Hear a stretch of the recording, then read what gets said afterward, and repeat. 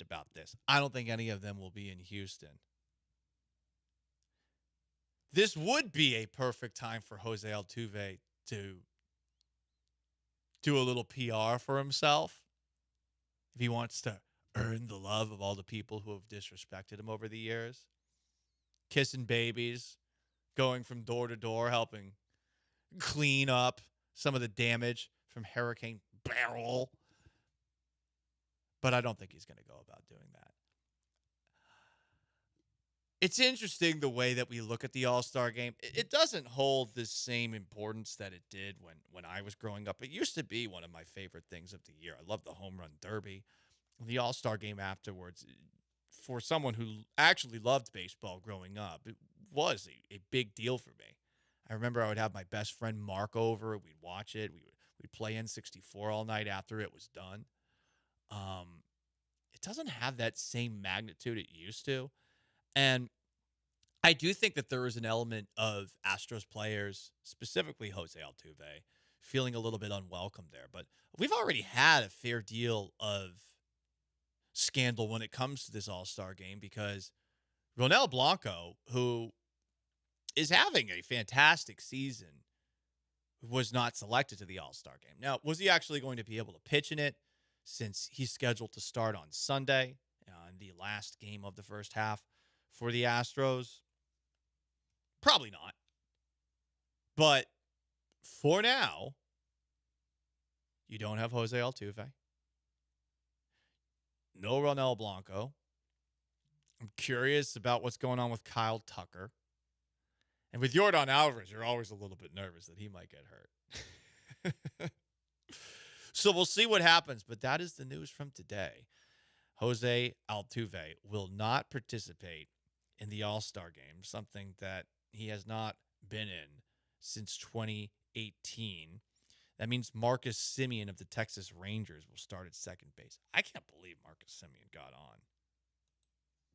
Marcus Semien's numbers with the Texas Rangers, not very good. It also is a bit of a bummer because there was a moment in time where the Texas Rangers did not have one starter in the All-Star game. Now, what does that matter when you've got a flag flying for the championship that you won last year? A good question.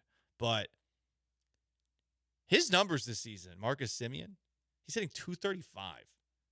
His OPS is .686. I'm pretty sure those aren't great numbers. It's just a thought. Baseball confuses me. I'm just a football guy. But that's what's happening now. No Jose Altuve in the All-Star game. You got Yordan Alvarez dealing with a hip injury that he suffered while scoring from second base last night.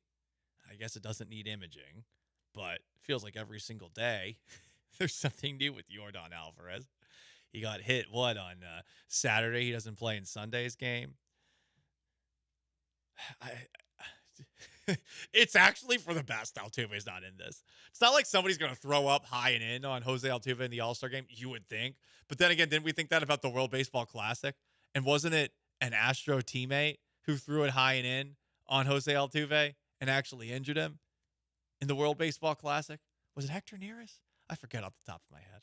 Whatever the case, I remember we were all mad. Why is Jose Altuve playing in the World Baseball Classic? It is Gallant and George, just Paul Gallant today. 713-780-3776 to call in. It's also how you can text in. You can, I believe, join us now, Sean, on our Twitch, twitch.tv/ESPN 97.5. You can get us on YouTube as well. YouTube.com/ESPN Houston. Oh, our Twitch is here. Chalupa Batman says the All-Star game is still better than all the other sports. That's true, but it's a very low bar to clear, right? I mean, the NFL just got rid of it completely. It's still got huge numbers for whatever reason. The NBA All-Star game also gets huge numbers, but that is essentially a giant middle finger at what that sport is supposed to be. More comments here. Twitch.tv/ESPN 97.5. People are asking me about date updates. We went on a bender over the weekend. Did we go on a couple of dates? Maybe we did. Maybe we didn't. So there you go. You can also join us on YouTube at ESPN Houston, getting some chats on that one as well. So in the last segment, and since we were not on ESPN 97.5 in our first segment, we can bring some of this back. But the Astros are looking at some names before the trade deadline. Dana Brown has made it clear to other front offices that he's focused on adding a veteran starter and an impactful long or short-term solution at first base. So he's talked to the Mets about Luis Severino and Pete Alonso. I'll pause for a moment. God, I don't want Luis Severino here. I don't want any of those Yankees here. Is that an irrational thought? At this point, with the Astros only having 4 guys in the starting rotation, 100%. Continues. Christian Walker with the Diamondbacks. Cody Bellinger with the Cubs. Pause. I don't want Bellinger here. I don't want to stoop so low. If the Astros were maybe like 6, 7 games out of the AL West, everything would be on the table. But now that everything is, at least for now, straightened itself out, August is going to be a brutal month. I don't really want to get too desperate, you know?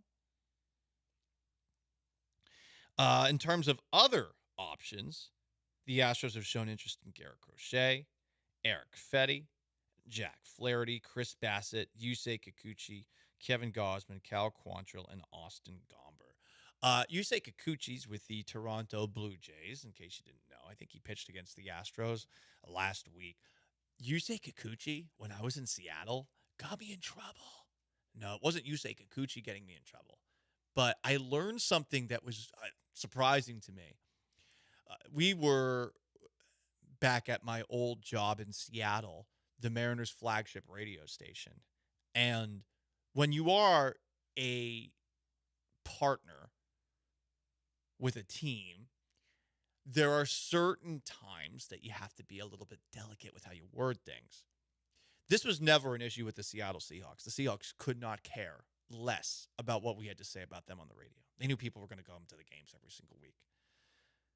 But the Mariners, who have a bizarrely loyal fan base despite being terrible, have a very, very thin-skinned front office that hated criticism and also would get jealous of Seahawks talk during the NFL offseason. So I remember one time on the air, I was trying to think of a way to say that Yusei Kikuchi is too scared to throw baseballs to good hitters. Because guys like Aaron Judge and Giancarlo Stanton at the time, I remember there was a Mariners-Yankees game, and he would throw it out of the strike zone. He would never challenge those guys. So to be polite and to not call out Kikuchi as essentially chicken bleed, going up against the best hitters in baseball, I said that he's, quote, deferential. And some jackass who was listening to the game the night before claimed that this was coded language because I guess deferential is insulting to Asian Americans if you call an Asian American deferential. I mean, I could have called him the P word, talk about how I really felt like how he pitched against good hitters, because that's kind of what it was, but I didn't. I did it politely, and they tried to cancel me for it. How dare they up there in Seattle? So I don't want Kikuchi. But I would like to see the Astros make a move, and I think that they're going to have to wait so that they give up the least possible amount that they can. But with all the injuries that they're dealing with the Lance McCullers setback, I'm not really, who knows what the hell's ever happening with Lance McCullers. There's a new thing. He was shut down because his arm wasn't responding, so they were going to pull him back. He got Verlander in his neck injury, and when asked about what's going on with the neck, Verlander pointed to the trainer's room, said, quote, that's a medical staff question, end quote. And the trainers are never made available for the Astros, which makes everything more and more confusing because it's managers and players and general managers trying to explain injury. When you do not have a fifth person in the starting rotation, it is a matter of time before that is going to hurt you. And the Astros, again, deserve a ton of credit for being able to power through this without it having hit them at all. But at some point, they're going to need to make that move. When is that move? Who is that move? We will see. 713-780-3776 to call. To text, You can join on Twitch, twitch.tv/ESPN975, or on YouTube at ESPN Houston. Let me tell you about my friends at MyBookie and MyBookie.ag.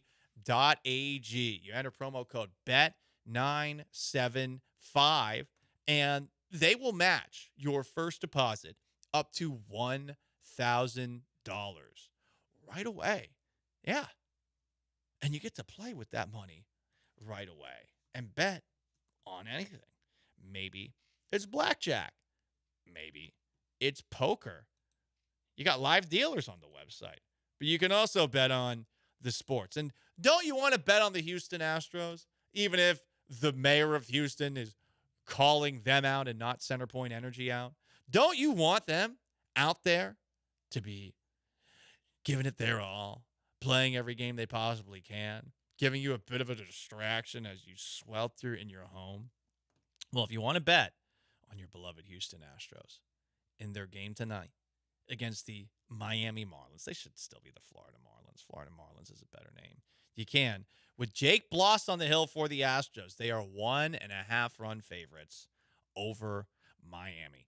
MyBookie.ag, promo code BET975. The over-under for that game is 8.5. Bet anything, anytime, anywhere, only with MyBookie.ag.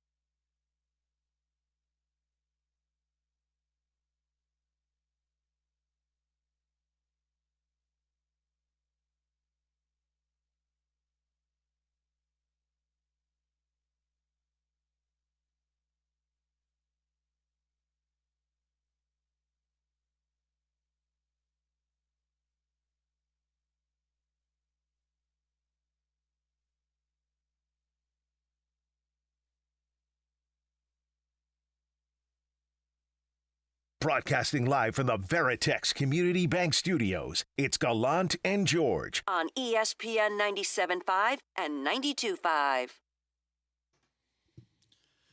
You want to jump in? 713-780-3776 to call, to text. You can join us on our Twitch, twitch.tv/ESPN 97.5. You can also get us on YouTube as well. YouTube.com at ESPN Houston. I thought this could be a fun topic on a day where it's so effing easy to get frustrated, given the amount of politicians that are finger pointing at everybody except for themselves. Let's be honest. Everyone got caught with their pants down over the weekend, right? Centerpoint Energy, the politicians who are on vacation or in Asia, right? Instead of doing what they're supposed to do, their civic duty, they're pointing fingers at one another. And pointing fingers at the Houston Astros for some reason. God forbid they play a baseball game while the George R. Brown Center can't hold the farmers convention, you know? God forbid they have $5 tickets and are giving people, I don't know, some entertainment option. And winning games, too. They're 4 games above 500. It would be one thing if the Astros were below 500. Maybe I'd agree with the mayor of Houston here. But I suppose we could do this for every single team in town. Who is the center point energy of every Houston sports team? Now, what would the center point energy be? Well, center point energy was patting itself on the back for, I guess, being in control of our city's power for 100 years. Well, yeah, you look like you've been doing it for 100 years. You're looking a lot like certain 86-year-olds at debates. But, hey, that's neither here nor there, right? It's not a big deal. It means that they've been here a while, and we're all kind of sick of them. And it's tricky because, all right, with the Houston Astros, who's been here a while that you're sick of? Don't say Lance McCullers. Don't do it. Don't do it. I know you're about to. I know you're thinking that to yourself. It's not Lance McCullers' fault that he's in this situation, right? It's not like Lance McCullers could have done some extra preparation that center point energy hasn't done, that these politicians haven't done. It's not his fault. Everyone's throwing like crazy these days. No one's elbow works anymore. I mean, how many Astros pitchers have been injured just this year, just over the last couple of years? Whether it's neck or elbow, it's been getting bad. But someone who's been around for a while. Do we want to say it's Jim Crane? I mean, I don't really feel like Center Point Energy's had any victories, right? Like, Jim Crane has 2 World Series.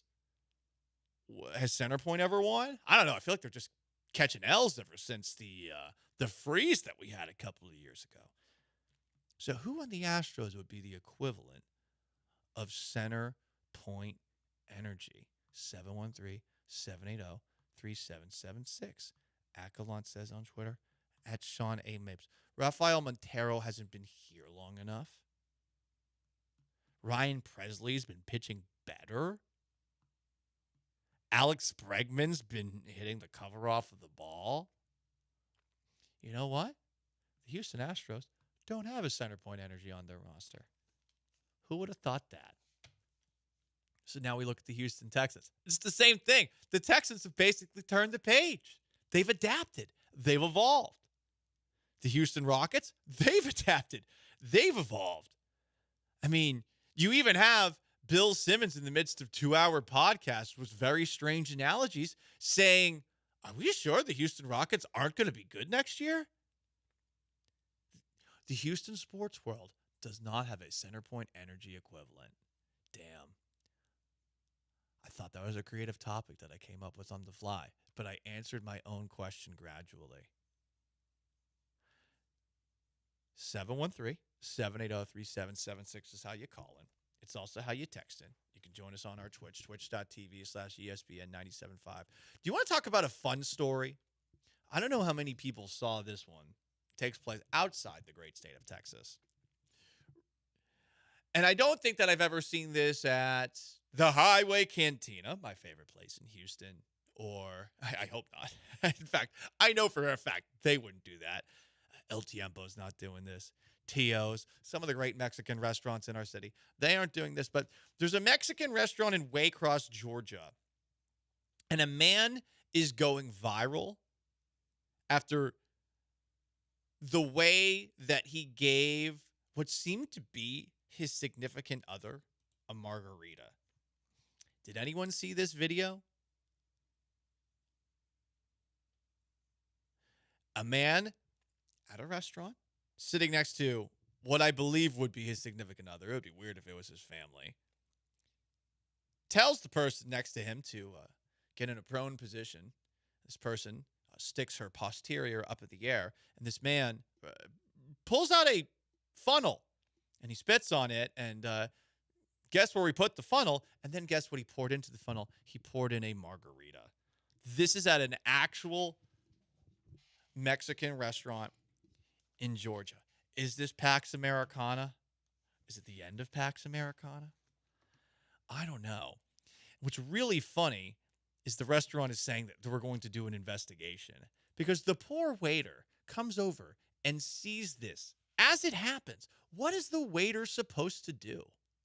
Is the waiter supposed to stop the man who brought a funnel to the Mexican restaurant from taking the funnel and pouring the margarita through the funnel into a place where it shouldn't go?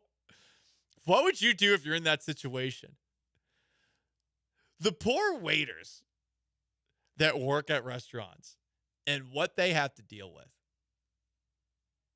I mean, you're working for tips. And then on top of that, you see the tip of this funnel in a place where it doesn't belong. No bueno. Por favor. How do you say stop in Spanish? I'm not sure. Disculpe. Arrete, por favor.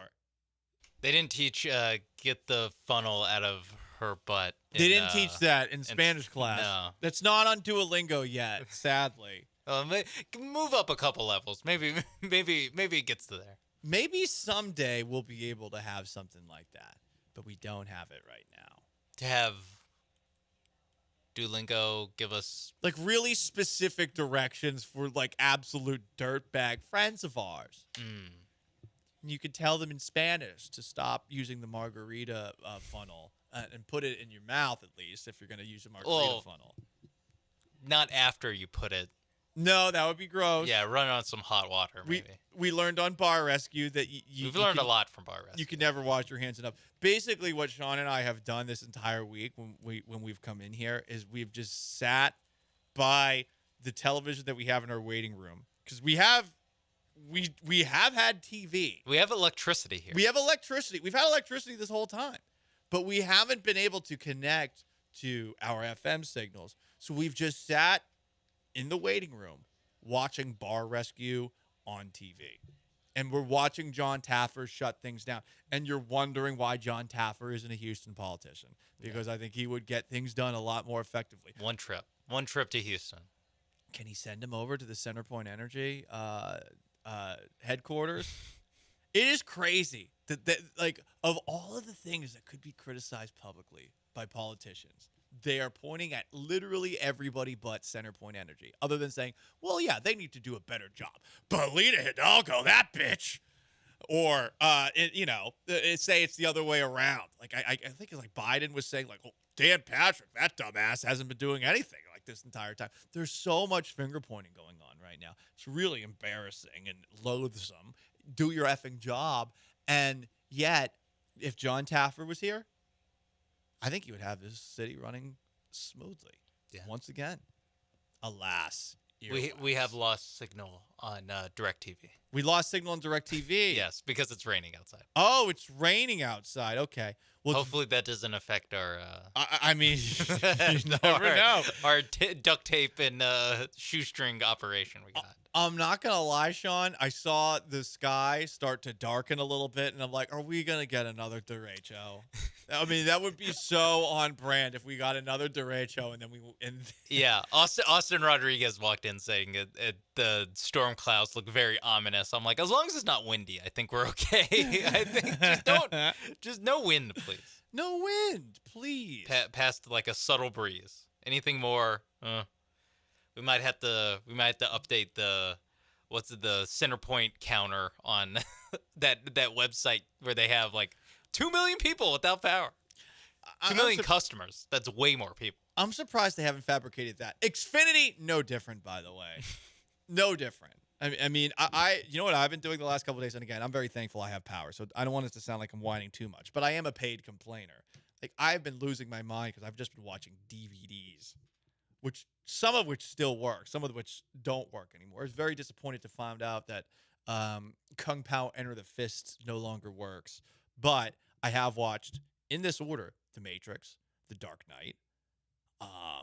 I've watched Enemy at the Gates, Jude Law. It's like a movie about Stalingrad. I saw The Magnificent Seven, like the OG one with Yul Brynner and Steve McQueen. Hadn't seen that one in a while. Still got a couple of good ones before I get to the low ones. I started 24 season 1. I had the full box set on DVD. I have every season except for season 3 of Entourage. So, like, I've still got some left in the arsenal, but I do not want to get to the point where, to pass the time, I'm watching Concussion starring Will Smith, or Christmas with the Cranks, or some of the other ones that I have. I got a lot of DVDs, but we're starting to run through it really quickly.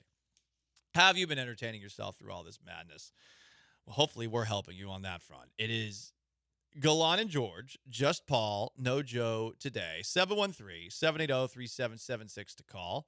To text, you can join on Twitch, twitch.tv/ESPN975, on YouTube at ESPN Houston. You can also get after us on Twitter at Gallant Says, at Sean A. Mapes Behind the Glass. I have something potentially exciting to tell you about the Houston Texans this season. One, they might have a new kind of home field advantage this year. And two, one of the greatest players in franchise history at least looks like he's ready to return. Stick around. It's Gallant and George, just Paul, ESPN 97.5 and 92.5.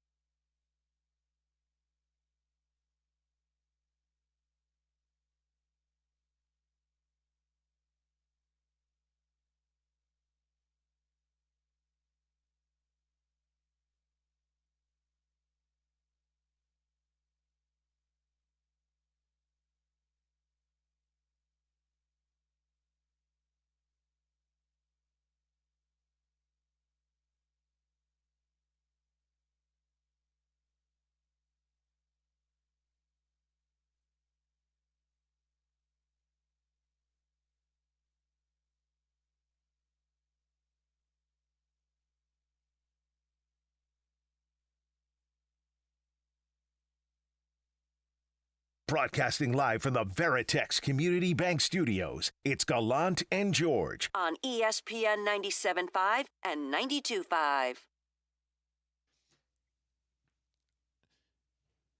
Something that's been bothering me a little bit online with everyone so frustrated about the slow response times by Centerpoint Energy, our politicians, etc. Have you noticed the survivalist wannabe shamers online? This has, I think, been the worst look of anybody. Because some people are saying, yep, still don't have power. And for the most part, you get a lot of other people responding online. Twitter, Facebook, Instagram, etc. saying, yeah, same boat, this sucks. And then you have the people that want Mad Max to be real. The people that want to live in a post-apocalyptic, Fallout, The Matrix, Terminator kind of world. You don't even have a generator. Are you even prepared to live on the Gulf Coast if you don't have one? You guys got to stop doing that. You got to stop. There's this assumption that everybody that lives in Houston lives in a home. No. If you live in an apartment, where are you going to put a generator? You live in a condo, where are you going to put a generator? There's a lot of places that you're at in this town where, I mean, you might be SOL. To tell somebody to not move here because of that, well, hey, yeah, there are some risks for sure. But I think that we've gotten a little bit crazy when it comes to all the self-proclaimed survivalists out there who feel like they're living their own version of Red Dead Redemption. You guys need to stop being dicks, okay?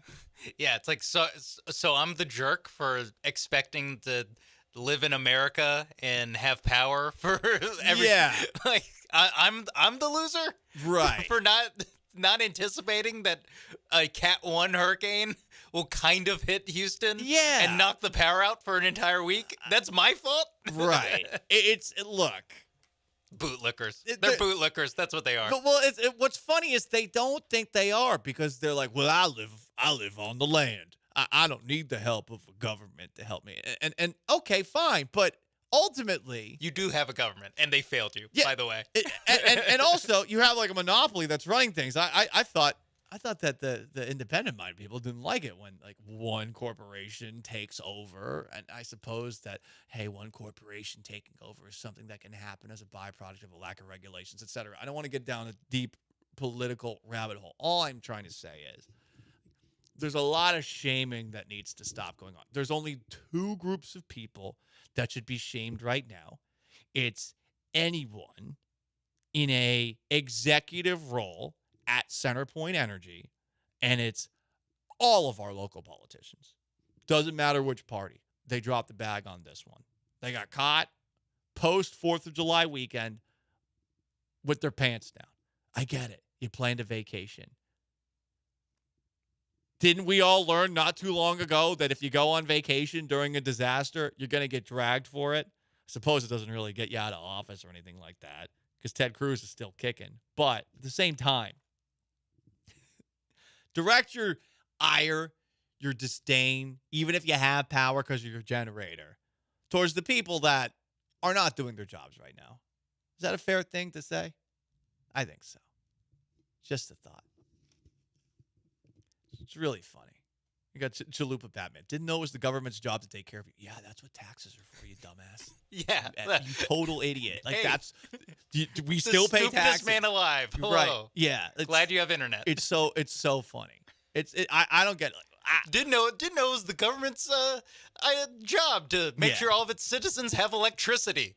Didn't know that. Hey, you need to talk about sports. No, not today. Not today. I'm sorry. 4 days of not being able to go on because Centerpoint Energy has been pissing their pants and whatever the hell they're doing with the building that is connected to our signal. No, stop. Don't tell me what to do. You don't know what you're talking about. Talk about sports. What, you want to talk about baseball? They're playing the Marlins. They suck. They should win tonight. They won the last 2 games. they need to make a move at the trade deadline. What do you want me to say? Well, actually, they should really consider adding Garrett Crochet. Now, I don't know what they're going to be able to cobble together in their farm system to go make that move happen. No. Just telling people, let's all be decent to each other and mad at the same people, which is the government, Centerpoint Energy. There we go. MyBookie.ag. Promo code BET975. Don't be mad at them. Don't be mad at them. Highway Cantina. Don't be mad at them. Don't be mad at anybody, okay? Anyway, 713-780-3776 to call, to text. You can join us on Twitch, twitch.tv/ESPN975, on Twitter, @GallantSays, as well. What else has been going on in the world of sports? This is a Houston sports story, though many might not want to admit it. How many people are aware of the Twitch sensation Sketch? Now, if you've listened to me before here on ESPN 97.5 and 92.5, you would know that when I first learned of this person, Sketch, who is somebody who plays Madden and other people watch him play Madden, and he seems to be,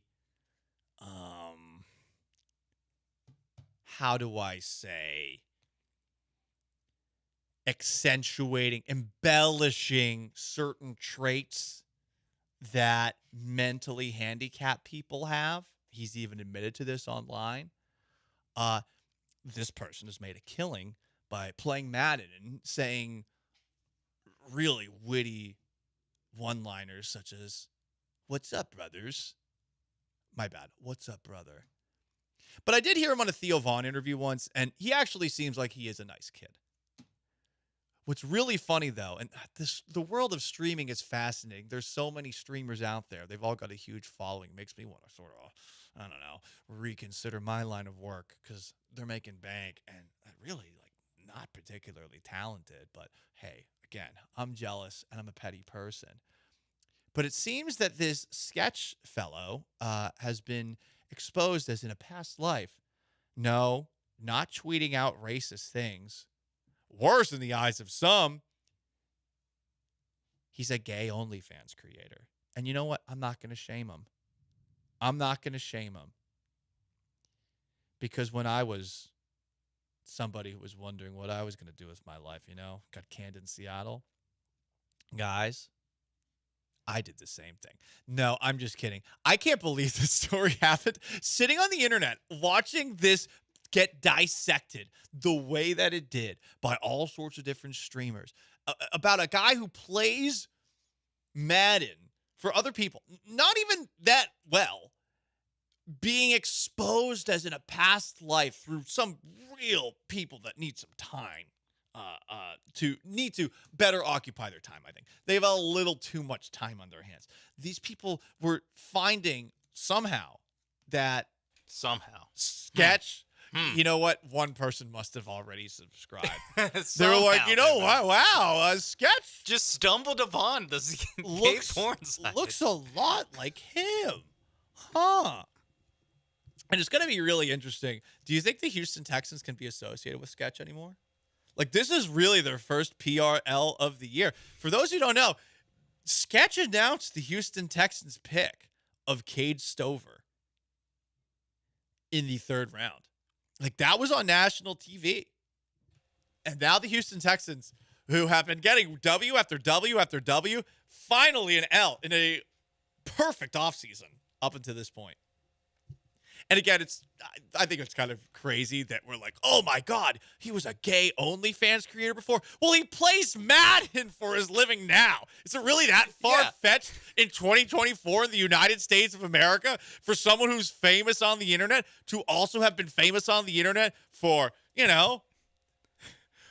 playing with some eggplants?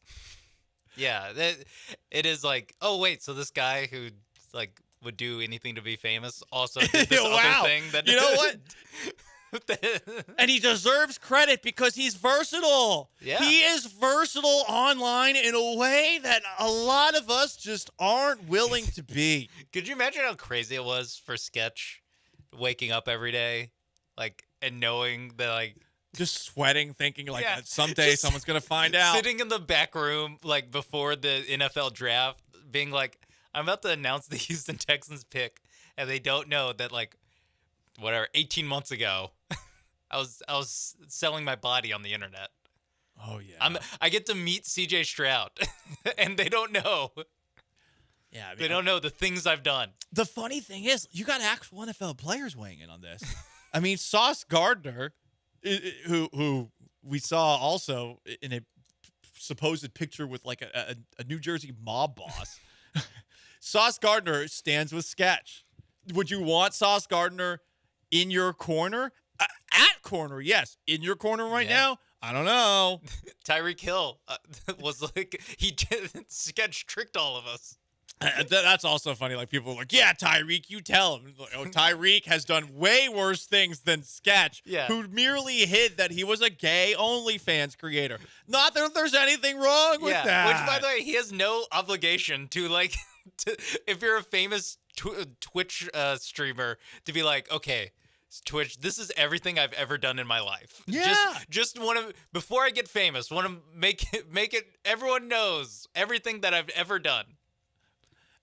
It is a crazy standard that we're asking these guys to, like, open your kimono and show us what you got. He was opening a lot. Well, he was opening a lot. That's for sure. That's for sure. But he was opening it in ways that many Tyreek Hill found offensive. He didn't like it. But I agree with Junior Broncos on the Twitch. It is crazy that more people cared about this than him cosplaying as somebody with a disability. Yeah, but hey, this is the United States of America, baby. And you know what? I've now learned that I need to be more versatile online. Okay? Yeah. So the live stream, it will be back eventually once I get internet that I do off the clock. What will we do on the live stream? I don't know. But Sketch has opened possibilities. And clearly, he is uncancelable through this. It is Gallant and George. I am merely Paul Gallant. No Joe today. He's on vacation. 713-780-3776 is how you call in. It's also how you text in. You want to talk about the Astros, who continue to pile up the dubs, still 2 games back at the Seattle Mariners in the American League West. You can. We talked about some moves that they're thinking about doing, and also Jose Altuve. He is out of this year's All-Star game. A lot more to discuss, because we haven't been able to talk for like a week. It's Gallant and George. Stay put.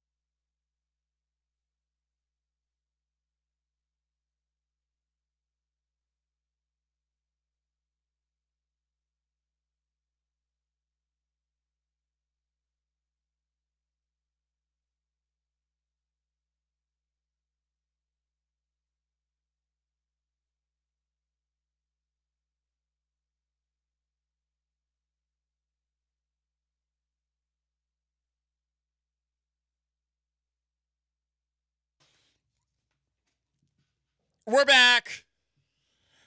Hopefully that lasts. It is pitch black outside. I have not gotten a tornado warning. I have not gotten a strong wind warning.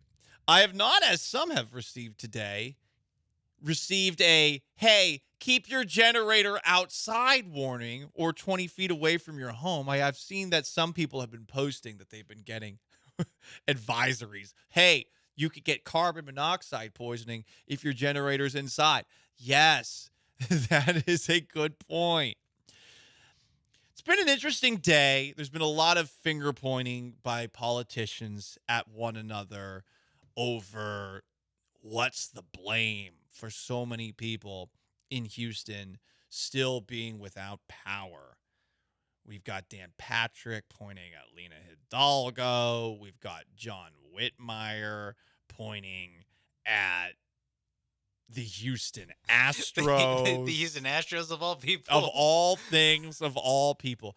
I think it's crazy that he says this about the Astros game last night. $5 tickets, $1 hot dogs, and apparently per Leah Van, 23,018 hot dogs were sold on dollar hot dog night with $5 tickets. So it's not like the Astros were making a big profit last night. They were giving people some entertainment and thankfully some air conditioning. And yet, here's John Whitmire saying the George R. Brown doesn't have enough energy yesterday, but we got a ball game going on down the street 2 blocks. We got to get our priorities right, folks.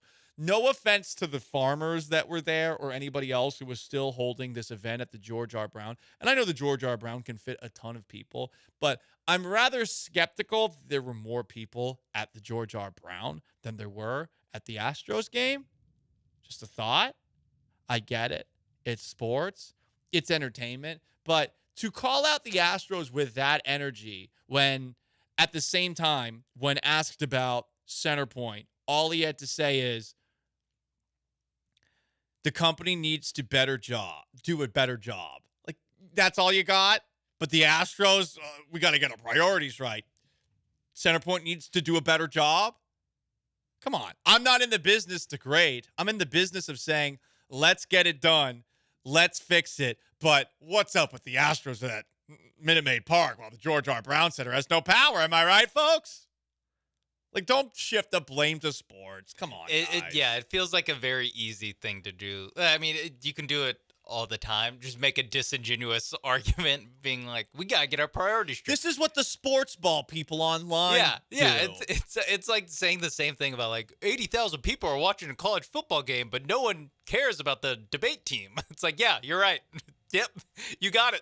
No one cares. It's insane.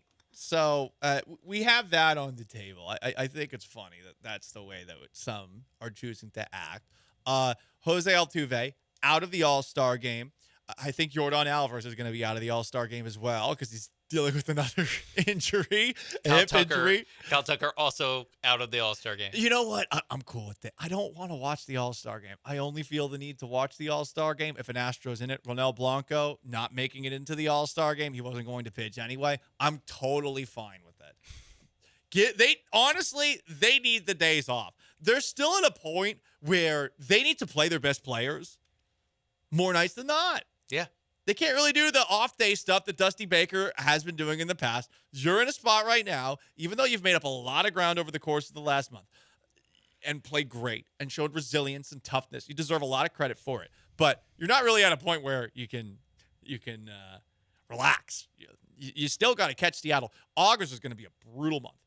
The first couple of series of the second half of the year, Mariners, Dodgers, that's going to start off a stretch from the end of July to August where they're going to be playing against just about every single team that they are vying for contention for the American League playoffs with the rest of the way. It's a big month. So I'm wondering if a trade deadline move happens before the trade deadline. I'm wondering if the Astros say, you know what, screw it. Let's pony up a couple of extra, bucks, prospects, and go and get some of the people that they are rumored to be interested in the very near future.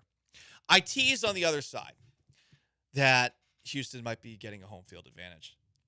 Did you see what happened to NRG Stadium's roof? The roof that never opens? God just opened it, bitch.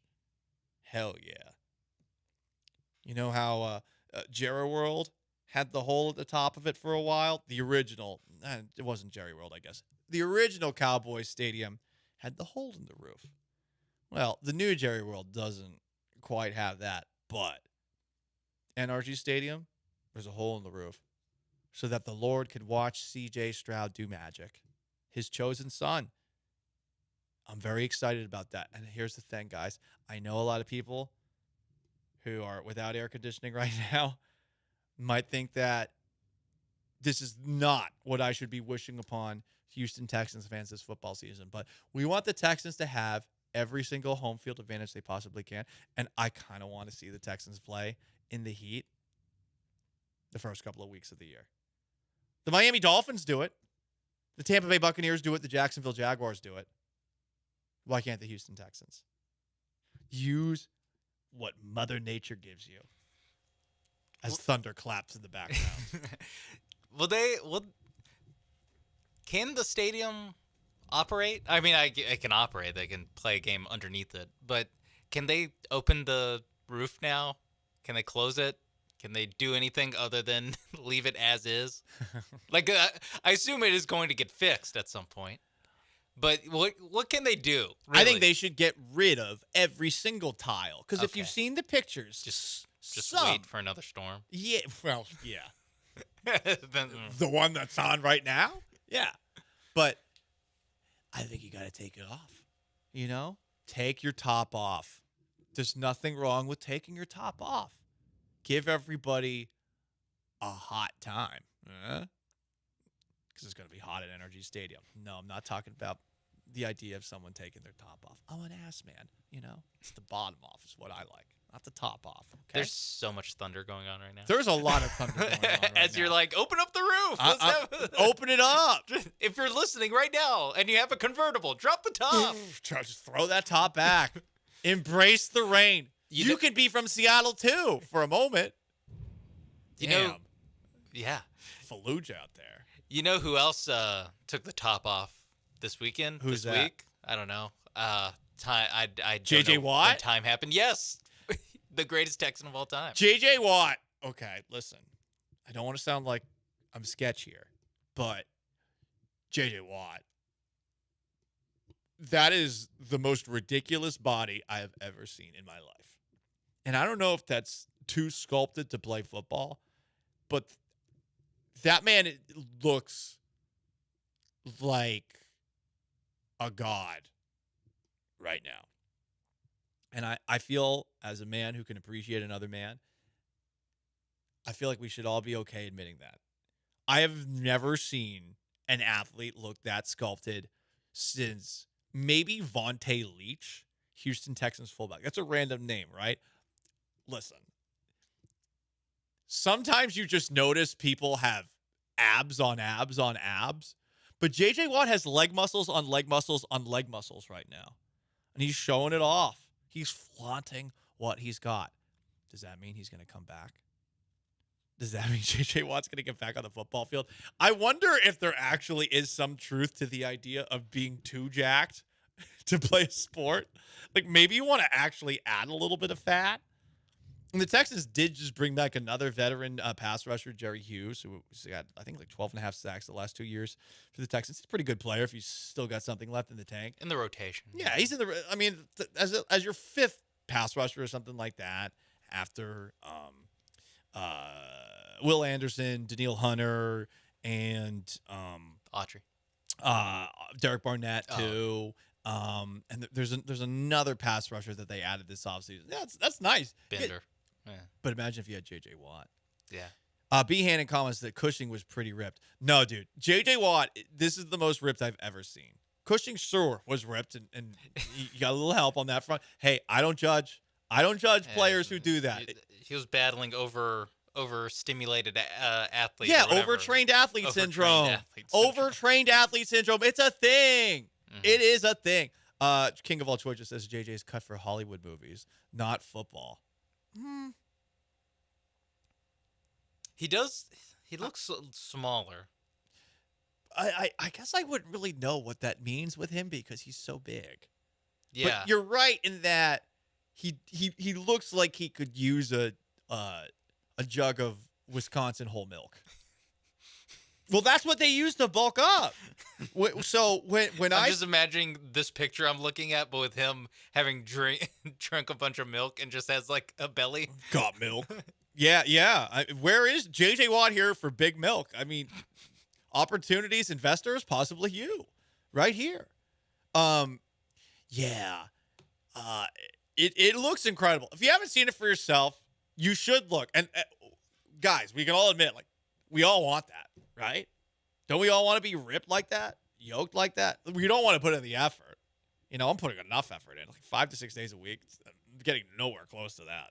Paul, what are you doing at the gym? I don't know. Maybe I need a trainer. The last trainer I had, and this was way back in like 2009 or so.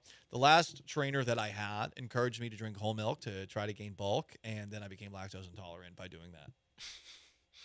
That's when it started.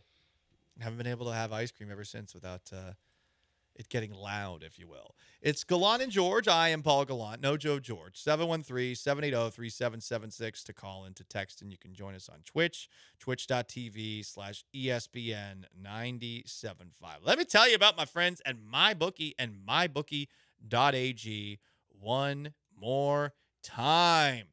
MyBookie.ag is your one-stop shop to bet on anything. You can bet on blackjack, poker with live dealers. You can bet on horse racing. You can bet on all the baseball games right now. The Astros with Jake Bloss on the hill, 1.5 run favorites against the Miami Marlins tonight. I gotta say, I'm happy Jake Bloss is back. I'm happy the Astros kind of have a fifth starter right now, but at the same time, I mean, hey, look, he was a victim of some bad luck against the Baltimore Orioles, who have a much better lineup than Miami Marlins. But there is a part of me that keeps on wondering, like, at what point are all of these young pitchers that are being asked to do so much going to have another fall on your face kind of night? We've seen it from Hunter Brown recently. We've seen it from Spencer Arrighetti recently. Hell, even to a degree, got it from Ronel Blanco recently. Is it going to happen to Jake Bloss tonight? I don't think so, but it's one of those reasons where I look at the over-under of 8.5, and I think I'm going to hammer the over. It's mybookie.ag. Promo code BET975. Bet anything, anytime, anywhere, only with mybookie.ag.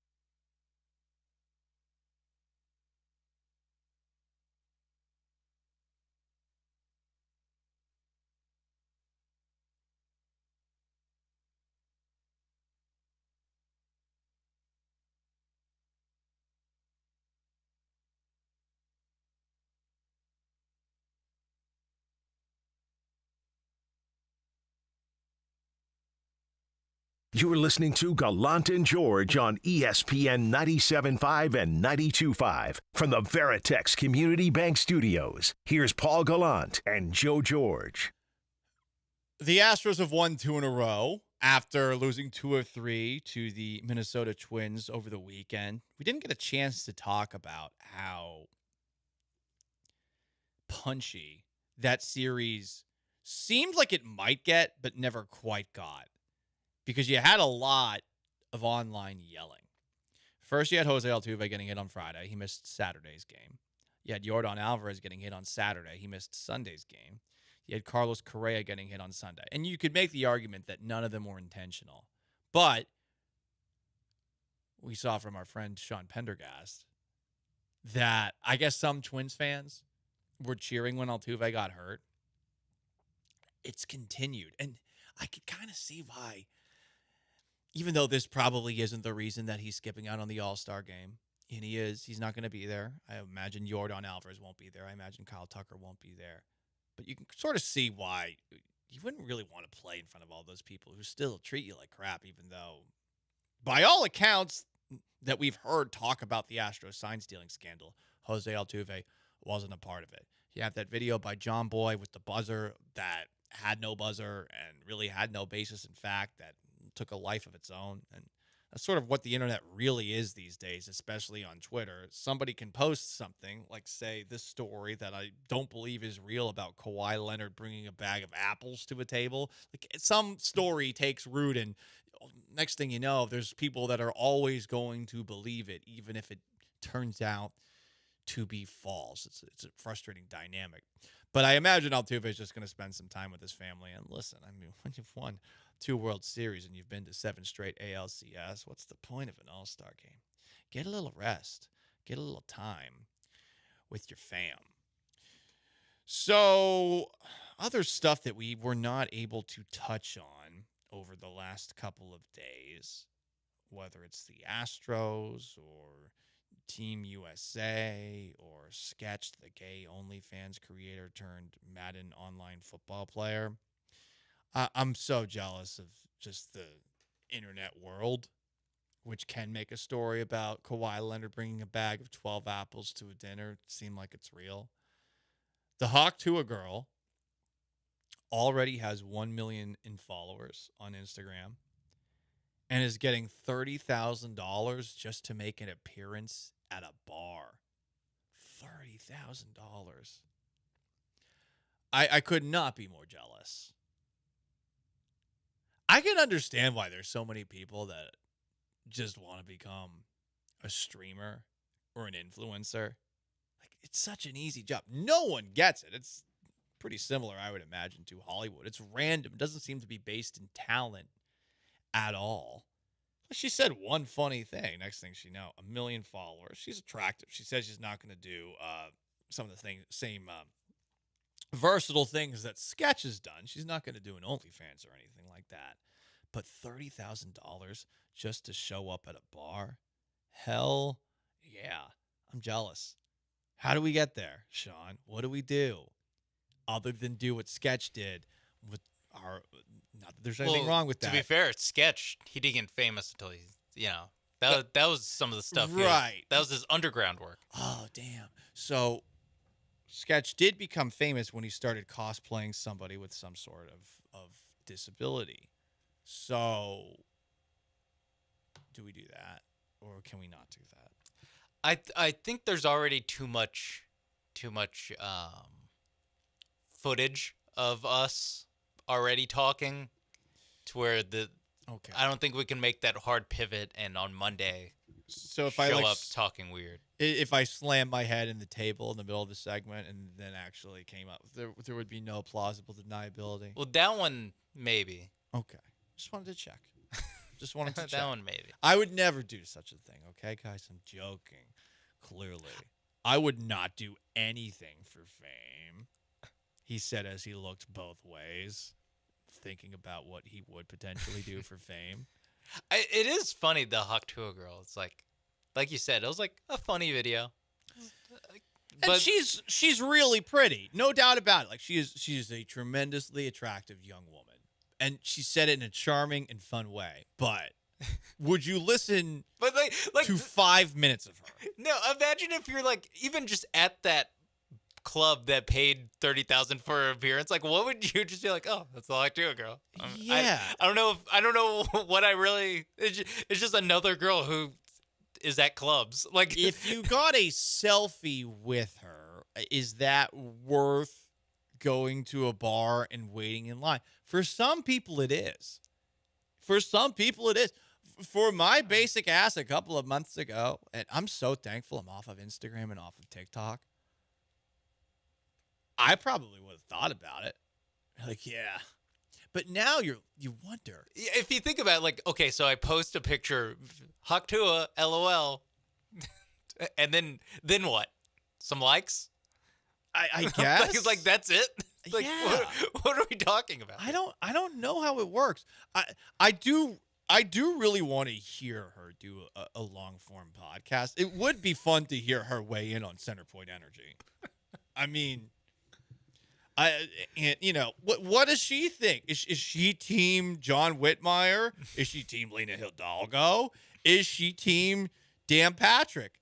Is she team Greg Abbott, who's in Asia? Whatever the case, I want to know what side. Like we got the House of the Dragons out. Pick a side. Are you House Green?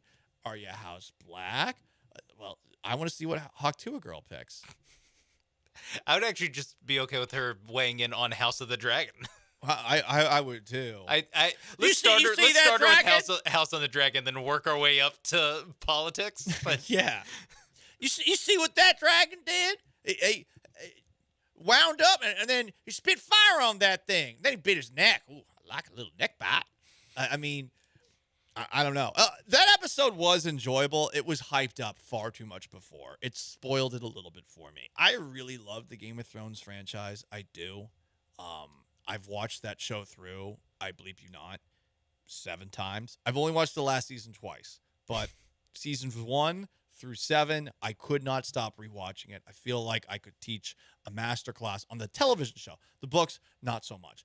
The show at a point in time felt like watching a sporting event because you had no idea who was going to get killed. And when certain figures got killed, it was such a punch to the gut or a moment of jubilation. And maybe I am being unfair in hoping that this show will eventually do that, but I have yet to develop any attachment to the characters on this show to feel upset about what happened on Sunday without revealing any spoilers. It was fun. There were dragons fighting, and that's all you really need to know. It was fantastic. But is it like one of the greatest things I've ever seen?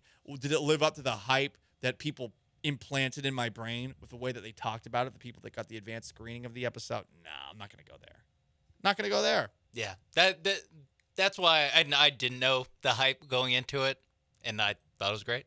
And that's why I generally just avoid like trailers for things or like the chatter around stuff. Normally I'm just like, I just tune it out because I don't want it to get, I just want to watch it and see if I like it or not. I don't want to think about the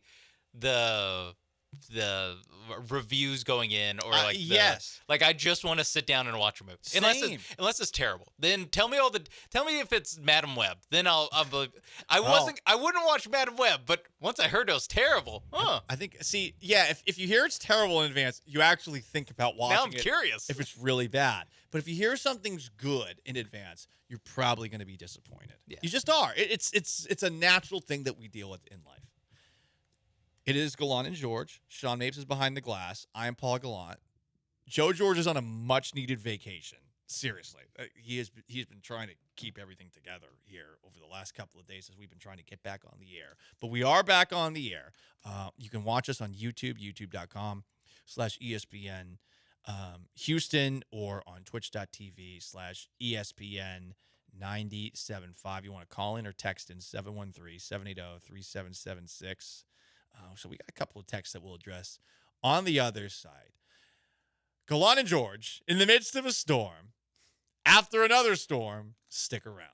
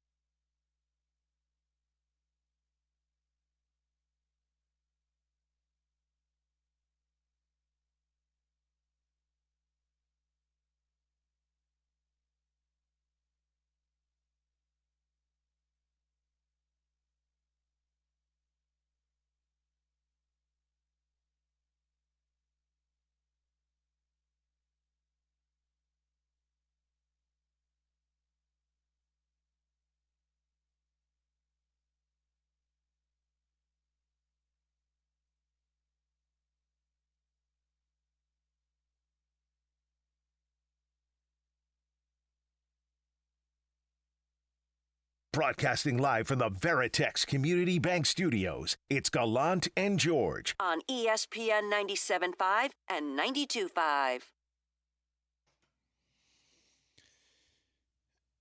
So, a couple of comments in response to us talking about how Hawk Tuah Girl is going to clubs and getting paid $30,000. And I'll admit it, I'm jealous. I'm not ashamed to admit it at all. We have one texter saying, Hawk Tuah Girl is tremendously attractive. No way. She's a 6 at best. I would love to see what you think 10 is. I'm not sure it exists. Another text. Eminem is using Hawk Tuah on his Facebook page while promoting his new music. Is he paying her? Yeah, that means nothing to me unless he's actually paying her something. Yeah. Because then he's just using a meme on it to sell an album. Right. That's not fair. Or just I don't know. You can just do that whenever. She'll spit on you if you Yeah. steal her unlicensed intellectual property. You know? It's funny calling it intellectual property. It's intellectual property. She should have gone straight to the trademark store, whatever the hell you do to do that. I know so much about things. The trademark store, yeah. Go to the trademark store. Yeah, it's right next to the UPS store. Yeah. Might be closed here. Used to Bank Center Point. I don't know if they have power. From the 281, I'm jealous too. Double standards apply, Paul. An attractive woman can become viral or infamous, but a less than desirable person could get arrested for harassment. Well, hang on. This. I'm not complaining that I can't sexually harass people. Jeez, come on, man.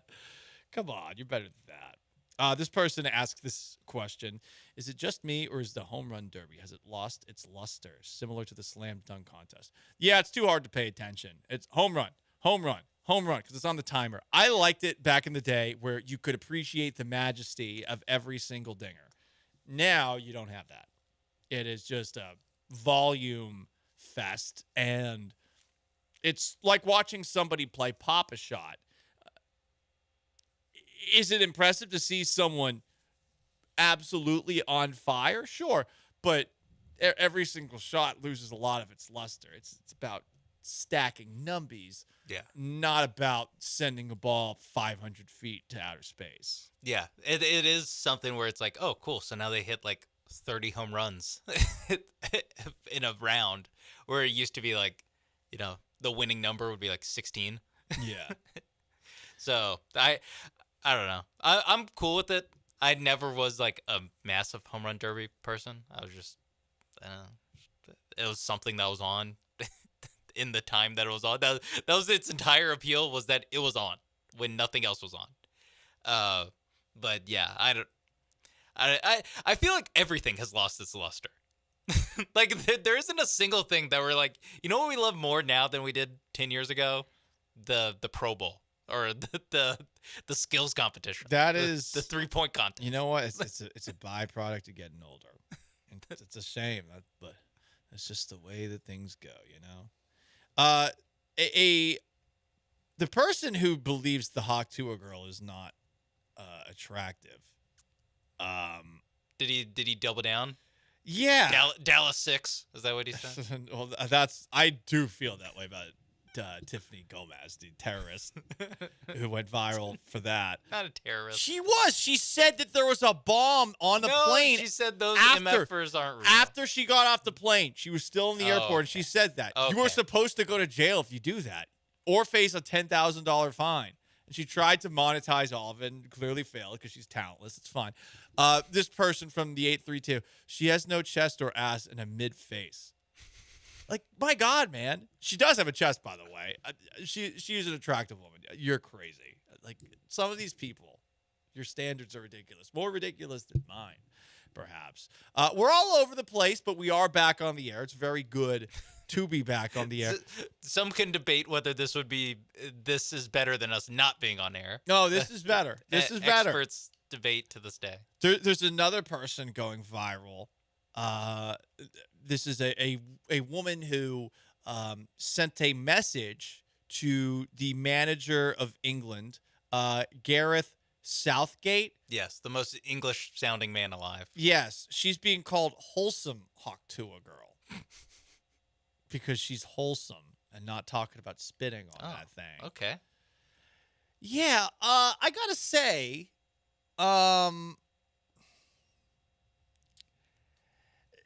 it is rather infuriating that you just could be a hot person in front of a camera and boom. But for me, like, if I were to go viral, it would be for making an ass of myself, which many argue I do every single day. And to a degree, they are right. But that's how I would have to do it. Oh, wow. I like this English girl. I like wholesome Hawktua girl. You like wholesome Hawktua girl better than Hawktua girl? Yeah, I think so. I think they improved with the sequel. Okay. Is there any way that we can play wholesome Hawktua girl on the air? Because I'm seeing it. I can. And now we do have the ability to play audio again. Hell yeah. I pulled it up on my phone, and for a split second, I was like, "Can I just put it up to?" No, wait. I have all the. We're not a podcast. We can actually play this on the air. Yes. What? Just give me a second. Okay. Cool. In the meantime, a couple of notes today. Jose Altuve has opted out of the All-Star game, and it seems that there will be no Houston Astro in the All-Star game if Ronel Blanco didn't make it. Kyle Tucker's hurt. Yordan Alvarez currently hurt. In the AFC South, a person I used to cover, Jamal Adams, formerly with the Seattle Seahawks, released this offseason, signed with the Tennessee Titans. Jamal Adams is somebody who really cannot stand it when you call him Blitz Boy, so please do not do that, okay? Please do not call Jamal Adams Blitz Boy, even though he had 9.5 sacks and 19 quarterback hits in his time in Seattle. All of those sacks, by the way, took place in 1 year. Hey, we're all over the place today. It's fun. We're back to being random and wonky. Here is the wholesome Hawktua girl. Best feeling in the world? Yeah, literally the best. When Watkins scored, how did you react? I can't actually remember. There was so much beer in my face, but it was amazing, and bring on the final. What's your message to the England manager? Look in the camera. Keep it up. Block out the haters. You're doing a good job. Keep up the hope, and we'll get there. Is it coming home? Absolutely. Best feeling. Well, no, it's not coming home. No, she's not Hawktua girl. I can hear the colonialism in her voice. It's her accent. I can hear tyranny. Have you seen the video? Oppression. I have seen the video. Okay. Wow. So wow, your hate goes deep. My hate does go deep. She's British. What do you like about her compared to our friend the Hawktua girl? She seems nice. I don't know. I feel. I mean, she's very animated. She's very excited about her England. This is definitely an England 14 because, you know. Yeah, I think that's part of it. I mean, it's definitely a byproduct of that country, you know. The eating beans all day doesn't exactly produce the best gene pool, but no. She brushes her teeth from what it looks like. She does brush her. She has nice teeth. She does. She has great teeth. Look, she's pretty as well. But I'm sorry, the Hawktua girl. I mean, that is talent. It is talent. I really want to hear her thoughts on Centerpoint Energy. We would just need to cobble together $30,000 for a radio appearance. And that is what makes this show go viral. Chalupa Batman is saying, Paul, your date updates can make you go viral. No one wants to hear about the pathetic nothingness of my dating life. No, it's just going to make people sad. 35-year-old single white man who lives with a cat struggles to find love. Like, that's not going anywhere. It's also, we've had the dating updates intermittently throughout the show for over 2 years now. Yeah. It's still not viral. It's not going anywhere. We're not going towards a relationship, and we're not going viral either. No. We're trapped the worst of both worlds. in the purgatory. So I just go home to my cat and I watch 24 on DVD, the complete first season, because I have no internet at home. Oh boy.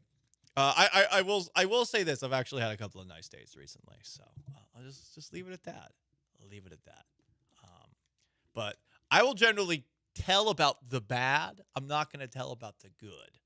Does that make sense? I think the bad's fun. But to say, like, yeah, I was out at the bar and I had so much sex, they were hawk tooing all over me. Like, that makes you sound like the absolute worst human being. Well, if you explained it like that, I wouldn't believe you. Yeah, we're that having too. so much sex. That too. Oh, yeah, I had all those dong bags out there.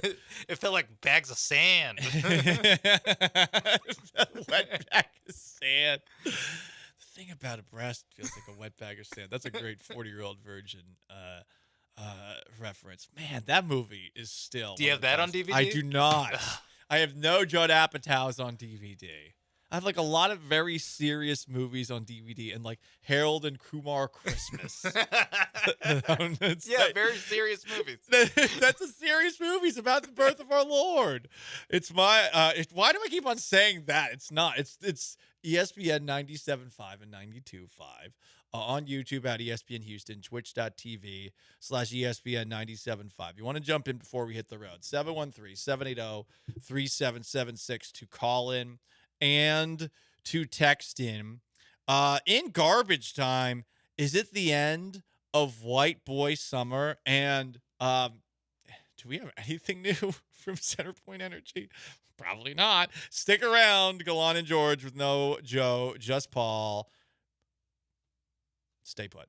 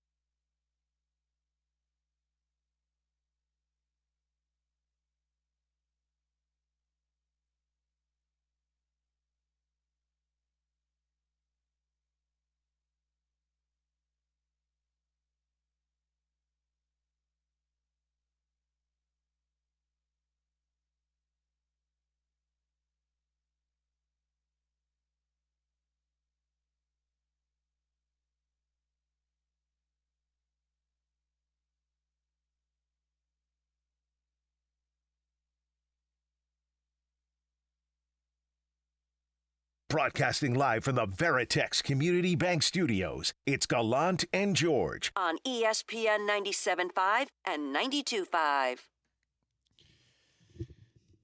Just Paul, no Joe today. It's nice to be back on the air. We're sorry that it took us this long to get back on the air. Out of our hands, infuriating every single second of it. I've watched too much Bar Rescue, and I've watched too many DVDs. Whoa, not too much Bar Rescue. I've seen enough Bar Rescue, Sean. When you've seen a couple in a row and they're all generally the same, it's a little frustrating. Especially today, where all of them took place in Florida. They all took place in Florida.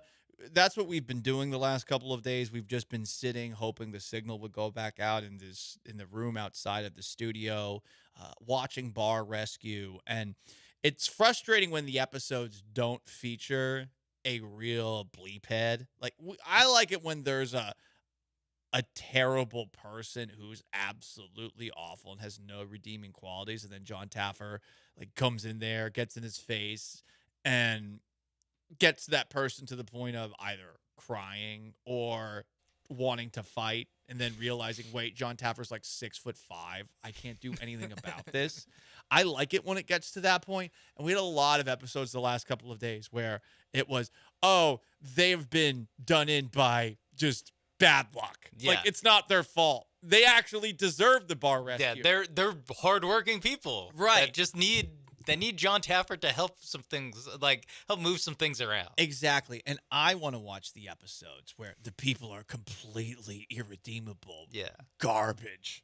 Where they're beating their kids, which, by the way, episode we saw today happened. Did not see actually how that happened. Didn't know how that resolved. Holy crap. Luckily or unluckily, yeah, we had to do this radio show. Yeah, I know. We didn't see how it got resolved. I kind of wish that John walked out on them. It's very funny how it always starts off confrontational, and then in the middle, yeah, we actually started to see eye to eye. Yeah. And then they're friends at the end. It's I don't know if John actually feels that way about every single one of these people that he rescues the bar. But anyway, yeah, I've watched too much Bar Rescue the last couple of days, Sean. There is too much of a good thing for all of us in life. But Jose Altuve will not be in the All-Star game. He has opted out. And it sounds like with both Yordan Alvarez and Kyle Tucker already injured and Ronel Blanco getting jobbed, that he will not be in there. Also kind of annoying that the Texas Rangers get a small little victory out of all of this. The victory that they got is that Marcus Semien is going to be a starter in the All-Star game with a .232 batting average. And I know, Mr. Advanced baseball stat guy, you're thinking to yourself, baseball average doesn't matter anymore. Well, his OPS is in the 600s. I can't believe he's a starter. And I suppose that maybe is a reason to take a look at the way that people are selected to the All-Star game. But ultimately, is the All-Star game worth watching without any Houston Astro in it? I don't really think so. I imagine someone has to be selected if no one makes it, or does that only happen if nobody was selected? They have a token rando Astro. Oh, yeah. I think that's how it works. Okay. It's that because the Astros have 3 All-Stars. Yes. All 3 of them, none, probably 0 out of 3 will play. So I don't think they can enforce they'll play. It's just make sure you have an All-Star. So the Rangers will have an All-Star starter. I suppose they can raise a banner. We can't really talk too much trash because they did beat the Astros in the ALCS, but we also saw a couple of days ago that Rangers ownership is already looking at stripping parts. All that money, and they're about to pull a Miami Marlins. Just tear the whole thing down. Now, maybe not to the point where they're trading their young players, and they do have some really good young players that came up. We saw some of them in the ALCS last year. But looks like Texas, in the not-too-distant future, will be a team the Astros don't have to worry about. I think the annoying part is that the Astros still have 3 games to play against them after they wrap up this series against the Miami Marlins tonight. It is Gallant and George. Just Paul, no Joe. He's on vacation. 713-780-3776 to call. to text. Join on Twitch, twitch.tv/ESPN975, on YouTube at ESPN Houston.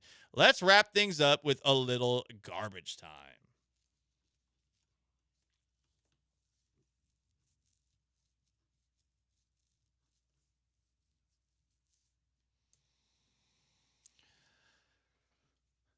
Some fun in the NFL. Love found for two football players who used to be roommates at BYU. Broncos quarterback Zach Wilson got engaged. And in the same week, Commanders wide receiver Dax Milne got engaged to his former BYU roommate Zach Wilson's ex-girlfriend. Is that out of bounds? Are you allowed to start dating your college roommate's ex-girlfriend? I think it's in bounds. I think all's fair in love and war. Everything is in play. Outside of cheating. Cheating,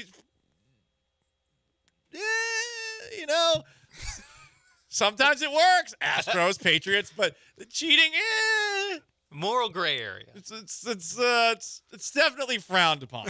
But if there's no rock, I mean, technically it's in bounds as long as you know how to deal with the repercussions. Does this make me a scumbag? Perhaps. So is this inbounds, out of bounds? I think it's inbounds. I think it's inbounds. You do have to be okay with, like, there's a chance if you're Zach Wilson's roommate or ex-roommate, you have to be okay with, hey, maybe Zach Wilson doesn't like me anymore if I do this. That's just the math you have to do. You can't still be friends. You run the risk. Maybe, and we don't know. Maybe they are still friends, but you run the risk. I think that given this same ex-girlfriend who just got engaged to his former roommate, given that when accused of being a homie hopper, when she moved on from Zach Wilson to Dax Milne, and that she responded saying that Zach was sleeping with his mom's best friend, I don't think they're on the best of terms. Yeah. I don't think they're on the best of terms. Probably not going to be at the wedding. I would venture to say no. Okay. I don't think that they're going to make the cut. Do you think it's because Zach won't show up or because the homie hopper won't invite her? The homie hopper will definitely not invite him. I bet Zach would show up. The homie hopper. I bet I mean, what? Like, has she poisoned the well so much with his ex-roommate that now all of a sudden they don't talk? It's possible. It does happen from time to time. Continuing through garbage time. Hawk Tua girl making $30,000 for appearances at bars, but Livy Dunn, she's staying in school. Unlike Hawk Tua girl, Livy Dunn will be at LSU for a 5th year. One more year. Her NIL worth is something like $3.9 million, so I don't blame her. It is really interesting how in women's collegiate athletics, you're probably going to make more by staying in college if you're at the absolute top. Say the Cavender twins, who have been basically transferring from one school to another. They barely even play. Yeah, not at the absolute top as far as being great players. Yeah. At the absolute top of just NIL market value. Livy Dunn is, I mean, I don't know anything about gymnastics. I have no idea if she's good or not. I do know that she did not make it to Team USA. I was going to say, that's where my knowledge of are you a good gymnast? She's not Simone Biles. You're not on Team USA. Right. I don't know. That means there's a whole bunch of girls that have less NIL money than you that made Team USA. Correct. And this is some sad news. White Boy Summer, which I was really excited. I mean, I started it off with a 5-day bender for the 4th of July. It was a lot of fun. Then the hurricane happened, and I was like, oh, wait, when are we going to get back to work? And then it got a little bit dark and depressing like it is outside right now. Well, Chet Hanks has this to say about White Boy Summer. White Boy Summer was created to be fun, playful, and a celebration of fly white boys who love beautiful queens of every race. Anything that it has been twisted into to support any kind of hate or bigotry against any group of people is deplorable, and I condemn it. I hope that we can all spread love to each other and treat each other with kindness and dignity. Love, Chet Hanks. So that's a nice message, but Chet Hanks has also apparently gone sober. So I don't think he can claim White Boy Summer anymore. I don't think he can. Did Stolen Valor. Did the Proud Boys take over White Boy Summer or something? Yeah, I guess so. It does sound like the most likely. It sounds like some groups got a hold of it. Yeah, exactly. It's like White People Summer. No, Yeah. no. Hey, we're just trying to have some Miller Lights by a pool, all right? Yeah. Come on. Anyway, guys, that's going to wrap up today's edition of Gallant and George. We're so thankful to be back on the air. Stay tuned for the Killer Bees. They're up next. We'll be back tomorrow at noon with Donnell Rawlings in studio again in the 1 o'clock hour. Make sure you tune in for that. So long. Farewell. Big thanks to Sean Mapes behind the glass and AD getting us back on track. I am merely Paul Gallant. Peace.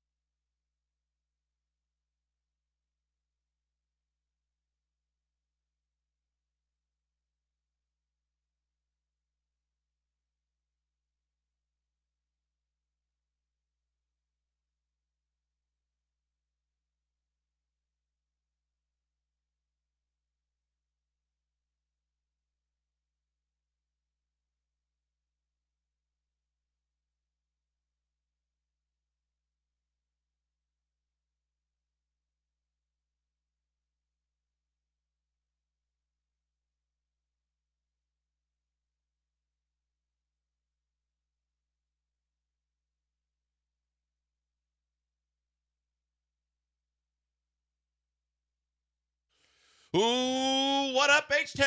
Hey, how we doing? For a second straight day, the Killer Bees are on a roll. It's the Bees minus Branham. It's Blank, B-Mac, and B-Rod as we continue to bring you the best in local radio, sports, talk, and things, fellas, as we come back to grips with reality, so to speak. And once again, we were in limbo. I think this is just our reality now. if you're here and I'm here, then it's our time, and we're happy to be here. But again, another doozy as we now have a lightning storm and all kinds of rain, which people just don't need except for to cool things off. And yet we both are still, I think all three of us are still dealing with. Actually, I believe Boston Rodriguez has power back. Oh, B-Rod. Yeah, right? B-Rod's got nice power to back. Be you. So congratulations to you, sir. Austin doesn't know this yet, but we're staying over to his house tonight. I guess so, except we need to take like a helicopter to get there. But yes. I haven't been back since we got the power. We got it back whenever I was still up here. Oh, so you're soft. You can't tough it out like B-Mac and I. You just decide to go elsewhere where there's AC instead of being in the elements toughing it out. Well, in my defense, I was here on call, ready to go or not. That's true. You didn't have anything else to do. True. We have families and priorities. What else are you going to go sweat in your house? Yeah. I mean, you might as well come here and take advantage of the AC. Good Lord. We don't always have internet here, but we do have air conditioning. So now, but over the weekend we didn't. Yeah, that's true. If it's not one thing, it's another. It's always something. Yeah, I mean, it's been a long day, Joel. After we left here, you and I were texting in part during the Astros game, and watched that. Went and saw a movie because I wasn't going to go home, so I went and saw a movie. That was all great. What movie did you see? I saw Quiet Place Chapter 1. Very, very good. If you're into, if you like the first two movies and you're into horror. Is that a horror movie? Yeah. Yeah, it's more, it's horror, but it's more survival horror than it's not zombies and vampires and stuff like that. But that makes it better. I guess it depends on everything's in the eye of the beholder, right? But it was a fantastic movie. Rotten Tomatoes backs me up on that. Hey, it didn't start. I saw a movie that didn't start Jason Statham. I was just gonna say, you should no give me Statham, credit. and it was good. Yeah, okay. You should give me credit for not only seeing movies with Jason Statham. But after that, I spent the night in my car in my driveway. I was still at my house, but it was like 1 degree colder in my car because I could crack the windows. Still sweating my ass off. Got up and went and did some of my side work, which involved shopping in a Target, which had no AC. Showered and then came here. So it's been a hell of a day once again. Still no end in sight to when I'm actually going to get power back. And on top of that, I come in today and see some of the biggest lightning strikes I've ever seen. Yeah, just unbelievable. Thank God the Astros won because everything else has sucked. I get home last night and Lisa's like, "Let's just sit outside." I go, "Huh?" She goes, "It's cooler outside." She goes, "At least there was a breeze last night." She goes, "It's 80 something in the house already," and I was like, "Oh, great!" So we did takeout in the backyard, and then we had to we do this period. We have to load all the dogs up, because some of them are overheating, so we got to get them air and everything like that. So we proceed to drive around the neighborhoods to see who's got power and who's not, and it just all it does rage is and pisses us jealousy. off because they got it, we don't have it. And I'm waiting, it's like waiting for the numbers for the lottery when it's like $1 billion. You're like, come on, give me the numbers. And the update comes at 11 o'clock at night and goes, "Oh, everybody else got it because all we had to do was just reboot it and do the transformer thing. You need special equipment for your neighborhood." Right. Well, what does that mean? No idea. So we got two neighbors fighting each other on Facebook in front of everybody else because they want to know, they both think they know what the special equipment is. And I'm like, I don't give a rat's ass what the equipment is. I just want my power on. So last night, I just want to not sweat when I sleep. Seriously, I was like you. I was contemplating going out, dropping the seats in the SUV, and sleeping in the car. Lisa somehow went to our bedroom and just fell asleep. And I was like, well, lucky to be you. The dogs sounded like they were all going to die. So I'm like, I loaded them up in the car at 1 a.m. and drove around for about 45 minutes to cool them off. Yeah. And then just laid there in a puddle of sweat on the couch going, this is brutal. Yeah, it look, when I said earlier it was slightly cooler in my car, don't misunderstand what I said. Like, this was basically, I was telling this to Austin before the show started. Like, the only advantage to sleeping in the car, other than you got occasionally the slight breeze, although you did have to deal with the hum of generators across it. It sounded like like a hive of locusts, just the hum of generators all across our neighborhood. But basically, what would happen is it was slightly cooler in my car. I would wake up after being asleep for like 30, 45 minutes, just completely drenched in sweat, start the car up so I could have the AC on. I would time it for like 5 minutes just so I could cool off enough to where I could fall asleep again, and then repeat the whole process over again. Wake up in another 45 minutes. Repeat. Yeah. Wake up in another 45 minutes because I'm drenched in sweat. Start the car, cool down, fall back asleep again. I maybe got I don't know, all things combined, maybe 3.5 hours. But yeah, just a brutal night, and it seems like no end is in sight thanks to Centerpoint. No, it's crazy. And then it was like today I was explaining, I just got a text, power is back. Oh, in your house? My neighbor just texted me, power is you back. too, so not just your neighbor, but you too? I don't know. Okay. He's got it. He's just down the street, about 5 houses. So hopefully that's a great sign. So now I'm the only one in this group here without power. It literally was like a soap opera this morning. So the no, that's not right. for me. It's not a celebration for me. Yes, Austin. it is. It's a celebration. I don't believe it. Because when we were doing the show yesterday, Lisa texted me, Facebook says, looks like power's back. And I was like, really? And I started to get fired up about it. Get on Facebook. I go, nothing on Facebook said that power was back. It would look like it was close, and then it didn't happen. So evidently what happened in our neighborhood is there's dueling power posts. And one is on each side of a levee, in which our neighborhood's on one side, the other neighborhood's on the other. They were duking it out over like which neighborhood was responsible for the pole. Again, then Centerpoint had to get a pole that was literally at half staff. Back to what they were. It was mourning the loss of a key member of our society. I literally said it's half staff, and now you have to get it erect. Did a president you have pass to get away? it erect again, Yeah. and fully elevation status. Every neighbor was taking pictures all morning long and posting them on the group chat and Facebook, going, "It's on its way up. It looks like it's close. There's people working. There's more men on the scene." I don't care. Just get it working, right? Don't tell me how the sausage is made. Just show me the hot dog when it's finished. Like I don't care about the rest. Executive director of our neighborhood, whatever that means. Wait, hold on. How can you be? Was this like an HOA? Like what is an executive director of a neighborhood? I just know that his exact email address is executive director at and then oursubdivision.com Okay. or .org. And I'm just like, all righty. Well, whatever your title is, you're doing a hell of a Very job because at least he's informative. person. But he goes, all right, polls back up. Guys are done working. Now pray.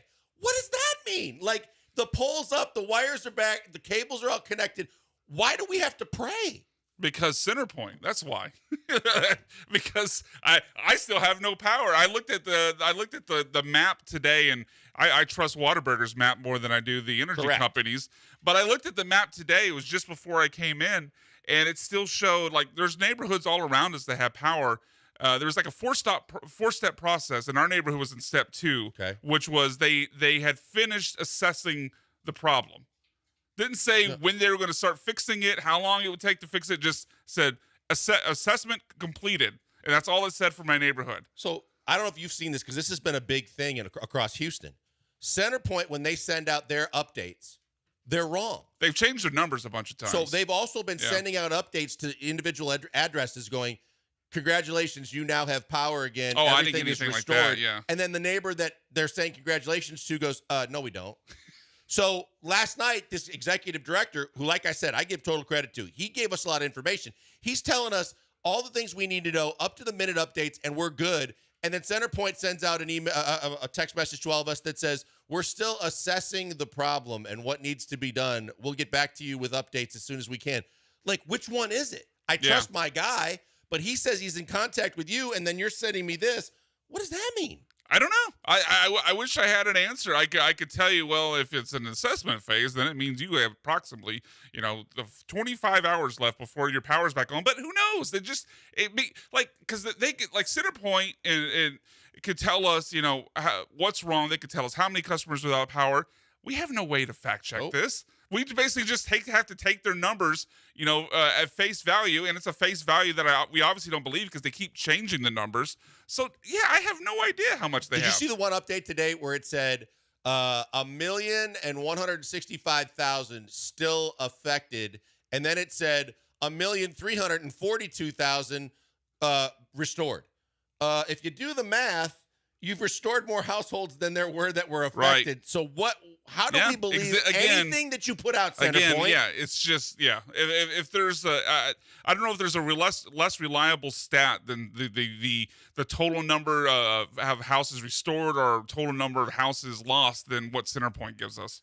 Well, now my alarm is going, saying that I'm low power, so that means the alarm does have power Oh, again, so you do which have means power. we do have power. Congratulations. So Austin, you can hit the music. You now have the we music. can, Yeah, I you think, can hit officially celebrate, Yeah, hopefully. I can't. I'm still a poor schlub going to be sleeping in my car Now tonight, I'm going to get but- hammered by at least the 2 when I get home because I found out these. I don't know if you guys saw this or not too, but it says when you lose power, you need to turn your air conditioning units off because when it comes back on, there's a surge that can actually knock your AC out. So you need to set them to off until your power comes back But on. Then turn your AC units on. But how can you set it off when you don't have power? Because on your thermostat, you can switch it to off. Oh, mine's like completely digital. I don't know if there is. Maybe if I pull the faceplate off. off. Do it on your phone? Or otherwise you might be able to, because ours is on the bottom part of the faceplate no matter what you see on the digital screen. Mine's is one of those like smart eco whatever.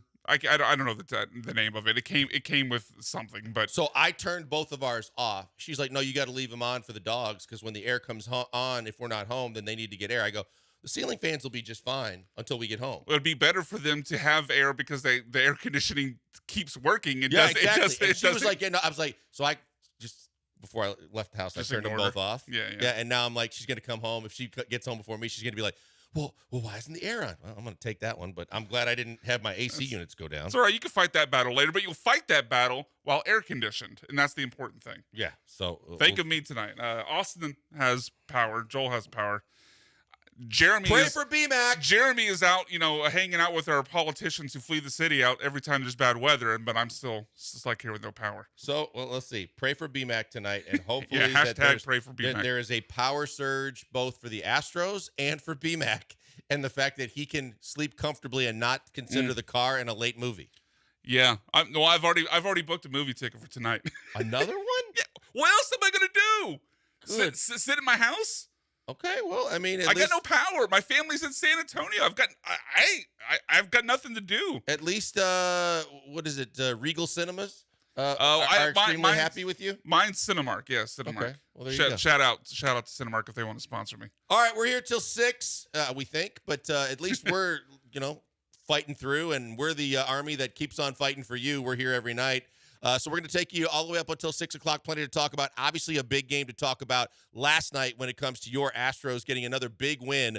We'll discuss all the details of that. You guys want to join us? 713-780-3776 gets you into the text line. I don't know if we can take calls yet or not, Austin. I'm not sure about that. You can also hit us up at Sacked by BMAC and at Pac-Man Joel on Twitter. You can hit us on Twitch. You can hit us on YouTube as we continue to get this show off the ground, running, flying, and praying for Brian to get power. But before we go to the break, I do want to tell you about Vanderford Air. Look, VanderfordAir.com. It's the place I always tell you to go because if you need anything with air conditioning once your power's back and you have any kind of issues going on, they're the ones to get it done. They get it fixed right the first time. And the bottom line is they do it the right way by absolutely 100% guaranteeing everything that they do. It starts with the fact that when you call them, they guarantee that within 24 hours of you calling them, they're going to be at your door. You don't have to wait days. You don't have to be hours. You don't have to wait days on end like Centerpoint. You call them within 24 hours, they're there to see you and see what's going on. They'll service your air conditioning units. They'll provide parts, the labor. They'll do everything from replacing the entire unit to just the parts that you need. Everything's 100% guaranteed, just like that first phone call. They're going to guarantee the work they do, the parts they use, the new units that they put in. It's all to your satisfaction or it's 100% your money back. That's the kind of things that you like to have when you're doing business with anybody. That's why I love what Vanderford Air does right for you all the time. VanderfordAir.com gets you situated, but I encourage you, write this number down, put it in your phone. You never know when you're going to need it. You can have them check your units out now before it gets too hot too quickly, or you can keep the number in your phone when you need it most, knowing you're going to the right company. 281-557-COOL. That's 281-557-COOL. Check out VanderfordAir.com.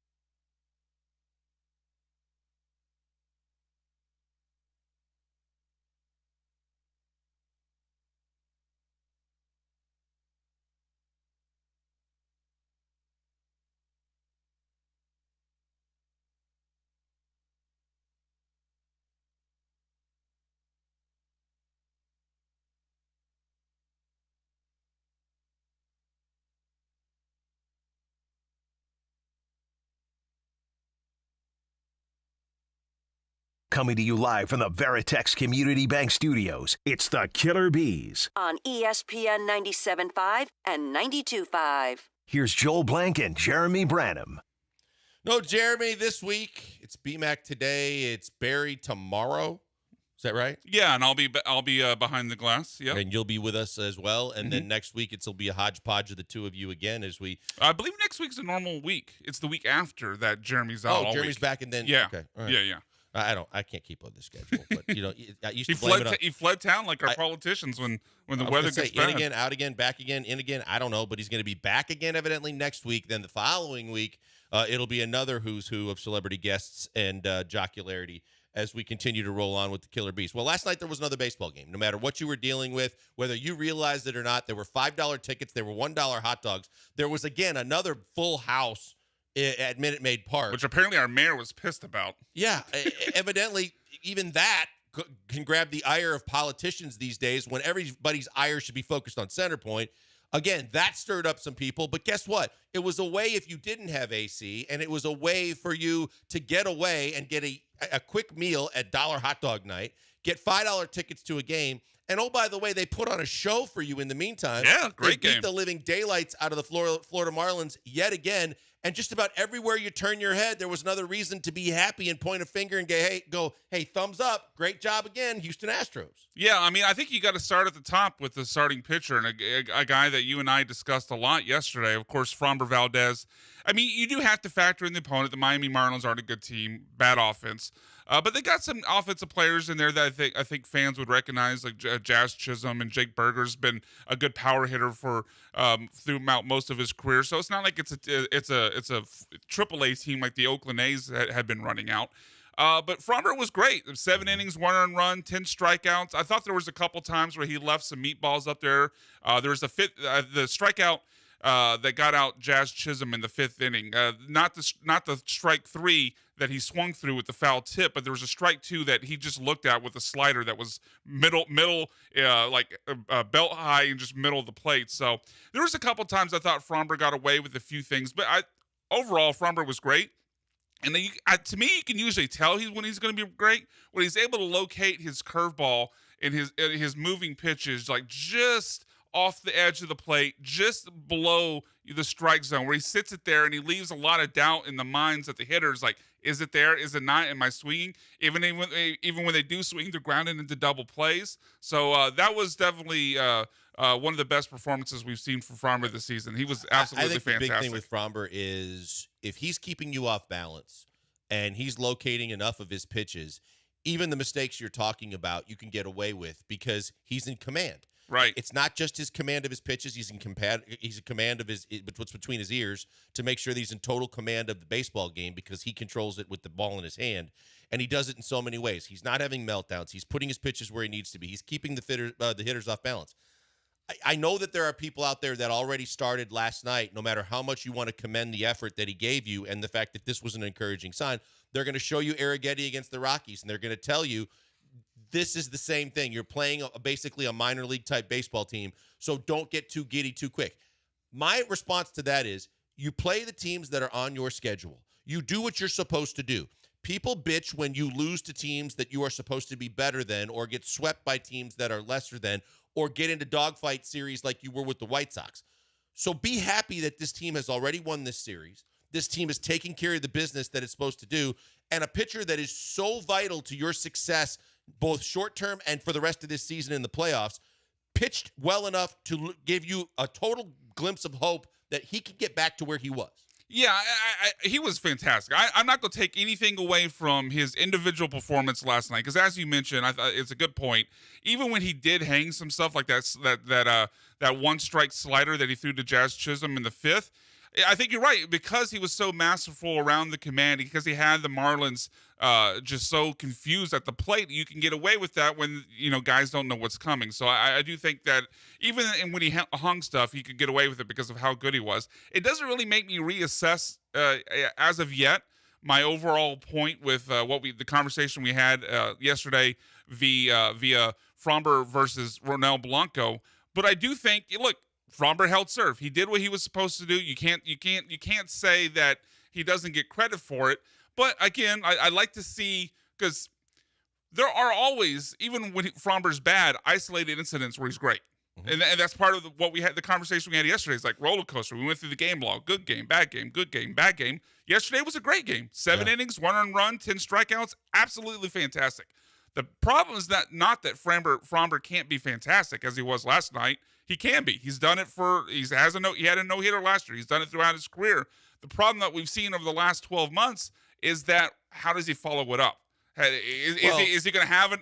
It's been so. I mean, we play roller coaster for a song for a reason. This stretch is going to be able to do exactly what you're talking about, though, because instead of playing lesser thans, after this series gets done tonight with the Marlins, you got the Rangers who are on your tail, Mariners starting to play better baseball. Then coming out of the break, you got Mariners and Dodgers. Right. You got some big series coming up. Although the Mariners are a bad offensive team, but you're gonna have good enough pitching where your pitching's got to keep you in it, and you've got to match the pitching of the Mariners, no matter how bad their offense might be, because your offense hasn't lit the world on fire facing the Mariners pitching. So against the Dodgers, the Mariners, the Rangers, now anybody that does want to, rightly so, fairly point the finger and say, hey, those pitchers have looked good, but they've played lesser thans. Now's the point in the schedule where you can really establish yourself, and a guy like Fromber can really kind of tell people I'm back and not a roller coaster if he can continue to do it after this start. Yeah, I think if he goes and look, the Rangers offense has taken a step back, but if he's able to do or put up, would he definitely pitch against Rangers? I don't know if he lines up against Rangers. I think he's now done until after the break. Yeah, I think so. I think so because, too. I don't think he'll pitch till after. Blanco's supposed to get Sunday. Right, yeah, because he pitched obviously game 2 against unless that Rangers series is a 4-game series, which it's not. It's a 3-game series, right? Yeah, so they're not. So he would pitch the against the Rangers. Break, okay, so it's straight through. So he would probably face the Mariners next, and then get a start against the Dodgers potentially. If he's able to get through that stress, especially the Dodgers, because Shohei Ohtani is just unreal right now. My condolences to your daughter coming home from California with a Shohei jersey. But she liked him. They made her watch him when he was with the Angels too. Yeah. So my family's trying to convert her. He's unbelievable. So if Fromber goes out and dominates that lineup, then yeah, I think we can start having the conversation: is Fromber back? But while I completely commend and am in awe of what he did last night, you can't really, even like putting aside the idea it was Marlins, like not even factoring that into it, it doesn't really change the conversation, because the conversation is, well, it's good start, bad start, good start, bad start. So we got it. To me, for me to change my opinion or come off that of my fear of Fromber in the playoffs, there has to be a long sustained run where, not that every start has to be brilliant, but we have to see like a 6-7 start stretch where he's dabbling with quality starts. He might not get them every time, but he's got to get on a streak where he's flirting with 6 innings and 3 or less. Yeah, we got to look for like a 5-game stretch where there's not 2 blow-ups in it. That's kind of what I'm looking for. Like, and that's really what's plagued Fromber over the last 12 months. He's had these unbelievably fantastic starts. We can go through his game log again, where this year you look, May and June, it's like, hey, that's a really good start. But then you look at the next game, it's like, 4 innings, 5 earned runs. So that's what we got to avoid. And that's what he's got to do to get my confidence back in him, to where I want to propel him into that number 2 starter in the playoffs that I think feels so natural for all of us to do. It's just the thing is, too, I think we're going to get to a point where opposing teams are going to bunt on him a lot early in games. They're going to start bunting a couple of times because you can see the meltdowns ready to happen. Well, you can see the mass panic anytime he's got to come off the bump and field the ball. And you know that good things for your team can happen when he has to make a play defensively. And I think that's the other thing that he's going to have to hurdle. Yes, he's going to have, not that he has to have a Hunter Brown like June, but he's got, to your point, has to put a handful of games together where he's hyper competitive, where he's keeping the runs down, he's going deep into ball games, he's not losing his cool. And then the other hurdle is going to be that teams are going to challenge him on the mental side too, because they've seen that both stealing and flirting with, base running things that are going to make him flustered, and just making him get off the mound has a good outcome if you're the hitting team. Yeah, because we often talk about the scouting report getting around on the guy, and that means like what type of pitches you're throwing, what's your velocity, what's your pitch mix, like what order do you usually throw them in. But the scouting report on Fromber also includes, hey, these are ways we can get under his skin. These are ways we can get him to lose his composure, and when he does, we've seen that he falls apart. So whether it be trying to run on him or to bunt at him and force him to field, because there's 2 types of meltdowns there. Not only the meltdown of the play of him throwing it over the first baseman's head, but also the meltdown that then happens after that when he can't regain his composure. So, Yeah, I think we need to see, or at least I'll speak for myself. I'd like to see an extended period where we look at the game log. We look at a 5, 6, 7 game stretch, and there's maybe one blow up, not 3. Yeah, that's the key That gets too. my confidence back. It's almost like baby steps. You've got to get to the point before you get to old school Fromber of giving you quality start after quality start. You've got to first get over the hurdles of back-to-back starts that are close to quality starts, that are giving you the confidence and giving him the confidence at the same time. Like the same hiccups aren't going to happen. And then as he continues to build confidence, and then if he continues to go up against better competition and get those results, you can start feeling a little bit more at ease going, there's a guy that I will give the baseball to in the first 2 games of any playoff series when and if that time comes. Yeah, absolutely. I mean, because even as I think it was just either his last start before this or the start before, but he technically had a quality start, but it was something like where he had 6 innings, like 10 hits allowed, plus a couple walks, and he gets by because a lot of times he can induce the ground ball double plays, but that's not always a guarantee. I remember digging into the numbers last year when he started to tail off in the second half of the season, and his ground ball ratio had flipped. I mean, obviously his superpower as a starting pitcher has been the ability to get the ground ball, limit the home, not only limit the home runs, but when he does allow some runners on base, because he's had good issues with control of time, be able to get out of that with the double play. But last year when he started going wrong, his ground ball ratio was completely out of whack from what had been traditionally. So, there's more work to do. Very encouraging. He did all the things he had to do last night against a bad Miami Marlins offense.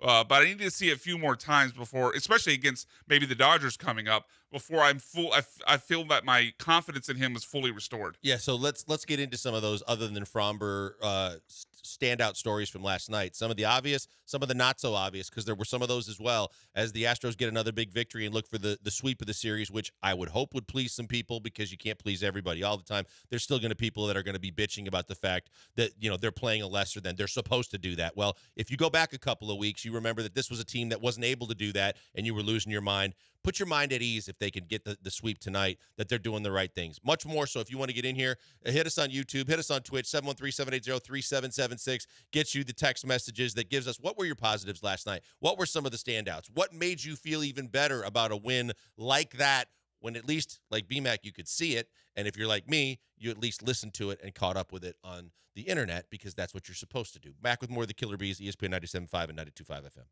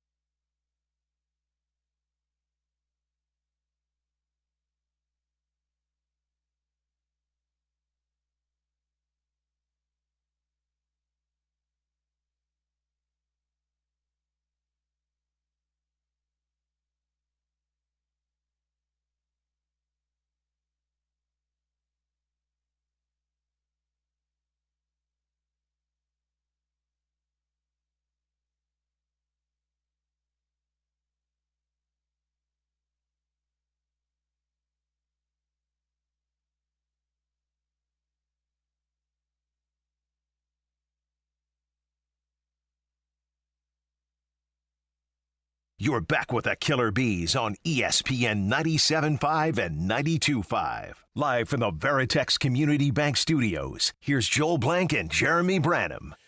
On a night where everything seemed to go right for your Houston Astros, we start talking about the good performance of Framber Valdez, and we break that down in the last segment. But now it's time to have some fun and go kind of around the horn, if you will, and point out just all the positives that stuck out to you, to me, to everybody that's listening, in the fact that this is a lineup that lately, and I say lately, but when it got going in probably mid-June, all the way to where we are right now, there's been an exception here or there, but for the most part, this offense, we kept saying, when's the pitching going to, be hot at the same time as the offense and get this team really rolling? Well, the pitching was carrying you for a majority of June when you were getting hot. But now this lineup seems to really be, doing a lot of things right. A lot of guys with multi-hit games, a lot of guys kind of catching fire. Some of the guys that weren't hot early are now doing what they need to do. And we saw it with Bregman in the first game of this series with runners in scoring position and 2 outs. First time single, second time bomb. Gets 3 RBIs, responsible for a majority of that win the night before. And then last night from the jump, it just seems everybody in that lineup found a way to get going and contribute. Yeah, and I think I want to, give my first tip of the cap, I guess, to Joey Loperfido. Someone we talked about yesterday about ways to find ways to get him on the field and get him more playing time. He has the 2-run homer. He has the triple. I mean, we knew the power was there, but it was something we talked about yesterday. Like we know he has power. One of the comparisons we talked about was Joey Gallo, but really hadn't showed up at the major league level. He was, I believe, he was definitely the team leader in Sugarland when he left AAA. He led all of, at one point, he led all of minor league baseball in he home had runs. 13 home runs in, I think, less than a month, or barely over a month. It was a very impressive home run total, but that power really hadn't showed up at major league level. But he hits the bomb last night. I was actually listening to the radio when he hit the bombs, but it was described as a moonshot, so I'll have to take their word on that. It has the triple. Absolutely fantastic night. And you mentioned the multi-hit game or the multi-hit games. Yiner and Bregman also with multi-hit games. Do you realize, I don't know if you saw this or not, and I went back and verified it because I heard it on the radio last night. Do you realize that I believe 6 of his last 15 games, he's had 3 hits? Yiner? Yeah. Out of his last 10, he's had 5 multi-hit games, 4 3-hit games, and a 2-hit game. And over his last 15, he's had 6 3-hit games. That's ridiculous. Yeah, they put up some stat on the broadcast. I wish I could remember exactly. I was in the middle of a restaurant, so it was kind of hard to focus on all the fine details. But they put up a stat of where Yiner ranked with the multi-hit games, and it had a stat on there. I think it was catchers in Astros history, and the leader was Craig Biggio from when he was the catcher. So this is how far back that went. We're talking about going into the 80s. But yeah, Yiner Diaz has been an absolute tear. Obviously, early part of the season wasn't hitting well with runners in scoring position, but the multi-hit games, his batting average see what his batting average is up to right now. Now it's up to 286 as we speak. So that's the thing, that's even better than he hit last year. And we talked about the correlation about him when he got free of all the stresses and pressures of his first full season catching that got him going. But now it seems like he's found a balance enough where when he's whether he's catching or not, he's hitting the baseball again like you expected him from the start of the season. And to your point on Loperfido too, the one thing that I'm not going to say push back on, but the one thing that I have genuine concerns about, at least last night, started to at least give me a starting point to believe he can find that stroke in the minor leagues where it was a power stroke. He hit for way better average than I thought he was going to hit when he got to the major leagues. Yes, he still strikes out a lot, but he was still hitting for a decent average. The problem that I have is that there was 0 power with the exception of we waited and waited and waited. We fight, and everybody was, what's Blummer's call going to be? How are they going to, they're not going to call him J-Lo, hopefully. Well, we waited and waited so long that it was a moot point because we didn't know if he was ever going to hit one. He hit one. He finally hits his second one last night, but I still have serious concerns, especially if he's going to be playing first base when it's a power demand position, so to speak, or a corner outfield position. You still expect those guys to hit for power. That he only has 2 bombs to this point with a lot of games and at-bats under his belt in the major leagues. One or the other. I need him to hit for average or I need him to hit for power, but I do still worry about if that power stroke is going to come back anywhere near where it was in the minor leagues. Yeah, I mean, I wouldn't expect him to be a guy that would lead the league in home runs like he was in minor leagues. So I think to that level, I wouldn't expect the power to get there. But to me, I'm actually kind of encouraged because of the 2 places he could bomb out. Either like the power completely goes away or the average and the on base completely goes away. I'm encouraged the fact that the power is what went, because when you look at the guy, he's a great athlete. He's a big guy. The power's going to be there if he continues to make contact, and he's making contact. He's striking out, but he, like you said, he came up. He was hitting over 300 for the first month or so he was in the major leagues. If he's making contact, I believe the profile of the athlete that he is, the power that we know that he has, because we've seen at the minor league level him hit these absolute rain-making home runs, I believe that's going to eventually come around. But I would say the profile, as you mentioned, especially if he plays first base, he's got to hit for more power. And I definitely wouldn't keep his name out of trade talks. Like if we're getting in a conversation, I'm with you on that. Yeah, like if we're getting, and we'll probably have this conversation later in the show about trade conversations for starting pitchers. Loper Fido, even though I am impressed with him, I do believe that I'd rather have him show a lack of power initially in the major leagues than a lack of being able to make contact. So there are signs to me that are positive. He hasn't done what I would say would be enough to keep him out of trade talks. If a team tells you, okay, we'll give you the starting pitcher that you want, but it's going to cost Joey Loperfido, I will pack his bags and send him along his way. The Astros, to me, don't have an untouchable prospect or an untouchable young player that I would not consider putting in a package when you factor in how short this window is for the veterans on the Astros major league because level. First of all, your minor league system is just not. It's not replenished enough to where you have the luxury that a lot of teams have of saying, I can throw multiple prospects in the minor leagues at team A to go get pitcher that I need in the starting rotation, as opposed to the Yankees and the Dodgers. No matter how much money they spend, they always replenish and take care of their farm system enough that they have prospects. A lot of these teams that are fringy wild card teams, the one thing that they do better than most other teams is because they don't have the outrageous budgets to spend the money. They make sure that they basically value and grow and nurture their own talent. And that's something that the Astros have to be careful of, because they're still not there yet trying to get the reservoir full again. And now you've got a prospect that's come up that looks really good. You have to make the right decision that's going to pay off both short and long term if he's going to be a part of a package. Yeah, because I look at it, Joey Loperfido, I like the look of his profile as far as being able to help this team down the stretch. But I don't see him as an absolute difference maker over the next couple of years. And that's the window. I know some teams in this town don't like the term window, but that's the window we're looking at. I mean, guys, and Bregman's in the last year of his deal. Verlander probably not back next year because he's not going to hit his vesting option.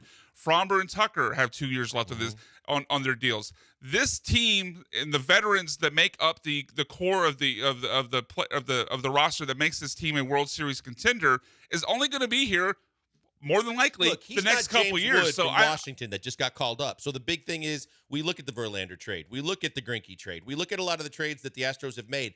And at the time, people were losing their minds going, oh, my goodness, you gave away prospect that are supposed to be Daz Cameron in the Tigers trade. You know, all these different guys that were supposed to turn out. Beer in the Greinke trade. For the most part, every time you look at a big trade the Astros have made or trades like that, the prospects that they gave up never lived up to what they got for the veteran that they went and received. Well, and that's part of it. I mean, part of it is, especially with starting pitchers or pitchers in general, I just don't believe there's such thing as a pitching prospect. We've seen too many of these guys come up that are super heralded, like Nate Pearson with the Blue Jays, or Shane Baz, who's from the Houston area with the Rays. Super heralded, or Forrest Whitley within the Astros' own organization. We see these superstar pitching prospects that are supposed to, change the world at the starting pitching position, and it just falls apart. So I've never been a prospect hugger. But on top of that, unless Loperfido profiles as someone who can carry a team, which I don't think he is, then I'm not holding on to somebody over someone that can help me over these next 2 years, because whenever Loperfido develops into the player he's going to be, these veterans that are making the Astros a World Series contender are going to be gone anyway. So I'm going to try to maximize this 2-year window before the Bregmans and the Frombers and the Verlanders and the Tuckers eventually leave, and not holding on to a guy like Loperfido who may turn into, he's a decent average 22 home run guy. I'm not holding on to that over maximizing my 2-year window to win another title. Yeah, you have to kind of prioritize what's here and now, which is as long as you got a chance to get another chip, you got to do whatever it takes to get that and deal with the consequences of maybe a little less long-term as you go forward. All right, we've got plenty more to get to. Still talking to Astros. There is one guy we haven't talked about yet that seems to be another guy that should give certain individuals, like I was saying, under the radar yesterday, I thought that Joe Espada should have gotten more credit than he got because he put runners in scoring position by putting steals on to get runners in scoring position for Alex Bregman to knock in with 2 outs. There's another guy that now, under the radar, deserves credit for another guy that's under the radar doing things for your Houston Astros. We'll talk about that next, right here on the Killer Bees on ESPN 97.5 and 92.5. And before we get to that, I'm going to tell you about my good friends at MyBookie. MyBookie, best in the business at taking care of their customers and getting you a place where you can get your gambling on no matter what it is you want to do, what games you want to bet on, casino games you want to play. They've got you taken care of. MyBookie.ag is where I always send you because they take care of you every step of the way. Let's start with those casino games because they have the casino games with live dealers standing by. Whether there's games going on or not, or the middle of the night or the middle of the morning, you're on your couch, you're on your phone, you feel like doing a little gambling, you don't want to get to the casino, get in your car, fly to Vegas. You don't have to. You go to MyBookie.ag, live dealers standing by. Play your poker, play your blackjack, get your gambling on, and it's all taken care of at MyBookie. The other thing MyBookie does better than anybody else, from the live in-game betting to just the games themselves, you can bet on just about anything. You can bet on the golf and the soccer and the UFC, as well as Major League Baseball and so much more. They take care of you because they want you to come back, feel safe, know your money's safe and secure, and that you got people that value you as a customer. But you have to remember our promo code, which is Bet975. Whenever they ask you for a promo code, whether you're signing up for the first time or you're reloading your account, remember our promo code Bet975. Throughout the process, there's always going to be abilities for you to enter a promo code to get bonuses. Bet975 is going to get instant money in your account when you reload yours or sign up for the first time, and that money is right there for you to use immediately. More money in your account, more games you can bet on, more chances to win. That's why I always remind you, remember our promo code Bet975 and do what I always tell you to do. Bet anything, anytime, anywhere. With the only place I tell you to do it, it's mybookie.ag.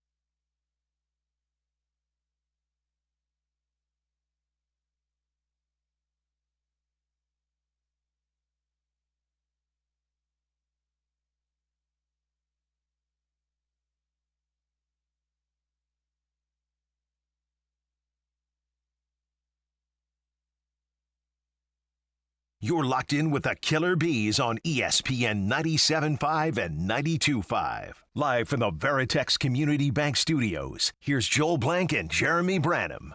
Back on the Bees, B-Mac, Blank, and B-Rod behind the glass as we roll through a Thursday edition of the Hive.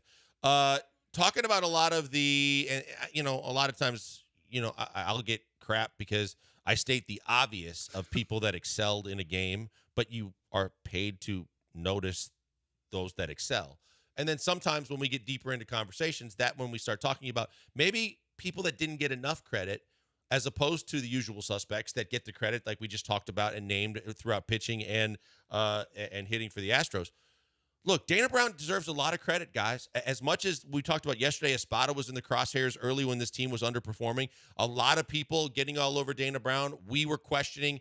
I personally was questioning how much control does he actually have? What is he actually doing? How much is Bagwell and Crane manipulating and pulling the strings of a guy that might just be a puppet for this organization? One thing we've always known about Dana Brown, he is a very shrewd and savvy talent evaluator. Mm-hmm. He's done that in Atlanta, and he's now showing that he can do that with Houston. We know in the draft that the guys that he drafted even as early as last season are already climbing up the ranks and showing you they belong, knowing that he made the right picks.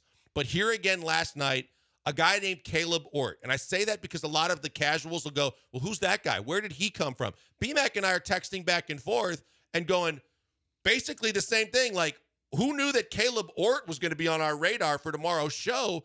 But the fact is, a very subtle Dana Brown move where he claims a guy that had been through a couple of systems, including the Yankees and the Red Sox, sitting out there but has an above-average fastball, and he sees something in a guy that suddenly is another one of those guys we talked about like yesterday.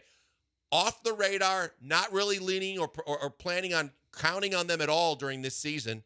Guy that comes in, gets you 2 innings last night, does exactly what he's supposed to do, above average fastball, and much like King has done in the last 2 weeks previous, looks like a guy that belongs in the major leagues. Yeah, I mean, you look at his, I think the literal text I sent you while I was eating and watching the game was, who the F is Caleb Ort? I never heard of him.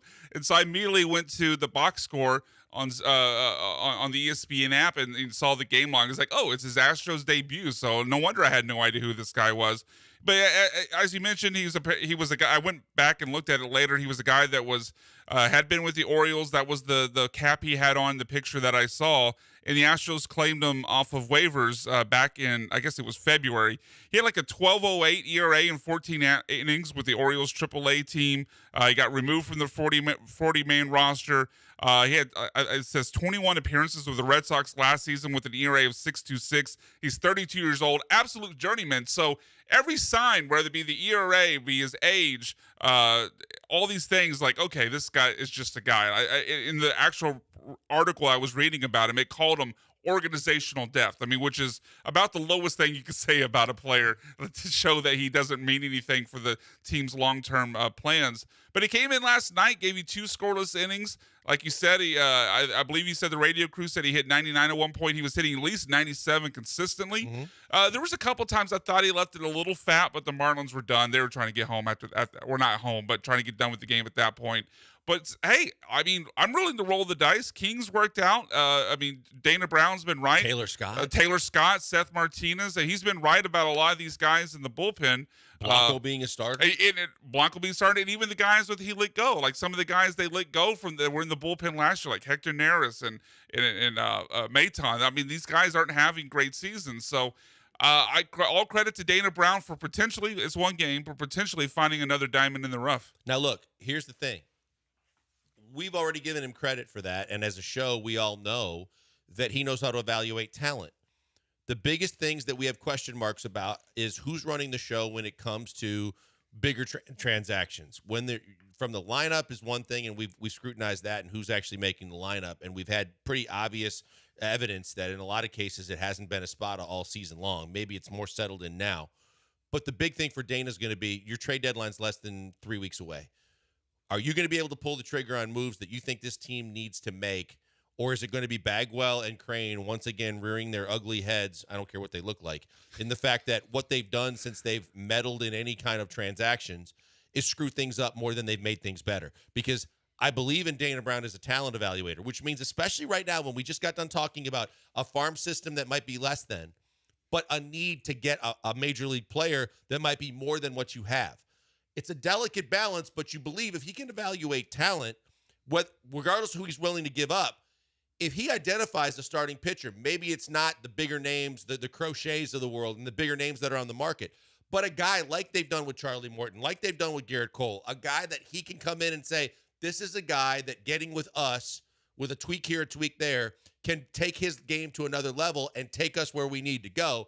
Will he be allowed to do that, or will Crane and Bagwell slap his hand and start pounding the desk and go, no, we need a bigger name knowing that the challenge of getting a Crochet means there's going to be plenty of guys that go out the door that you can't afford to give up. Yeah, I have no fear that, in Jeff Bagwell, Reggie Jackson, and Jim Crane being an obstacle as far as them actually making a move. Because if anything, what we've seen from this, triumvirate of baseball decision makers is that they're playing fantasy baseball. They're going to want to make a trade. They're going to want to make a move. Bagwell and this group seems to very much live in the now. Let's make a move to win now. I mean, they look at the back of the baseball cards. These are guys that want to add guys that they know. That's my fear.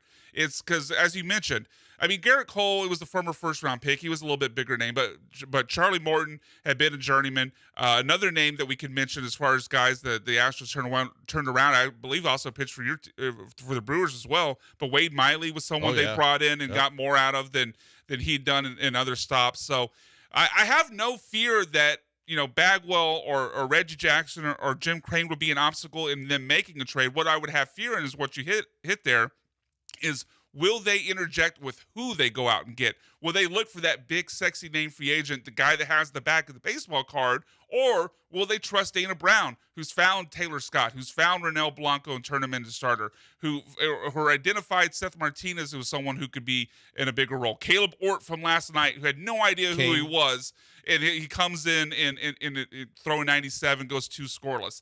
Will they let Dana Brown find that guy, even if he's not the sexy name? Or are they going to insist on finding guys like a Jose Abreu, who they know about because he's a veteran and has had a long track record of success, even though the smart baseball minds might not say he has a lot of in front of him still? Yeah, you can't afford another hater move, especially when it relates to not just money. Literally can't afford it. Yeah. But you can't do another big deal with the bag of money. And if you're not going to do that, then you're going to have a prospect-loaded pool of players that are going to go the other way, which I don't think you can afford to do either. This is where I think that they got to sit one out. And I think that Reggie and Bagwell and Crane and the Crane gang have to decide that, hey, this might make us look good, but the best news might be that we're not involved, so we can't look bad. Let Dana do his job, because I actually believe that Dana can identify a couple of pitchers that can help this team from a starting pitcher perspective. He went out and he flat out said yesterday they're going to be chasing starting pitching before the deadline is over. That means they have to get out of the way and let him do his job so that he can find a guy or two that can do the things they need him to do, and you don't have to clean the cupboard out to go get him. Yeah, and he said as much on the flagship to QB1 as Jeremy would call him, that they had to go out and look for a starter because, currently constructed, now obviously Jake Bloss is back, but they really didn't even have a fifth starter. They were having to go with the Dubin bullpen games.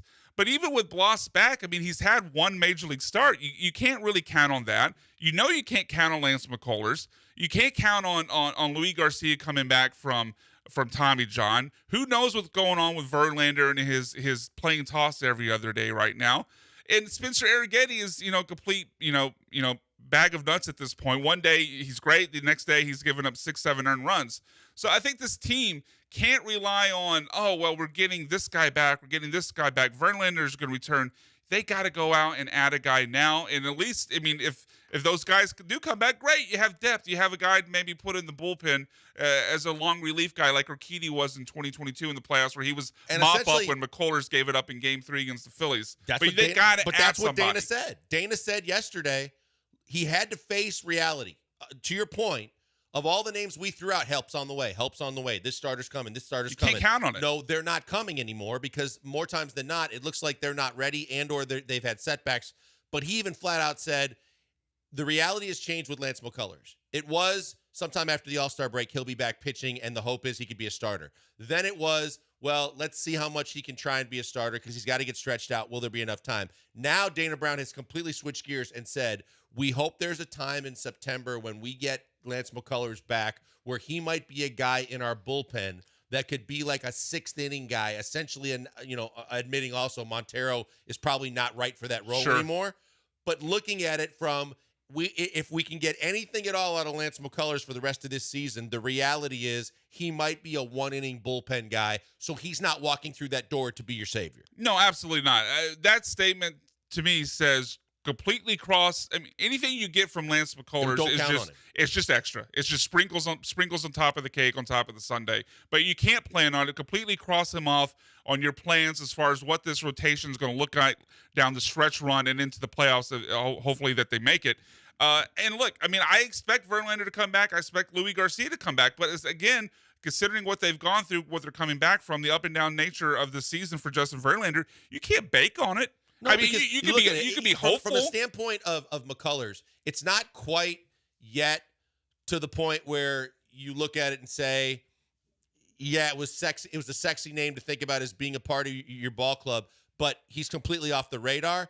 But to me, it goes back to what I did with Brantley a year ago. I won't even mention his name until we're actually activating him with a chance to see him instead of putting his Astros uniform on to throw a bullpen session. If I don't know that he's been activated to put it on for real, I'm not counting on Lance McCullers the rest of the season. Lance McCullers Jr. is becoming like the alerts that maybe your power's back, right? Like you wouldn't believe people who told you the power is back until they actually have their power on and you got believe it as alert from your alarm company.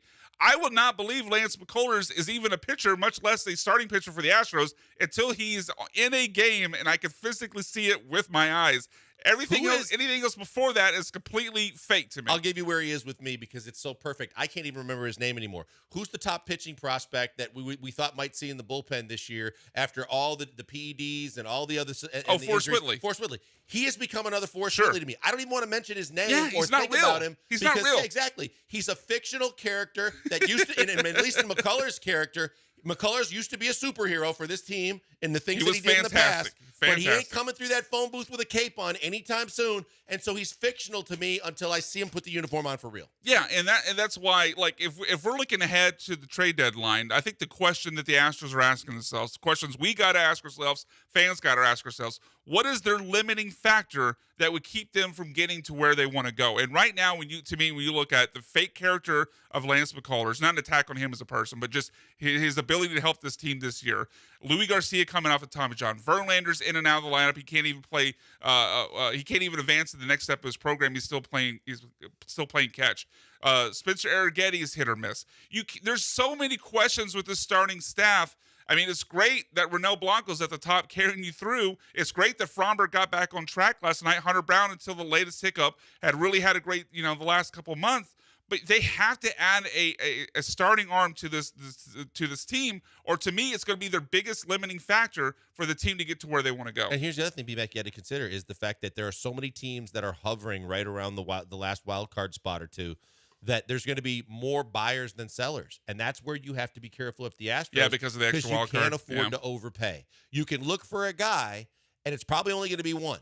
But if you're looking for a guy, you can't get into a bidding war with multiple teams, let alone just one team that has a deeper farm system, because if you really want to play chicken and take it till the very end, you could get caught giving up way too much to get a guy that essentially, because of the guys that are hurt for this year, but there's still, aside from McCullers, a lot of guys with hopes of coming back next year that you don't know how much you're going to need this pitcher after this season, that you don't want to give up too much. If I like the guy, though, honestly, this is going to sound weird. It's going to sound counterintuitive, but I don't even over care if they overpay. Good, because I'm looking, again, and maybe you disagree with me, maybe the listeners will disagree with me on this, but I'm looking at the Astros as 2 years, and this thing is blowing up anyway. So if the cost is something, 2027 and beyond, like, oh, I gave up too many prospects, that hurts me in 2027, I don't care. Bregman's gone, Tucker's gone, Farmer's gone, Verlander's retired. It doesn't matter because, look, I know they'll still have Altuve, I know they still have Jordan, but the most likely scenario, especially if you're worried about the Crane Gang, as you call them, being in control and hampering Dana Brown's ability to rebuild this roster, the most likely scenario is the 2027 Astros. It almost doesn't matter if you overpaid because they're not going to be in a competition anyway. So worry about this next 2-year window. If you can get somebody to add to this team that can help you win another title, be damned what it costs you in 2027. See, I disagree, but that's a bigger conversation. We got to get to a break. We'll come back with more.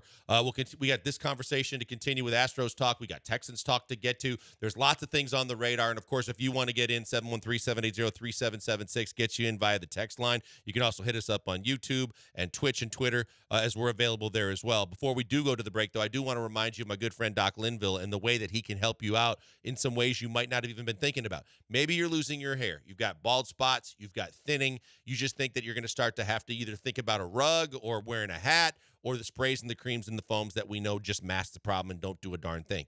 Doc Linville's got the real answer. He's got the real solution. He basically laid it out for me when I didn't know that it was available and I didn't know what it could do. And he told me about PRP, and he told me about the NeoGraft to get my hair back. My forehead had become an 8-head. My hairline was climbing up my head. And he said, hey, I can get that back for you. And I kind of chuckled because I didn't believe him. And then when he explained to me that genetically you never lose the hair on the sides and the back of your head, no matter how bald you go in other areas. And when I thought about it, all my friends that had been losing their hair, they did have the hair on the sides and the back of their head. Well, he takes some of that hair, he repurposes it where you need it most, and in no time at all, you've got hair, you've got coverage, you've got more self-confidence because you look like yourself again. It's phenomenal. And for you guys listening to us that are interested in him, all you got to do is go to 975hair.com, and you get a free consultation with Doc and his staff that normally costs $150. But because you listen to us and you want to get information from him, it's free. Nothing to sign on the dotted line for, no cash out of pocket. Just go in, ask questions, get answers, and let them explain to you what PRP and what the NeoGraft can do. I did the procedure, could not be happier with it, got my hair back, and it's staying. It's there, it doesn't go anywhere, and it looks fantastic. Check him out today. Tell him I sent you by. Go to 975hair.com.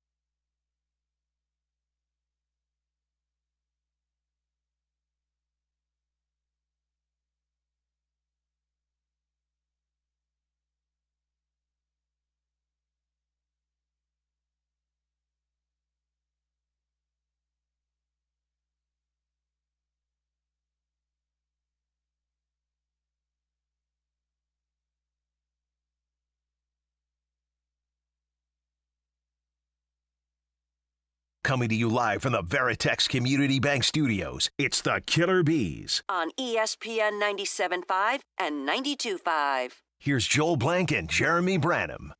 Branham out, B-Mac in, and B-Mac next to me with B-Rod behind the glass as we get you ready. 1 in the books, 2 to go. Second hour of the show rolling right here as we are into hour number 2. And B-Mac and I kicking around this whole topic of Astros as we start contemplating trade deadline before hopefully playoffs.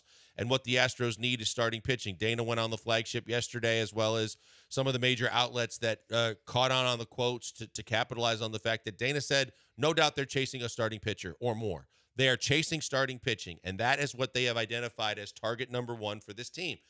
And as you and I were talking about in the first hour of the show, B-Mac, the big thing is it's fine and dandy that you're chasing, but at what price? Who are you willing to give up to get, and what you're getting, will that equal up to whatever you're going to have to remove from your system, whether it's Joey Loperfido, whether it's one of your prized possessions in AAA or in the minor leagues, in your kind of less than minor league system, trying to make sure that you are competitive for the rest of this season and have a chance to win, as you mentioned, another championship.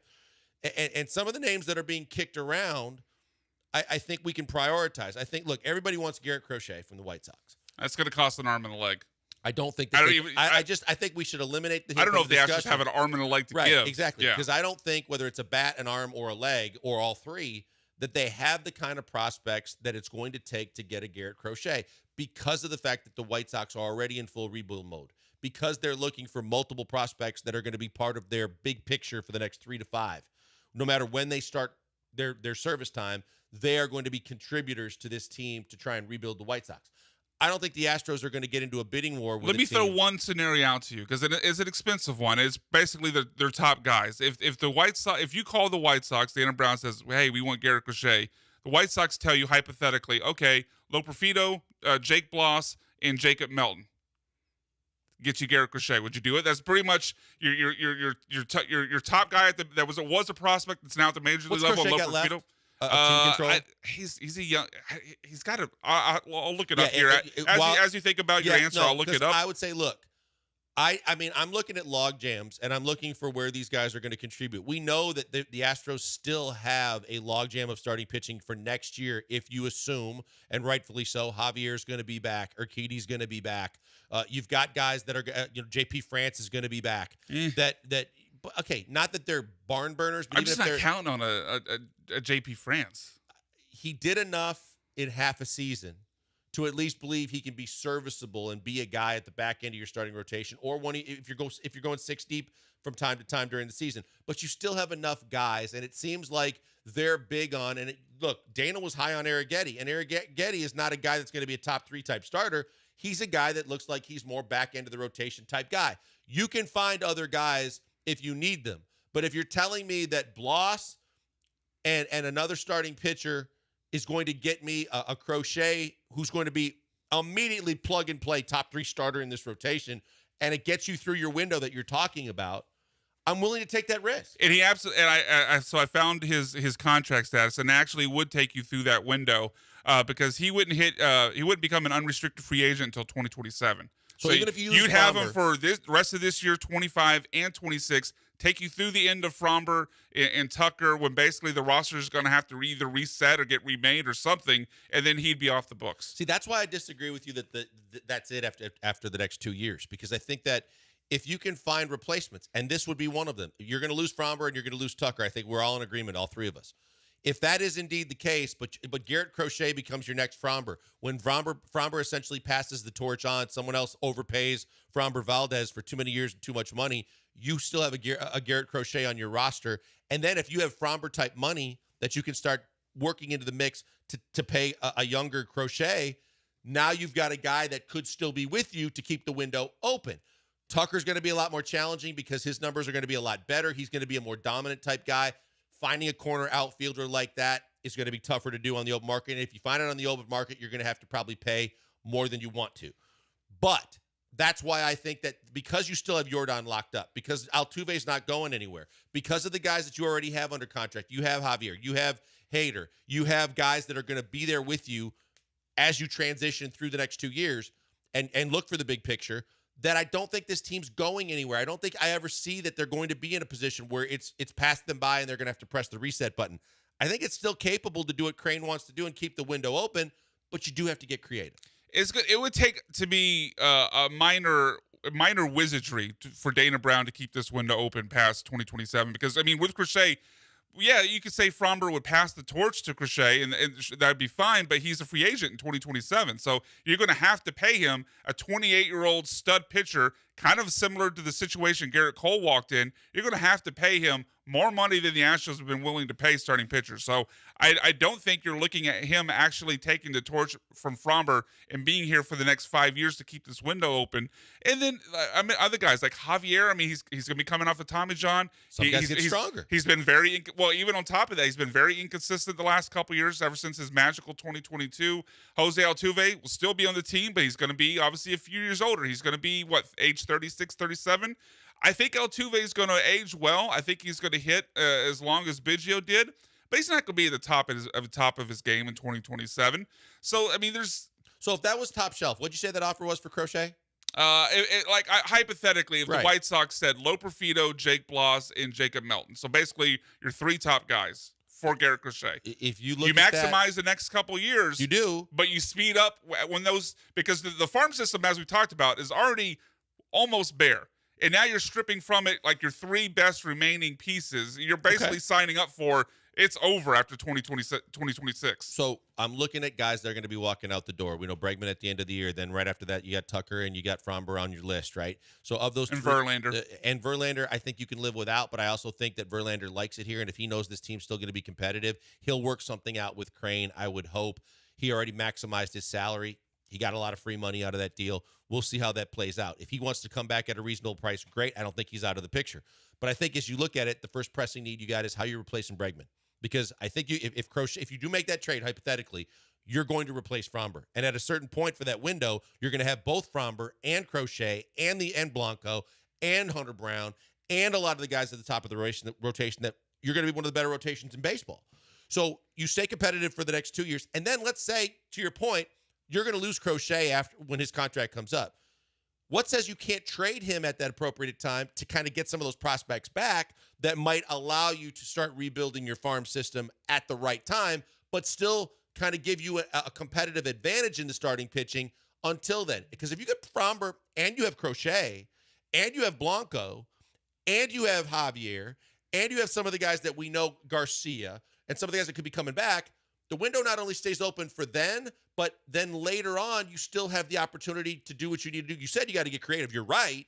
But if Crochet's still pitching at a high level, you can move on from him and try and get prospects at that time. But you couldn't move him in the middle of a pennant race. I mean, See, that's the dicey part. Yeah, I mean, I get the idea of trying to get the maximum value out of an asset is a kind of a Daryl Morey way of thinking, in that, okay, before he actually hits the free agent market and leaves us like Garrett Cole does, trade him, get a whole boatload of these top prospects to return to the Astros organization on his way out. I just don't think you could look at Altuve and Jordan in the so we're talking about like the 2026 season. You could look at those guys and say, I know you guys are trying to win a title this year. We're going to send Garrett Crochet out, probably your best pitcher at that point. That's the biggest question you mark could do from that. an organizational standpoint, because whether the Crane gang gets involved or not, the one thing that they want to do is, to Crane's point, because he wants to live up to billing, he wants them to stay competitive. What they've shown you track record-wise is they'd rather let a guy walk for nothing at the end of a deal than trade him before that and get something. But in the discussion we were having, if you do still want to rebuild the farm system, at a certain point, you could still trade him and you could try and rebuild your prospects. Otherwise, you can try and see how sustainable you can make this thing by just basically avoiding rebuilding your farm system and just continue to replenish on the top levels with free agency and with trades.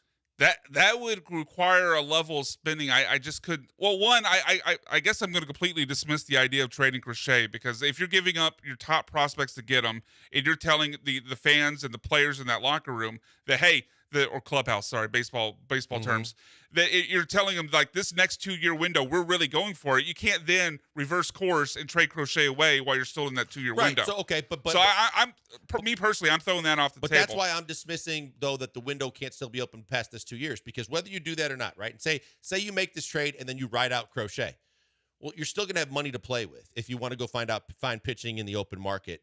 But also, you got Bagwell and Reggie Jackson making those decisions, though. Hopefully by then, cooler heads prevail, and maybe they let Dana do his job or someone else. But at the same time, when you think about it, whether it's Myers, whether it's Pena, whether it's your Yiner and Jordan, you're going to have a lot of guys that offensively and even defensively are going to be there for you, to where it's going to be a tweak here or there. But from a lineup standpoint, I think you're still going to be really competitive.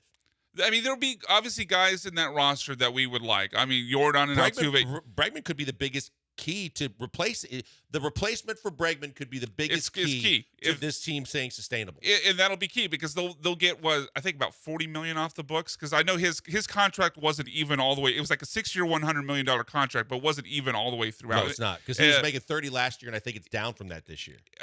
Actually, I think I was wrong when I said 40. I think it's about 33 this year. But regardless, they're getting a big chunk of that back that they could go spend on somebody else.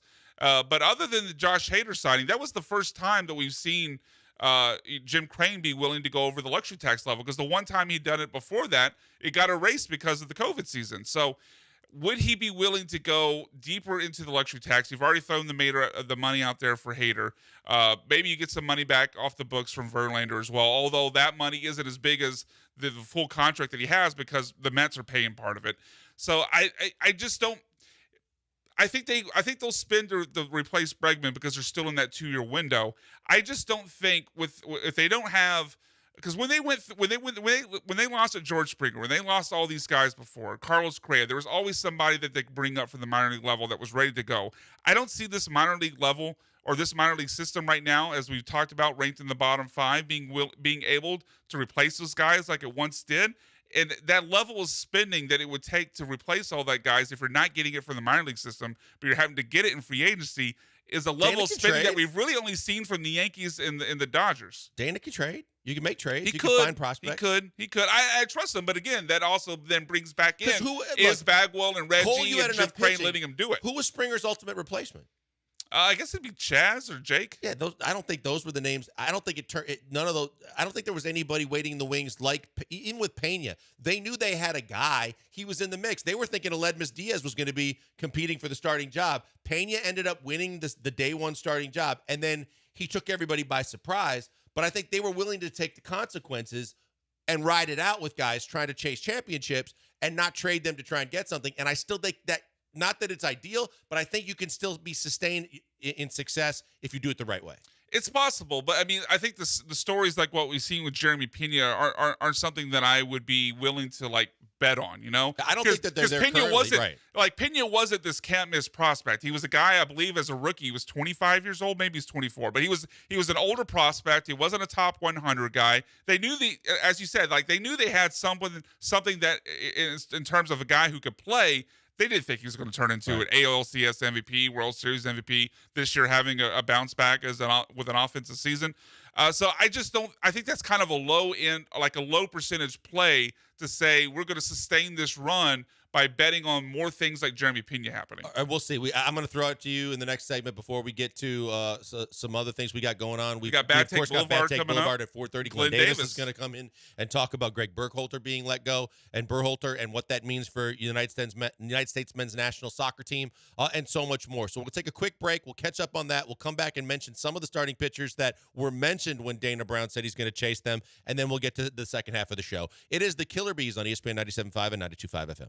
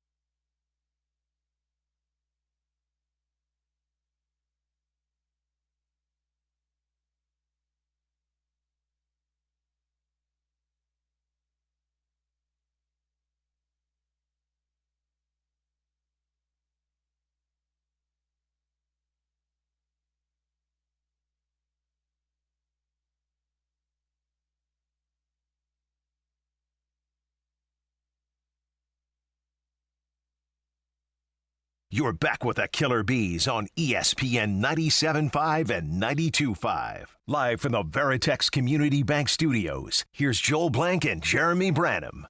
All right, Bad Take Boulevard at 4:30. So before that, we'll continue to put a wrap and a bow on this conversation about the Astros. So if Garrett Crochet, for just the sake of the discussion, since we already talked about what it would take to get a guy like that, and you still don't know if you would be able to compete with the other teams. The other names that are thrown out there, Yahoo Sports had thrown out some of these. That's where I saw these. Some other people that know that there's going to be certain names of teams that are already identified as sellers. But that name and list includes names like Eric Fede, Jack Flaherty, Chris Bassett, Yusei Kikuchi, Zach Eflin, Cal Quantrill. Quantrill, I think we saw earlier in the season too with Colorado, where we know he has an upside. He has some talent.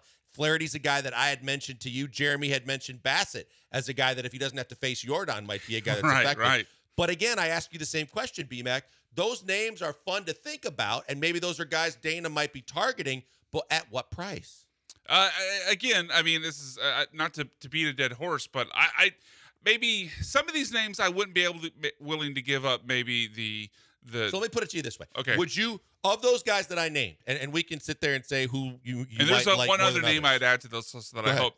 Tyler Anderson from the Angels. He made the All-Star game. He's paid handsomely. Yeah. He was good with the Dodgers. He was good against the Astros, but he's actually been more money than he has been talent. I mean, this year's ERA is under 3, and the money is not as bad as you think. He was $13 million on the books this year, which I don't know what the math would be with the prorated, but obviously less than 10 for the remainder of the season. And he's on the books for next year for $13 million as well. I thought it was 17. No, okay. His deal was 3 years, $39 million. So you'd have him for this year, and you'd have him for next year on only $13 million. That's cheap. That is a cheap deal for a guy who's proven to have all-star talent. Him included. Are you more likely to want to and more enticed to go low profido, or are you more likely to go to prospect or two to get the deal done? I'd be more willing to go prospect because we've seen Loperfido now at the major league level, and I think he's shown that he can. He's a major league caliber player. I would definitely be willing to throw Jake Bloss in the mix. Again, I don't believe in pitching prospects, and anyone below that level, pretty much anybody. Throw in who was their first round pick out of Nebraska last year? He's already the shortstop. Yeah, he's already. In I'm blanking on his name. But Robertson? No, not Robertson. Anyway, it'll come to us later. But I mean, you want to throw him in your first round pick last year, the shortstop out of Nebraska. He's from here. He's a local kid. Yeah. Yeah. So you throw. I wouldn't mind throwing him in. Jacob Melton, I think, would be considered their top overall prospect. Jake Bloss would obviously be in that mix. I'd throw any of those guys in. I'd give you Blue Ball. I'd throw in Blue Ball. I watched Blue Ball pitch in person, and that's the kind of guy that I say, okay, strike while the iron's hot. If he's going to be in the futures game, if people are looking at him as a top pitching prospect of the Astros organization, make him part of a deal if it means that it could be a game changer for you for this year and for the foreseeable future of this year and next year, or the window we're talking about to chase another chip in the next 2. That's fine with me because I agree with you. I think that the one thing I've said over and over again in all the shows that I've done over the years that I want Astros fans to remember is if you go back and look at from year to year the top position player and pitching prospect in the Astros system over the last, more times than not, over the last decade, you are going to find more guys that within a year's time went from your top prospect to either out of the organization, completely not living up to expectation, or failing when trying to perform at a certain level. And that's something to your point, to my point that I made about when you make trades for the likes of some of the guys that you've gotten, like Verlander, like Greinke, like guys like that. You're okay making those deals because you go for guys that are proven at the major league level as opposed to rolling the dice on a guy that's supposed to be a top major league prospect but never may perform the way you expect him to perform. You go look at it from the Forrest Whitleys and you keep going back to guys that ended up PEDs, ended up, Tommy Johns, ended up just completely, even from a position player standpoint too, it was like that for a lot, whether they traded him or whether the guys actually, Derek Fisher, guys like that. They're supposed to be going to be the outfielder of the future. He was a pinch runner in the playoffs that ends up getting shipped off the next year. Yeah, and look, I mean, we had a lot of these conversations in the Texans offseason because they were wheeling and dealing like Nick Caserio always does, obviously trading picks to Buffalo to get Stephon Diggs. even whether it be like NFL draft picks in the second or third round, whether it be prospects, even if they're top 100 prospects, I don't look at any of them like very, very best case. I look at very, very best case as them being what, a 50-50 proposition at absolute, and that's at the top. Yeah, because we don't have the top prospects like you're talking about. Bryce Matthews was the name we were thinking of. Right. But like you look at like Seth Beer that went in the Greinke trade. He's the first round pick, and everyone was like, "Oh my God, he lost Seth Beer. Hasn't done anything." Nope. Who the pitcher they drafted in the mid 2000s, Mark Appel, was supposed to be this can't miss guy. Didn't do a damn thing. Forrest Whitley. The stories that these guys are littered throughout, we could pull examples from any time period and it'll still hold. I mean, we're talking about at best at the very, very top 50-50 or 50-50 chance with these prospects. If a guy's at like high A or even a double A, we're talking maybe 2 years, 3 years before he gets here. I'm not gambling that this at best 50-50 guy who could be here in 3 years, but is just as likely to flame out like the guys we've talked about. I'm not keeping a deal off the table that would help me win a title this year over the 50-50 chance at best that in maybe 3 years this guy could come up and help a team that would be down all these players we talked about and might not even be trying to win at the moment. Yeah, this is one of those where you'd rather take the sure thing that you know versus rolling the dice on the prospect that you don't. And I think that's where they're at. That's where they've been. I think that's where they continue to be. And that's why you would at least hope, no matter who the general manager is and what the Crane gang wants to do, that they understand that from the Crane perspective where this might help them, if he's chasing a name that's a proven commodity, that could be to what you want to see, that could be the best case scenario for the next window of 2 years to chase one more World Series. Yeah, the only reason to me to not make one of these moves is if you believe, and to me it'd be a very, an overly bullish, optimistic opinion on the strength and quality of this farm system. But the only reason would be to hold on these guys if you think you got in high A and double A, basically the future roster that's going to put together a team that could put it together a run like they've just gone through. But I don't see this farm system as being that type of group. So if you think your window's these next 2 years and a guy's in high A, I'm going to be willing to deal him for a Cal Quantrill or an Eric Fetty. Quantrill was bad last season, but he had really good seasons in 22 and 21, and he's in Colorado this year. So even though his ERA is slightly over 4, you expect that to come down once he's outside of Denver. Eric Fetty's ERA is under 3 for the season. He's been very good since coming back from, I can't remember if it was Japan or Korea, but he's been very, very good. The stat nerds loved him before the season as far as his ability to turn around. Tyler Anderson, I mentioned, has been fantastic for the Angels, proven multiple times to be an all-star caliber pitcher. ERA under 3 as well. There's no way I'm turning down one of those guys because the cost is too high for some guy in high A. Plus, think about it. Like, even in the case of like a Leon, if you're looking at a Leon. See you later. And I also think if he hasn't got to the major league level by now, take into consideration the logjam. Like, what position is he going to play, right? You have Jake Myers. You have Joey Loperfido. You have young outfielders that are coming up. He has played some in the infield. He's played infield. He's played outfield. But where's he going with Pena? I don't think he's the heir apparent to replacing Altuve.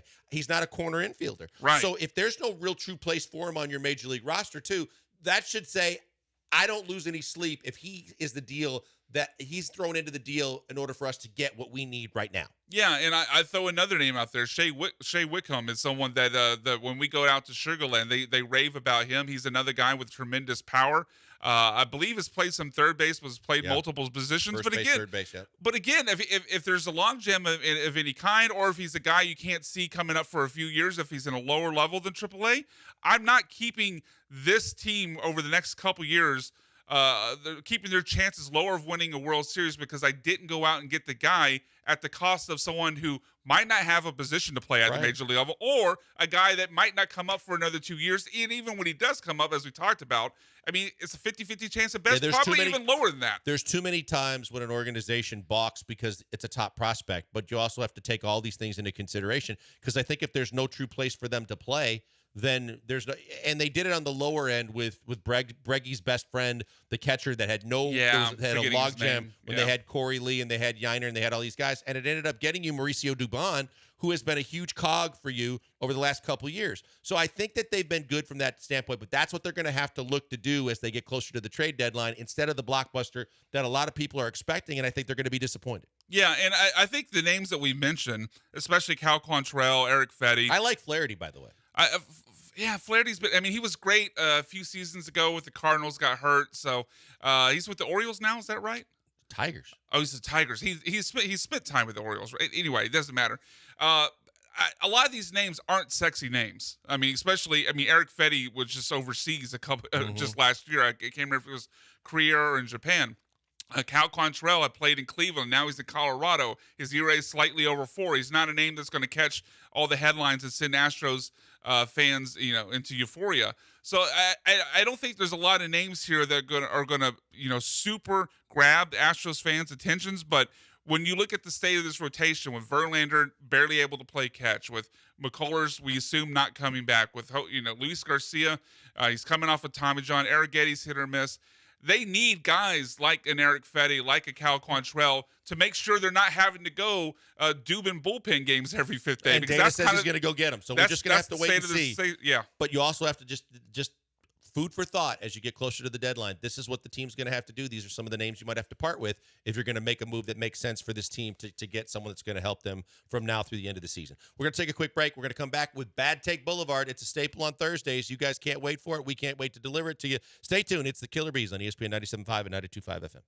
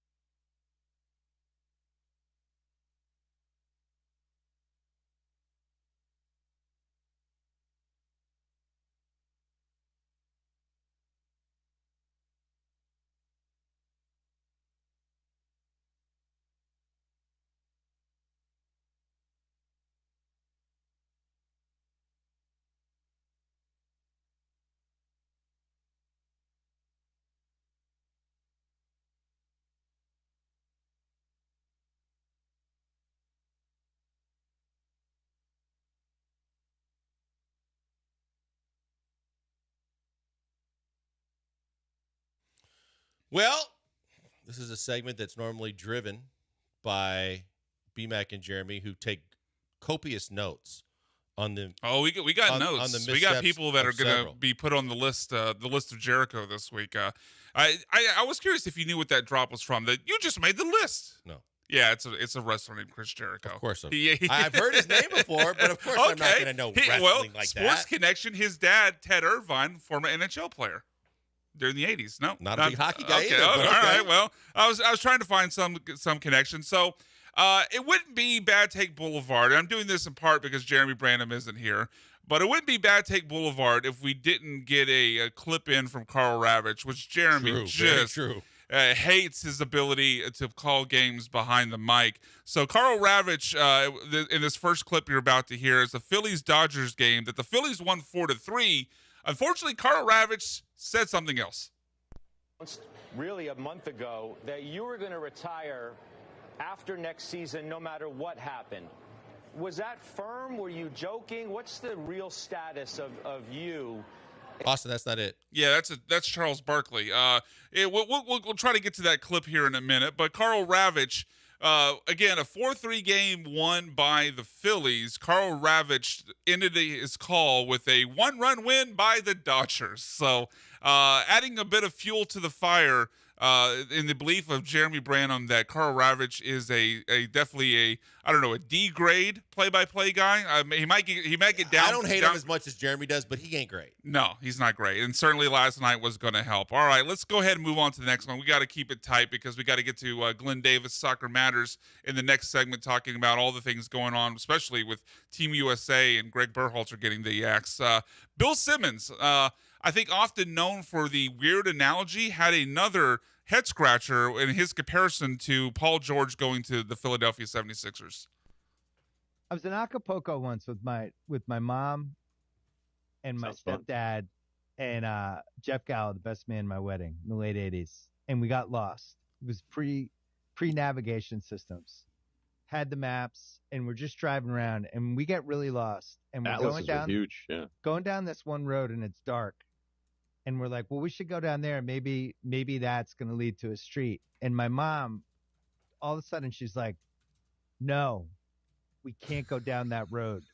There's something about the road going that way. It just freaked her out. This is about what? She was like, no, turn around.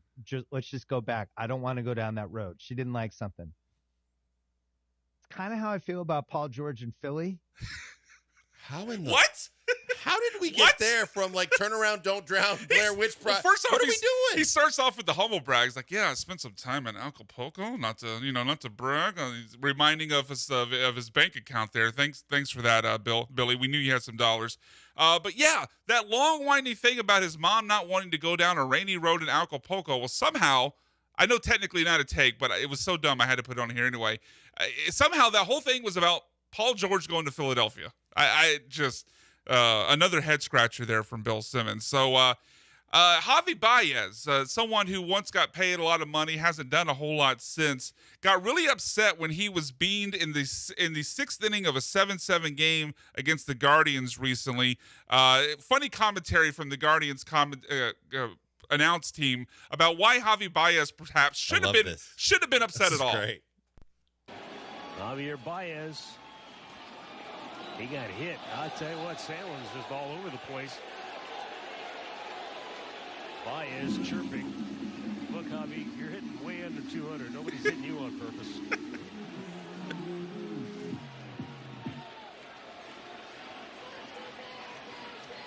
Yeah, look, dude. Great call. Yeah, now you're hitting under 200. No one's going to get to the clubhouse. I'm sure that he's either going to be sought after by certain guys or that, people are going to remember it. But good on him for not being afraid to say something like that because a lot of people were thinking it. Yeah, beyond the fact that Javi Baez is a Martín Maldonado level hitter right now, like why in the world would they hit you?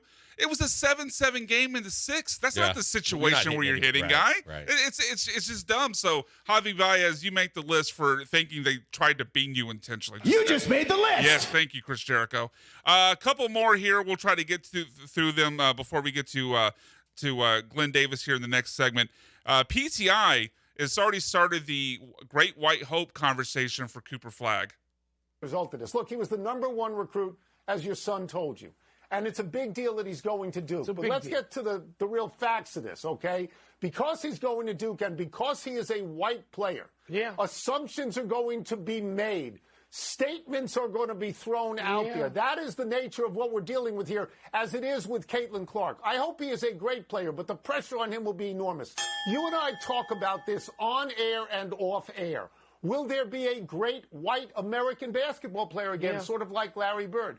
And if there is, will he be allowed to just be a basketball player, or will all these cultural notions overwhelm him? Do we have to make every good white basketball player the Larry Bird comparison? And what? Because he's white and he's going to college, he's now getting the Caitlin Clark comparisons too? It's just, can we stop with force feeding these narratives, these lazy narratives that haven't had any time to actually play out at all, and try to force feed them into the conversation?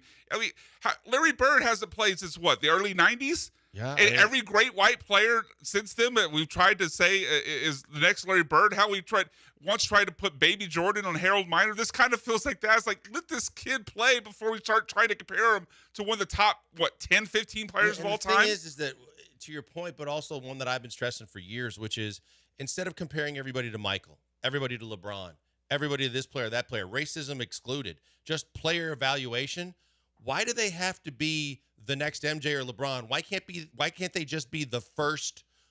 Because it's lazy analysis. Cooper Flag or somebody else. Because it's lazy analysis. That's what it is. Instead of telling us why Cooper Flag is going to be good or why Cooper Flag is going to suck, they have to go, well, he's like Larry Bird. Because in their lazy analysis, well, white player, he's good, that equals Larry Bird. And we've been doing the same comparison since the 80s about every white basketball player. I mean, whether it be JJ or Jimmer Fredette or whichever white basketball player that comes out that you want to talk about, if he can shoot a little bit, if he's anywhere maybe more mobile than you would expect, it's like, well, Adam Morrison was another one. Let's go ahead and compare him to Larry Bird. It's just a lazy comparison that has to make the list this week.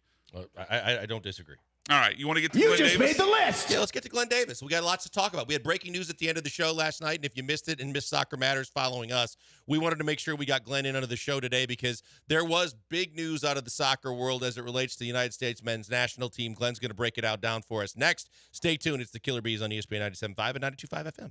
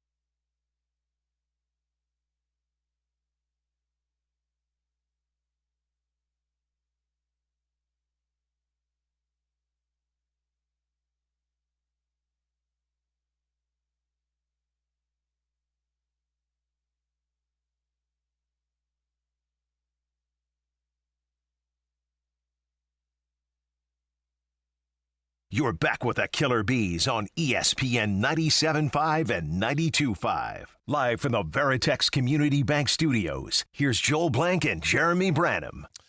Hey, back as we bring in my friend, good friend of the show, great friend of the station, the foremost expert in soccer nationwide, worldwide, and especially in the city of Houston, Texas, my good friend Glenn Davis, joining us now on the Killer Bees. And Glenn, news broke last night right before you came on the air and before you could even send us what was coming up on Soccer Matters. We knew something that really mattered to a lot of people that we had you on to talk about very recently was the state of the coach or the manager of the United States men's national team, Greg Berhalter. He gets let go last night. I want to kind of follow up on a conversation we had with that, Glenn, and say, is this a monumental moment for United States men's soccer? Because we've talked about, and you've gotten into kind of the crosshairs of what this team, what this organization has mismanaged going into what they've done in previously. It seems to me like this could go one of two ways. They could actually change the culture, change the course, find a guy that's going to be capable of taking you both short-term and long-term in the direction that this program should be going. Or if they misstep, this could be a complete disaster for this program. Well, there's only two ways to go, right? You got to make the right hire. I think it's exceptionally important simply because, Joel, 2026 World Cup is in your country. It's a rare opportunity. You only get one shot at that in the near future, right? We had it in '94. My assumption is it's going to take a long time to get it back again. And if there was ever an opportunity to go deep into a World Cup, I would think it would be at home. So, yeah, the next hire is critical. I think we've learned a couple of things here. That healthy pressure from the American soccer fan base can potentially make a difference. And I think also U.S. Soccer was kind of backed into a corner. They had to let him go. If they had gotten past Uruguay in advance, then he would likely have remained. But I think Greg Berhalter took the team as far as he could. The last year, as we mentioned the last time we talked, we didn't see a lot of progress. So that's kind of where we stand. But, look, there were other coaches who lost their job in the Copa America as well.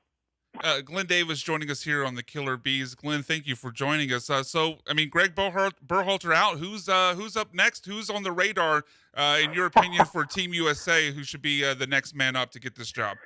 Yeah, a lot of sweepstakes. I think it has to be a person, like everybody's tossing it out now. They want to put names out there and things, and I think that's part of it. That's okay. It's exciting to speculate.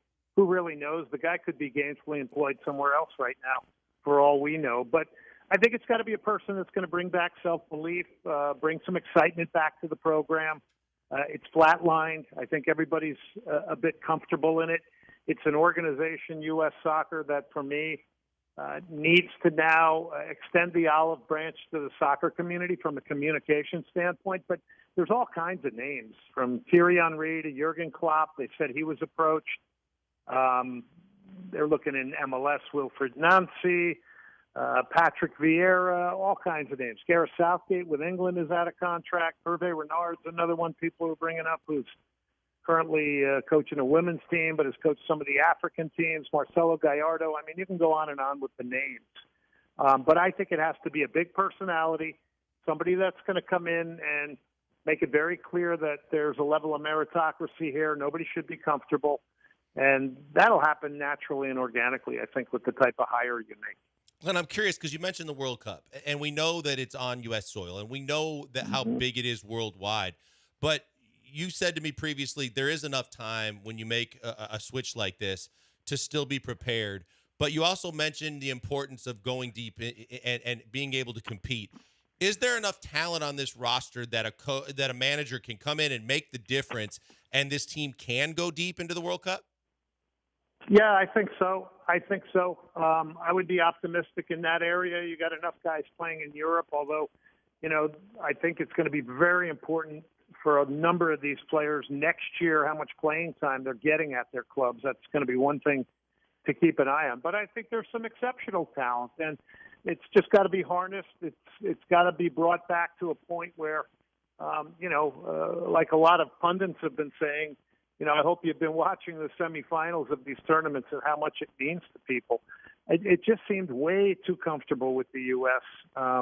This was a tournament that they should have won their first 2 games, and for the first time in a big tournament, we're going into a third game with things under our control when it comes to the navigation of the tournament, which is important because a lot of games in a short amount of time. You want to go into the third game with 6 points. There's no reason why we shouldn't have had 6 points against countries like Bolivia and Panama. So I do think the roster's good enough. I think Christian Pulisic has blossomed. He's the real leader. But I think it's going to take a real interesting and a very different, maybe slightly more autocratic type of coach to come in and get the best out of these guys now. And you know what? Give credit to Greg Berhalter for what he did early on. But last year there hasn't been enough going on as far as seeing an acceleration and development and performance. So like everywhere else in the world, coaches usually sacrifice. Glenn Davis, host of Soccer Matters, joining us on ESPN 97.5 and the Killer Bees. Glenn, an ugly moment in the Copa America semifinal, almost kind of similar to bring it to the basketball world, like the Malice and the Palace between the Pistons and Pacers all those years ago.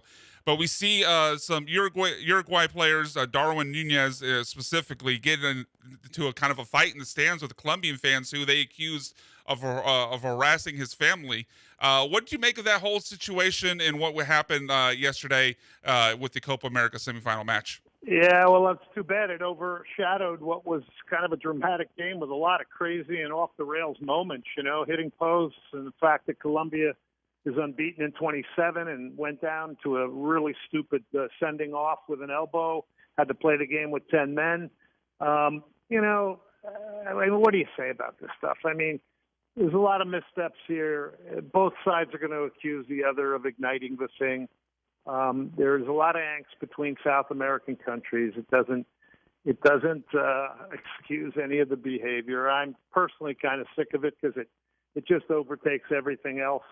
We were defending our families, but who instigated it? Who knows? I prefer to stay away from it now. It just added, I guess, to the whole thing. There is in these countries a lot of things that go on. But listen, I mean, everybody here is referencing the Malice in the Palace. This kind of stuff has happened at soccer matches many, many times. Glenn, I'm curious before I let you go because I know how passionate you are about the sport, and I know how big it is worldwide. And I know how amazing and exciting with the matches at NRG and in College Station. Is there a point, and is there a point that you can foresee in the future where the United States men's national team can have the draw and become as popular as some of the countries we've seen fill up these major football stadiums like we see worldwide across the world when these matches take place? So name me a country you would be thinking about when you're making that comparison.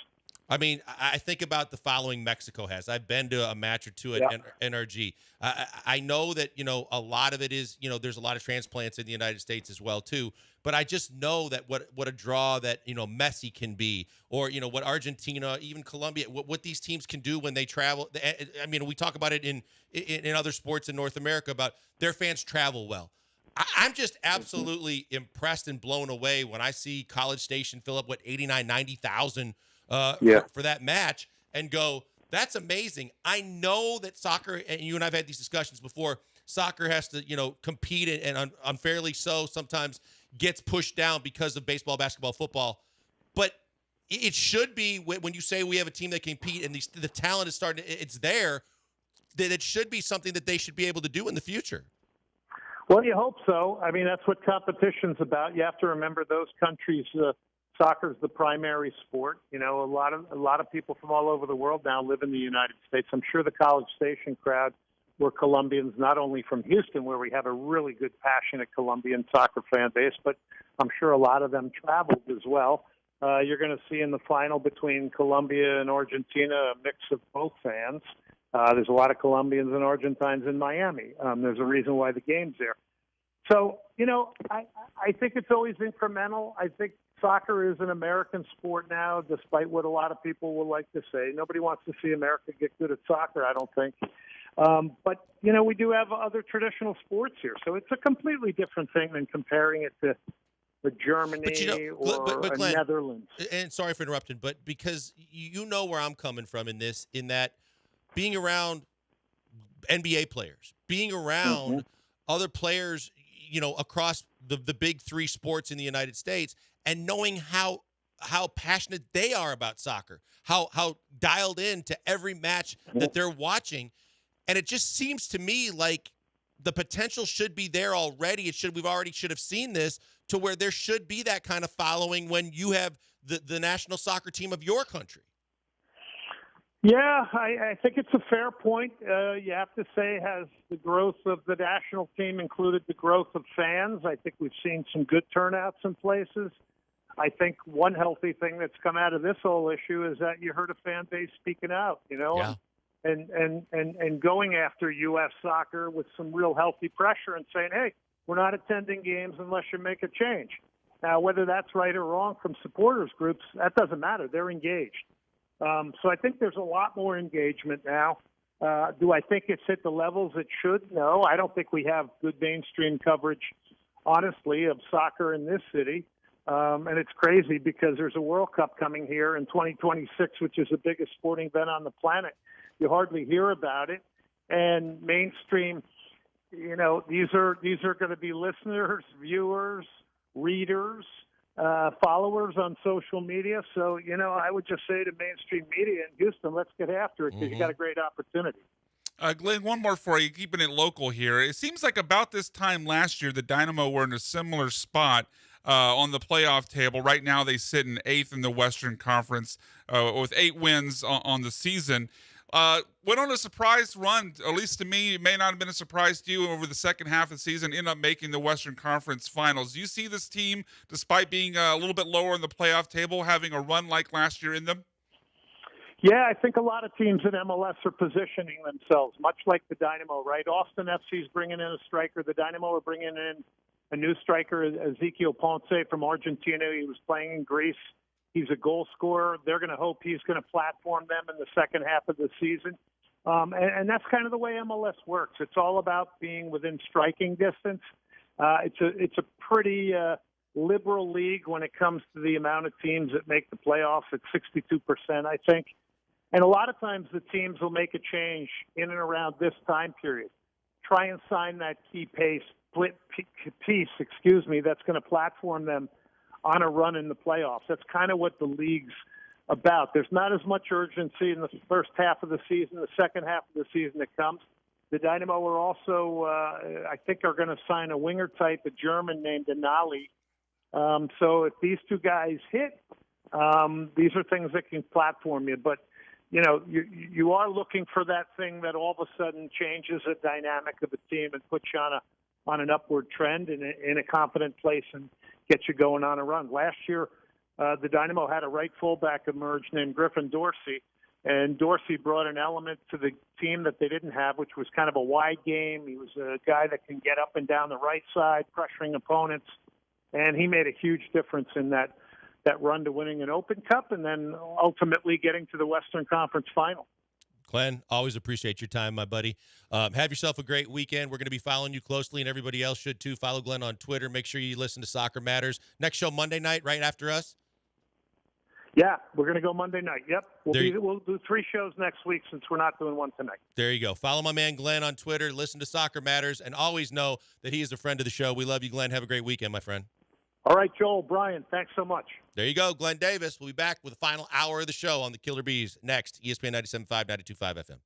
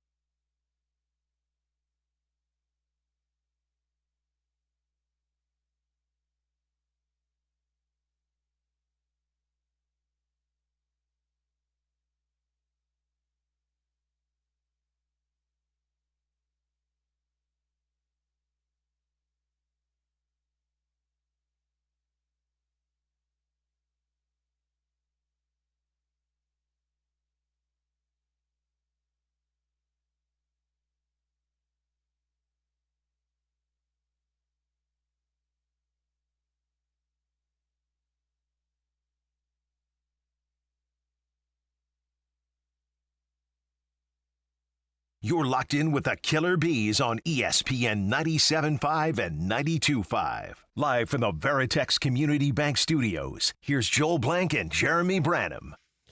Hey, 2 in the books, 1 to go, final hour of the show. It is the Killer Bees on ESPN 97.5 and 92.5 FM. It is Brian McDonald with me sitting in for Jeremy Branham, who is on vacation this week. He'll be back Monday.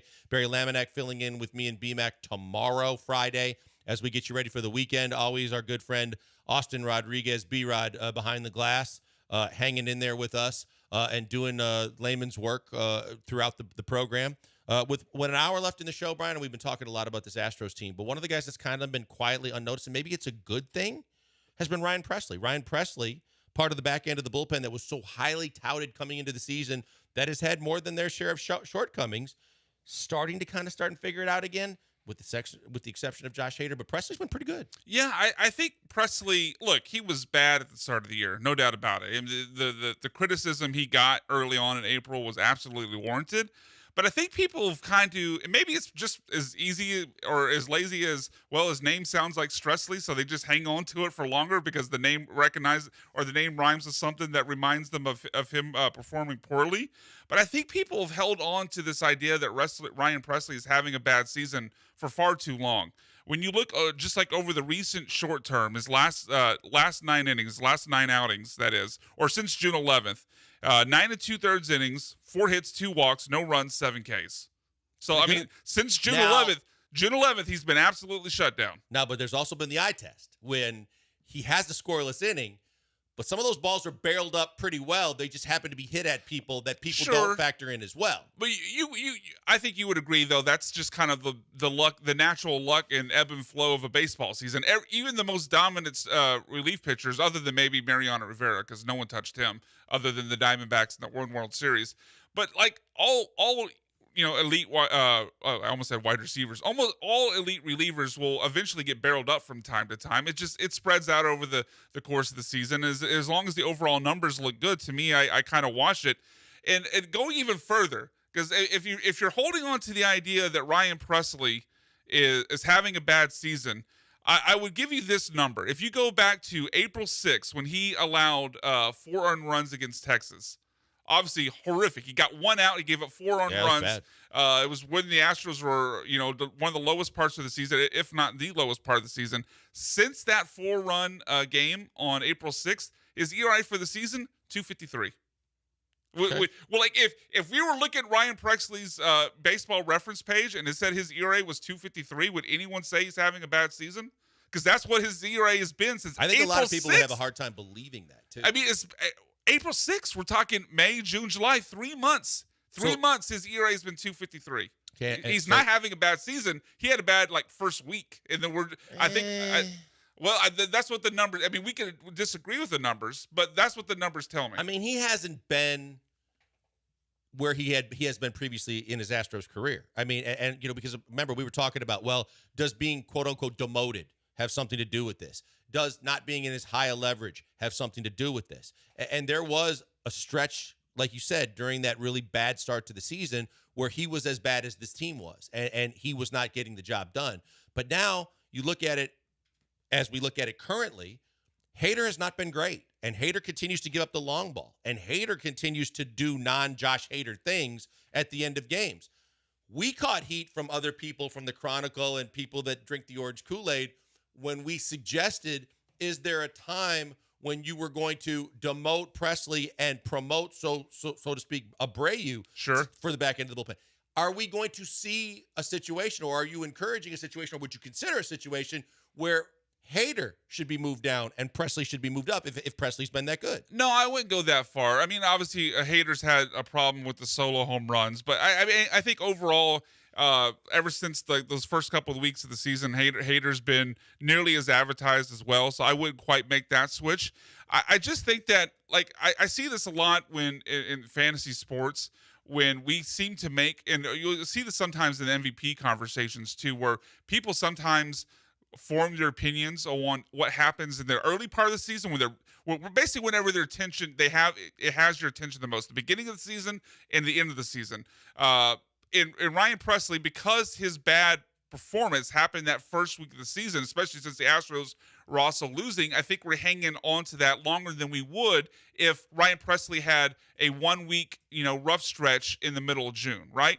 If the Astros were obviously winning, that would help as well. But if he just had a random, bad week in the middle of June or a random bad week in the middle of July, what would we call that? Oh, well, it's baseball. It's a cold spell. Like a hitter will go through a funk, a pitcher will go through a funk. We would dismiss it. We would look at the back of the baseball card, say Ryan Presley, we know is a good pitcher. This is just a 1 week hiccup and he's fine. But because it happened at the beginning of the season and the Astros were also just horrible at the moment, it kind of formed an opinion in our mind that Ryan Presley is a little bit older. He's slipped, he's dropped. But when you look at the numbers, again, since that Rangers game on April 6th when he gave up 4 earned runs, ERA the rest of the season, 253. It's crazy though, B-Mac, because we've talked about this previously, and I had mentioned we finally are now syncing up the offense with the pitching for the most part, right? Because we were talking about starting pitching and the middle of the bullpen, as it relates to when the pitching's been good, the hitting has been less than, and vice versa. Now it's kind of leveling off with the exception of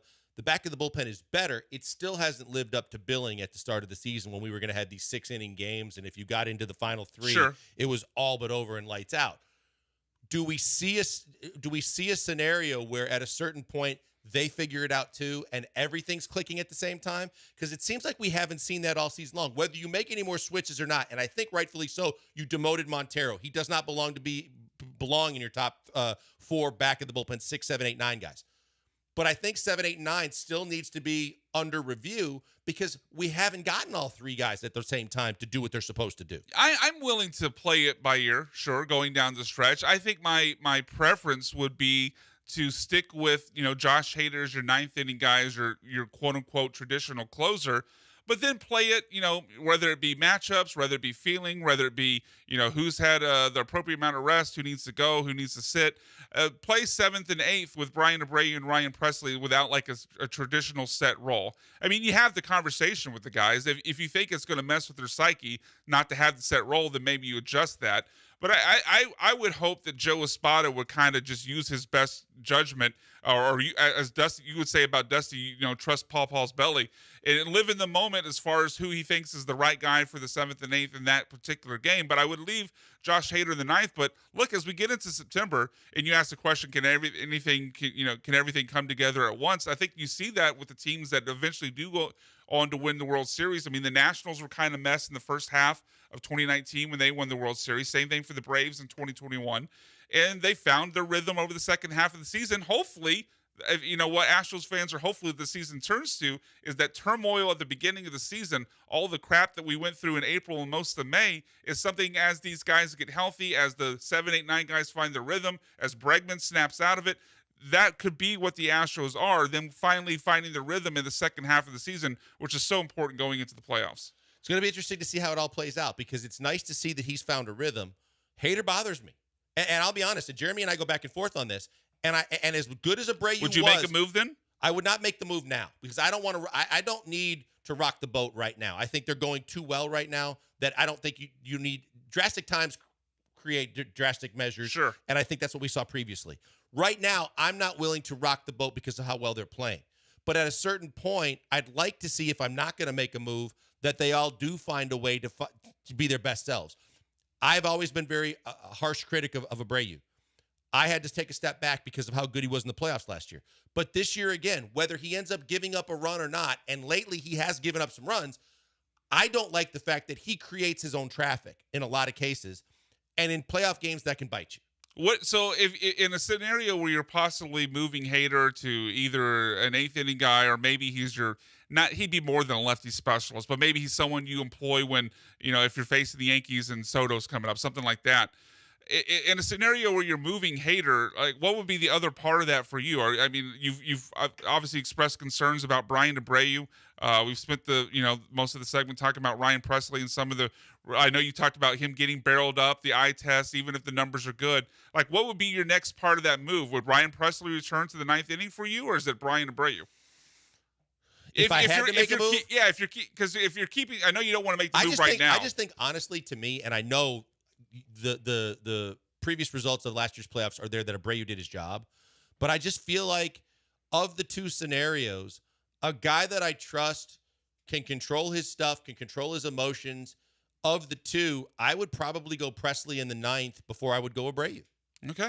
Yeah. I mean, I'm with you. I'm not rocking the boat right now, but it's interesting to think about if there is a scenario where and maybe that's not even. I mean, I guess technically it would be viewed as a demotion if you move Josh Hader out of the 9th inning role. But if you change him to basically the most important pitcher coming out of the bullpen, whether that happens to be against the heart of the order coming up in the 8th inning, or against a tough lefty like Soto in the 7th, or as your closer, then what that does to the rest of your bullpen. Yeah, that'll be the question Joe Spada has to answer. Yeah, and I think because that's why I don't think anybody needs to change or go. Or no, I wouldn't make the change right now. I'm not making changes. I don't think you need to get rid of one of those guys. It just would be nice if that would be the final piece that falls into place where they get back to the final piece that needs to fall into place is the health and stability of the starting rotation. Right, I'm more worried about that but than I am 7, 8, 9. And it'll be interesting to see what Bloss does tonight because unlike early in the season when whoever they plug and played in that position got blown up and blown to smithereens and looked terrible, even Bloss last time looked good enough to where the starting pitching is keeping you afloat by just doing their jobs. I'm more worried about the fact that if you can find stability at the most crucial time in a game with those last 3 guys, I think that really kind of puts you over the top for the playoff push and being where you need to be. Yeah, because then it would turn into what we thought it was going to be at the start of the season, right. Like where you get a guy to the 6th inning or a starting pitcher to the 6th inning and the game's over. If that's what everybody saw, well, it's what you paid for. Right, I mean, you're paying Josh Hader, record money. You're paying Ryan Presley really good money. So it's certainly what you paid for. So yeah, it would completely change the dynamic of an Astros game, especially considering like what we just said, like this the stability and the health of the starting rotation. Where if you have questions about who's the 4th guy, who's the 5th guy, but then you have a 7, 8, 9 that makes it a 6 inning game, that completely changes what you need on the open market, going out and getting guys or filling those 4th and 5th spots. No doubt. All right, we're going to continue to roll on. Again, we seem to be emotionally and passionately into discussions today to where we keep them going maybe a little longer than B-Rod would like, but we'll find a way to catch up. We'll take a break. We'll come back with a whole lot more. It is the Killer Bees on ESPN 97.5 and 92.5 FM.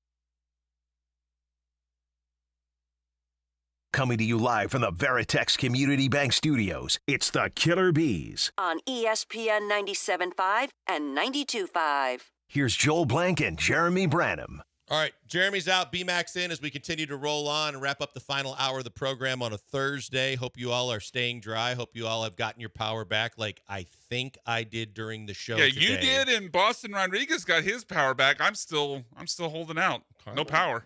Karma's a bit. What did I do? I mean, I just said pray for B-Mac. Okay. That's what I meant to say. That's Like what we were talking about earlier. Yeah, I don't know. Okay, but we've been obviously very Astros-centric because of the fact they continue to win. They continue to be, the team that everybody wants to talk about because they're right there now again in the thick of things. But we need to get some Texans topics too. Yeah, so I've been this. I think this has been coming from everywhere. But what spurred my thought today for this topic, I was listening to a AFC South preview on this fantasy football podcast I listened to, and I've heard this talk from not just there, but from many different places, and I frankly don't understand it. But this idea, not so much that the Texans are going to take a step back as far as the quality of their team, but that they are not even really the favorite to win the AFC South because people have this really high belief on the Indianapolis Colts. They have this really high belief in the Jacksonville Jaguars, and even in the idea that the Titans, with adding Calvin Ridley and adding Tony Pollard, are going to take this step forward. And I just don't see it. Starting with the Colts. Obviously, Shane Steichen's a great offensive mind. No, I have no problem giving him his flowers. Anthony Richardson, I think when he's healthy, and he obviously was barely healthy last year, I think could be a dynamic quarterback. Jonathan Taylor's a great running back. Michael Pittman's a great wide receiver. Josh Downs,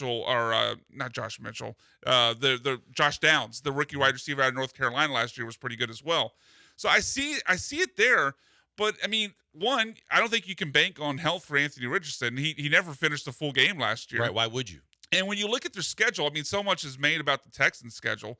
When you look at when the Colts went on their run second half of last year, the quarterbacks they beat, to me, raises lots of red flags if what they did was for real. The quarterbacks they're beating over the second half of the season were Bryce Young, Mac Jones, Baker Mayfield, Will Levis, Aiden O'Connell, Jake Browning, Mitchell Trubisky, and Taylor Heineke. That's when they were winning because they lost the last game of the season as well. Obviously. They lost the last game of the season to CJ Stroud, so he's not on this list. Right. But the quarterbacks they're beating, again, Bryce Young, Mac Jones, Baker, Aiden O'Connell, Jake Browning, Mitchell Trubisky, Taylor Heineke. Why are we saying that's for real and pumping the Colts up when all we saw, I know they didn't have their starting quarterback, but all we did was see them beat bottom-feeder quarterbacks. See, that's why when I look at this, and I know that this is the time of year, especially for football pundits, to try and just create dialogue that can catch some attention. I look at this and I go, I don't know how, regardless of how the season plays out, what the schedules are and everything else, I don't know, just based on the offseason and last season, how you can't have the Texans as the odds-on favorite to win this division. Because as you mentioned, when you look at everything that Indianapolis that you're talking about, it's more question marks than answers for the most part. We've always known that both sides of the ball has had a lot of talent, but they've always been short on the quarterback, and they were grasping at straws and veterans over and over, and Matt Ryan and Carson Wentz, all these other guys. Yeah, Phillip Rivers. And it happened to be a veteran quarterback saved their bacon last year when Minshew came in and did what he did. He's not coming through that door. He's not the answer. Yeah, he's in Las Vegas. And so the question mark is Richardson going to stay healthy? And even if he stays healthy, is he going to be a every down, every week quarterback that can be where you need him to be to take you in competition for this division? Because he's not a great passer. He's a better runner. Steichen's offense helps him a lot, but he's still at critical times going to have to throw the football and be accurate with it and make the right throws. And I don't know that he can. So when you look at both the teams that are being rumored as potential competition for the Texans or favored above them, if depending on who you read, you look at Jacksonville the same way. Yeah, they finally got the right coach. Yes, they have a quarterback, but how good of a quarterback? He got the money of a big-time franchise quarterback, but to me, he's always underachieved as a quarterback. You spent all the money a year ago to try and you overpaid, in my estimation, to get receivers to try and make him better, but did you really do what you needed to do? Because at the end of the year, they're sitting there in a back and forth turnover fest, a tale of two halves against the Chargers, but going, what are both of these teams really? And did Jacksonville come close to doing what they need to do? Are they better now from a year ago? And even if they are, did they plug enough holes to be as good as what the Texans did to not only plug holes, but take that next step? Because the Texans improved in so many different positions. Yeah, let's go to Jacksonville because I mean, the question really to me with Indy is can Anthony Richardson stay healthy? I think you check the box off. Do they have talented skill players? Jonathan Taylor, Michael Pittman, Josh Downs. Sure. We'll see what happens. The line is older. The line that everybody with Nelson and everybody else that thought that line was so good for so long, they just didn't have the right quarterback. But now, how good is that line? And from a defensive perspective, you had standout defensive players that have now moved on to where you're going, is that defense as good as it was to be where you need to be to compete for this division? Yeah, exactly. I think the Colts, I think the bottom line here with the Colts is the Colts have more holes than people are seemingly willing to admit. Like, we saw what the tape was for Anthony Richardson at Florida. It was not of a high level percentage-wise passer. It wasn't a guy that was completing a lot of passes. Now, I get the excitement from a fantasy perspective because when he's healthy, and that's obviously the other question mark, he's a fantastic runner. And you give credit to Shane Steichen. I think he will find an offense and mold it to Anthony Richardson's strengths. But I think there's a lot of question marks there with Indy. And to Jacksonville, I mean, you mentioned some of the things they lost and Trevor Lawrence. Just compare Trevor Lawrence to C.J. Stroud. C.J. Stroud, in a topic we might get to tomorrow, was named the second most clutch quarterback in the league. Like, what would you say about Trevor Lawrence in the same situation? I mean, they were awful. I mean, obviously the second half against the Chargers in that playoff game, but he was the whole reason they had to come back because he had 4 turnovers in the first half. So Trevor Lawrence, I mean, we give him a pass on the rookie season because of Urban Meyer.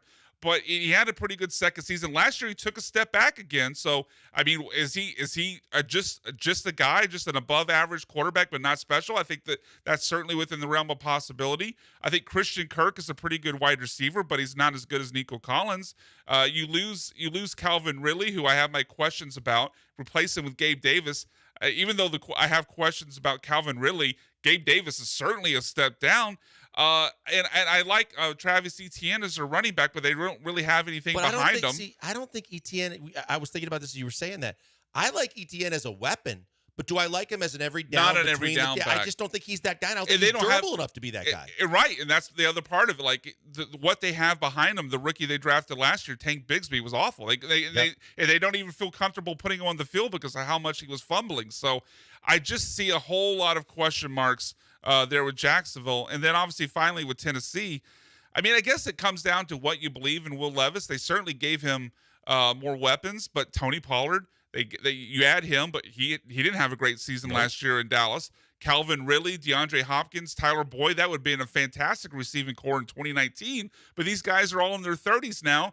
And the Titans offensive line, which was ranked, I think, 32nd last year by PFF, is only up to like 29th or 30th this year. So you remember how bad that offensive line was in the Texans game where they were just ragdolling? That hasn't gotten any better. Okay, you added wide receivers, but they're in their 30s. And you added a running back, and Tony Pollard was super inefficient last year. So maybe Will Levis has the long ball talent, but I didn't see that they equipped him with enough to really see him make that jump. Yeah, I just look at Tennessee as a work in progress. I mean, now I think that they're grasping at straws because, to your point, I think they got Jamal Adams today. What's Jamal Adams? Jamal Adams isn't coming out of LSU this year and being drafted. No, he's past his prime. He's a guy that got paid way too much, way too soon, and underachieved, and then kind of believed the hype and acted like a diva too much to where he's been bounced out of different situations in locker rooms. You look at DeAndre Hopkins, he's way past his prime. You mentioned all the receivers past their prime. You got a quarterback that's not even close to his prime, that you don't know what he can be yet, but now he's going to try and figure it out. You traded away A.J. Brown, who was a guy that you should have built around, but instead you got rid of your head coach, who was a staple, your receiver, who was a staple. The guy you drafted to replace him has been anything but a replacement. You now have a new coaching staff, a new general manager. You're trying to figure things out, and I think that is going to be just a complete bleep show for the course of another season or two while they try and figure out which direction they're truly going and do they have the right quarterback. Yeah, the Titans, absolute bleep show. Not quite the same comparison because their ownership obviously doesn't have the background in the sport that Jeff Bagwell does, but it does kind of feel Jeff Bagwell GM-ish because they went out and, Mike Vrabel embarrassed them by losing the Oilers game to the Texans. And so that's, from what you hear, a large reason why he got fired, even though he's been the best coach they had since what?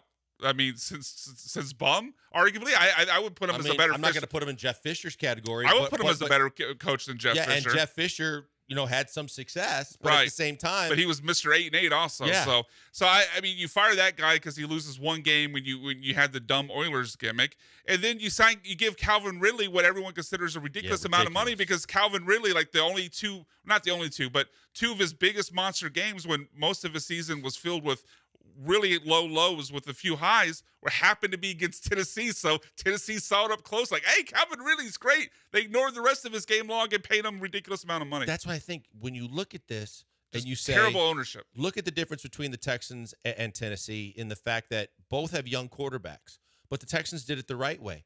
They've sprinkled in some veterans, but for the most part, you've got Tank, who's young. You've got Nico, who's young. Dalton Schultz obviously has still plenty left in the tank, but you've given him young weapons to grow with. Instead now, with Levis's situation, you're going to have a DeAndre Hopkins who's going to let him know every time he does something wrong and he doesn't do things the right way. He's going to be, he's going to let his presence be known.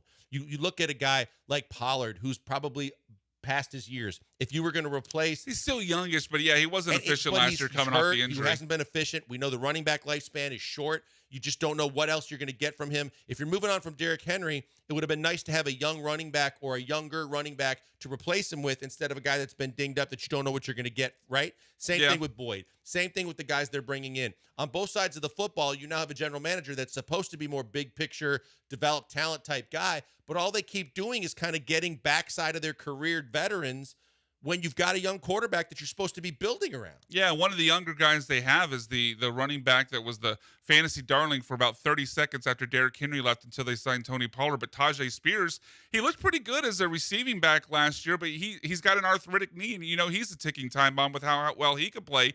It just feels like, I mean, like you comparing like why it went right for the Texans to why it went wrong for the Titans.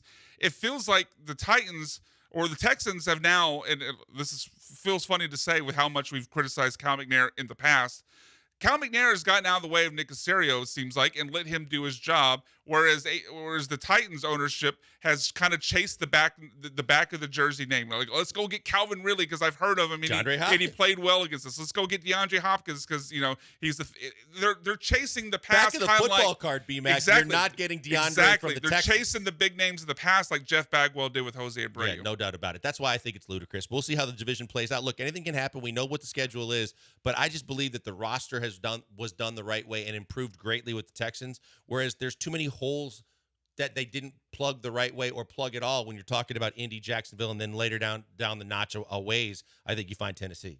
Yeah, no, it feels like maybe sometimes, and this is not just football fans, but sports fans in general, I think sometimes we get bored with predicting the same thing as last year. I think that's a tendency maybe amongst us as sports fans. So we just look for why something different, so we could call it before it happens. So we could be the smart guy. Yeah, exactly. And so I think people are looking for it, and I do think the culture can be good. I think they will be a winning team that I could see making the playoffs if Anthony Richardson is healthy.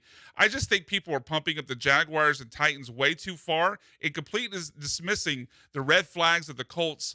Not only the health of Anthony Richardson, but they were in the playoff race until the final week when they had the Week 18 game against the Texans, but they got there again on the backs of beating really crappy quarterbacks. So let's slow down a little bit on promoting Indianapolis to that next level. No doubt about it. All right, we've got a little less than a half hour to go in the show. Plenty more to get to, including the car wreck of the day at the end. As you know, we like to wrap it up. If you got your car wreck of the day nominations, get them to us. You can text them to us, 713-780-3776, or you can hit us up on YouTube. You can hit us up on Twitch, or you can hit us up on Twitter. Final 20-some minutes of the show comes up next. Killer Bees, ESPN 97.5, 92.5 FM.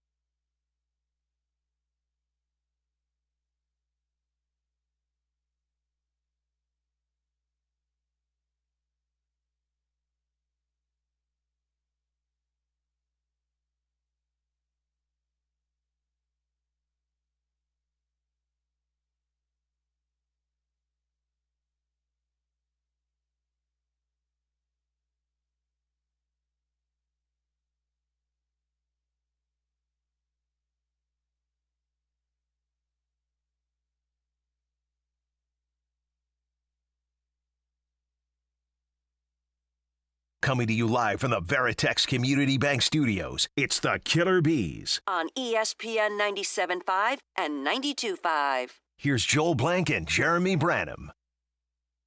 Oh, we're back on the Killer Bees. You're back, yes. Oh, yes. and I was asking you guys to give us nominations for the car wreck of the day. Slight typo there. I'm not sure anybody beats what just happened that I just discovered during the break. No, B-Mac. That's an error on me. I tried to promote my own Twitter in a tweet for Glenn Davis and put something very different on there.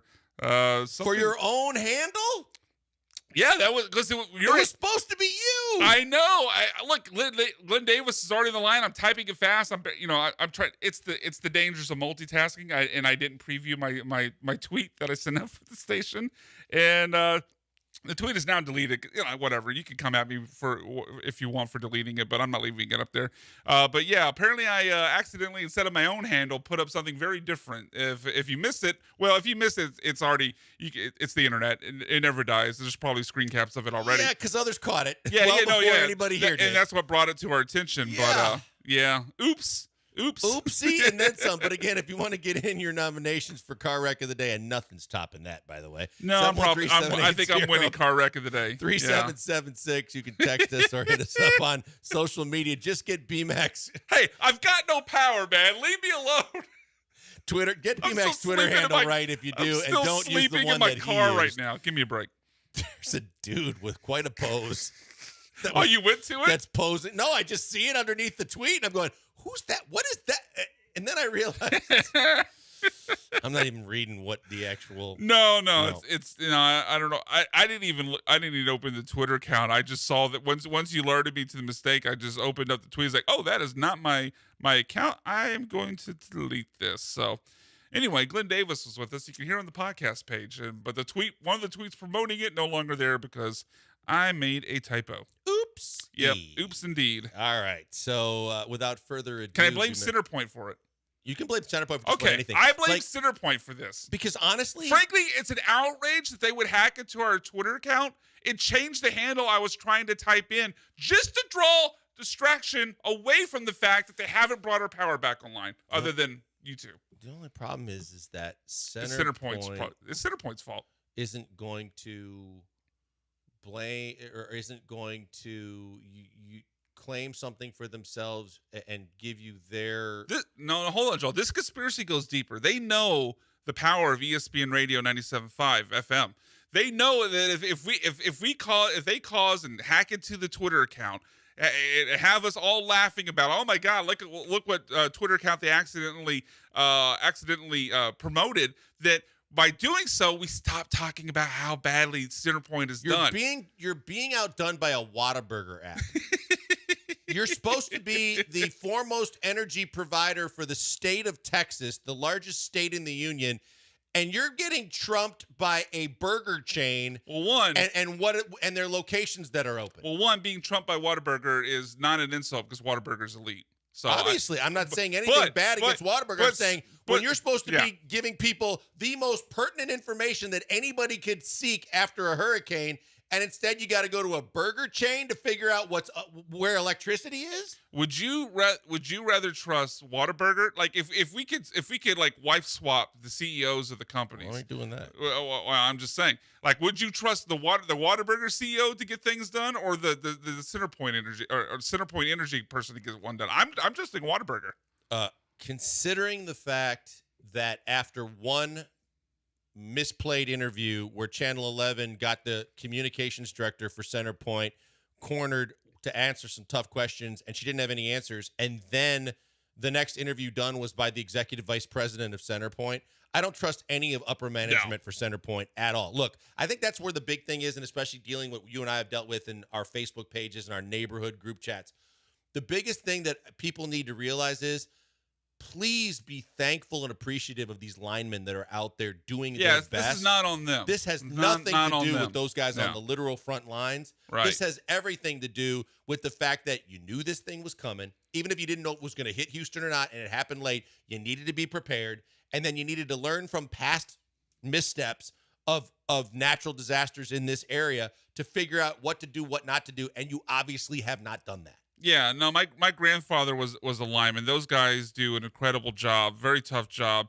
Do it thanklessly because I mean, how often do you even notice them? So, I mean, look, it's not their fault that Centerpoint is lying about the numbers. That possibly, as the talk was today, your politicians aren't filing the paperwork on time. None of these things that are causing the delays are the fault of the guys actually going out there and doing the work. No, it's just that someone, and I think this is where the line in the sand gets blurred and nothing gets done at the end of the day. Now we're so focused on the missteps yet again of Centerpoint. We've done this in the cold. We've done this with the grid. We've done this now with the heat, and we've done this now with a hurricane. And yet, at the end of the day, it's like kind of like having Glenn on and talking about Berhalter. At the end of the day, what needs to happen is what finally happened with the men's national team too late, and some heads need to roll, and some things need to be done because some lessons haven't been learned. And when the same mistakes keep happening again, that tells you shame on us, shame on them for not doing something to change what has been the average course for what the company does, and they don't care. Yeah, well, they don't have to care because they have a monopoly. Center Pointless is like the number one. Oh, I know that most graffiti retweeted picture of the underpass. So good. Down there off of I-10. But everybody's doing it for a reason. The Be Someone T-shirt has got, I think, going to get replaced for the number one T-shirt in Houston for the T-shirt. You want to get the graffiti guy to really entertain the city? Instead of Be Someone, which everybody seems to think they can do better by painting over it. Oh, I know. Put Center Pointless up there for a while. Yeah, I think 100% approval rating on Center Pointless. Until we get all 2 million plus people's power back, Center Pointless should be on that damn bridge. Yeah, and I won't even trust Center Point when they tell us everyone's power's been restored because the numbers keep fluctuating. Yeah, no. And as you pointed out earlier, they're now claiming with the number of people they restored plus the number of people still missing to have more people affected than they actually had at the beginning. Fuzzy math says that they restored the power of 1,140,000 people, but then they also said that there were a million or less people that were still affected. So they actually restored more people than actually were affected in the first place. Right. Good job yet again, Centerpoint. What are we doing? You obviously are going to make the next segment give BMAC a run for his money. Yeah, I'm probably going to win car wreck of the day, but I thankfully have Centerpoint. This is the one time I'm thankful for Centerpoint. They might be hated enough to keep me from winning car wreck of the day, which doesn't happen very often. No, it doesn't happen. They might be champs every day until the power's back on. It is quite possible. All right, we're going to get to that next. Car wreck of the day is about all we got left to do, so we're going to go to a break, and then we're going to come back with those car wreck nominations, see if anybody can knock BMAC off the leader in the clubhouse status that he has just created for himself. If you want to bet on that, you can't do it at mybookie.ag. But if you want to bet on sports, you can bet on it with mybookie.ag because just about any sport, every sport, and what sport you're watching on TV can be bet upon at mybookie.ag. And along the way, they're going to take care of you in so many different ways. Mybookie.ag takes care of you by making sure that when you sign up for the first time, they give you a sign-up bonus. Extra money in your account. That means more games you can bet on and more chances for you to win. And all you got to do is remember our promo code BET975. If you're an existing customer and you want to re-up your account, put more money in it, use that same code and always use it, and you'll find the same kind of results. You'll get more bonuses in your account instantly, more chances for you can win, more games you can bet on because you've got that extra cash. It's phenomenal. They take care of you every step of the way. So much so that they have live dealers now standing by when there's games going on. You can play casino games as well. When there's not games going on and you will feel the urge to do some casino games, live dealers standing by, and mybookie.ag has all the games, the poker, the blackjack, you name it, they've got it, and they take care of you that way too. In-game betting, not a problem. A live community when you go on their website where you can chat and interact as you're placing your wagers and talking about games that you've bet on. It's all part of the fun. Check them out today. Go to mybookie.ag and use that promo code I always give you, which is bet975. As I always tell you, bet anything, anytime, anywhere. We're the only place I tell you to do it. mybookie.ag.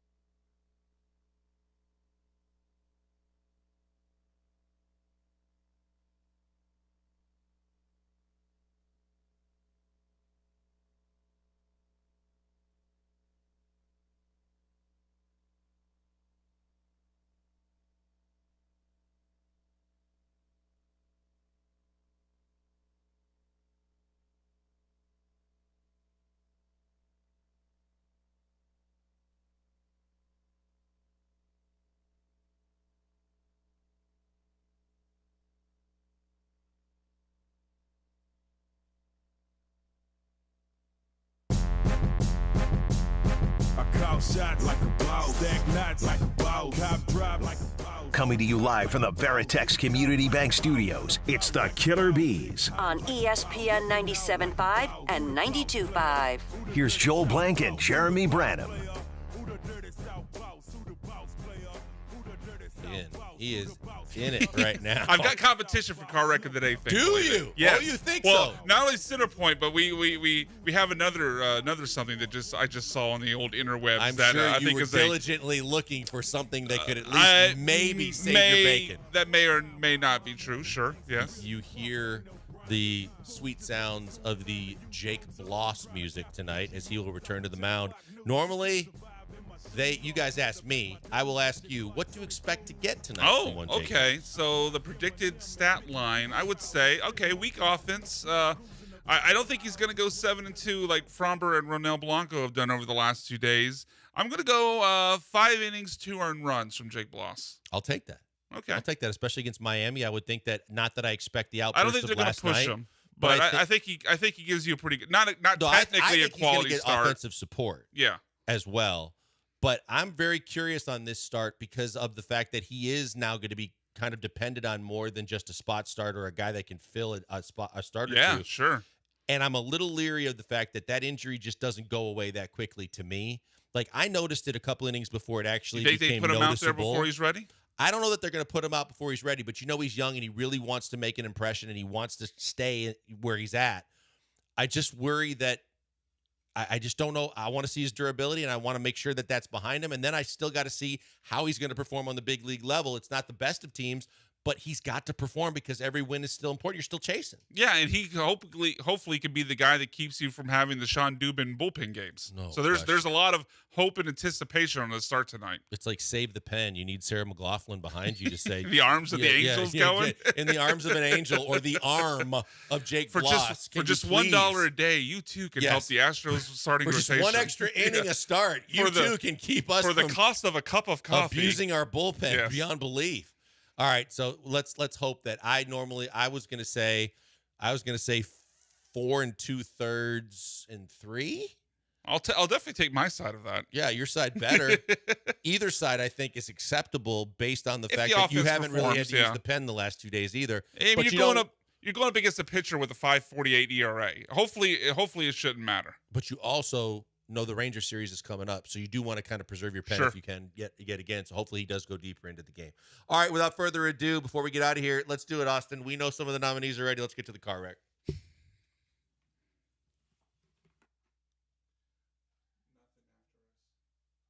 National? ESPN National. Public safety alert. Ronald Ronnie Palmer Jr. is wanted by Harris County for the involvement in the death of an officer. Just got that. Hey, back! Car wreck of the day.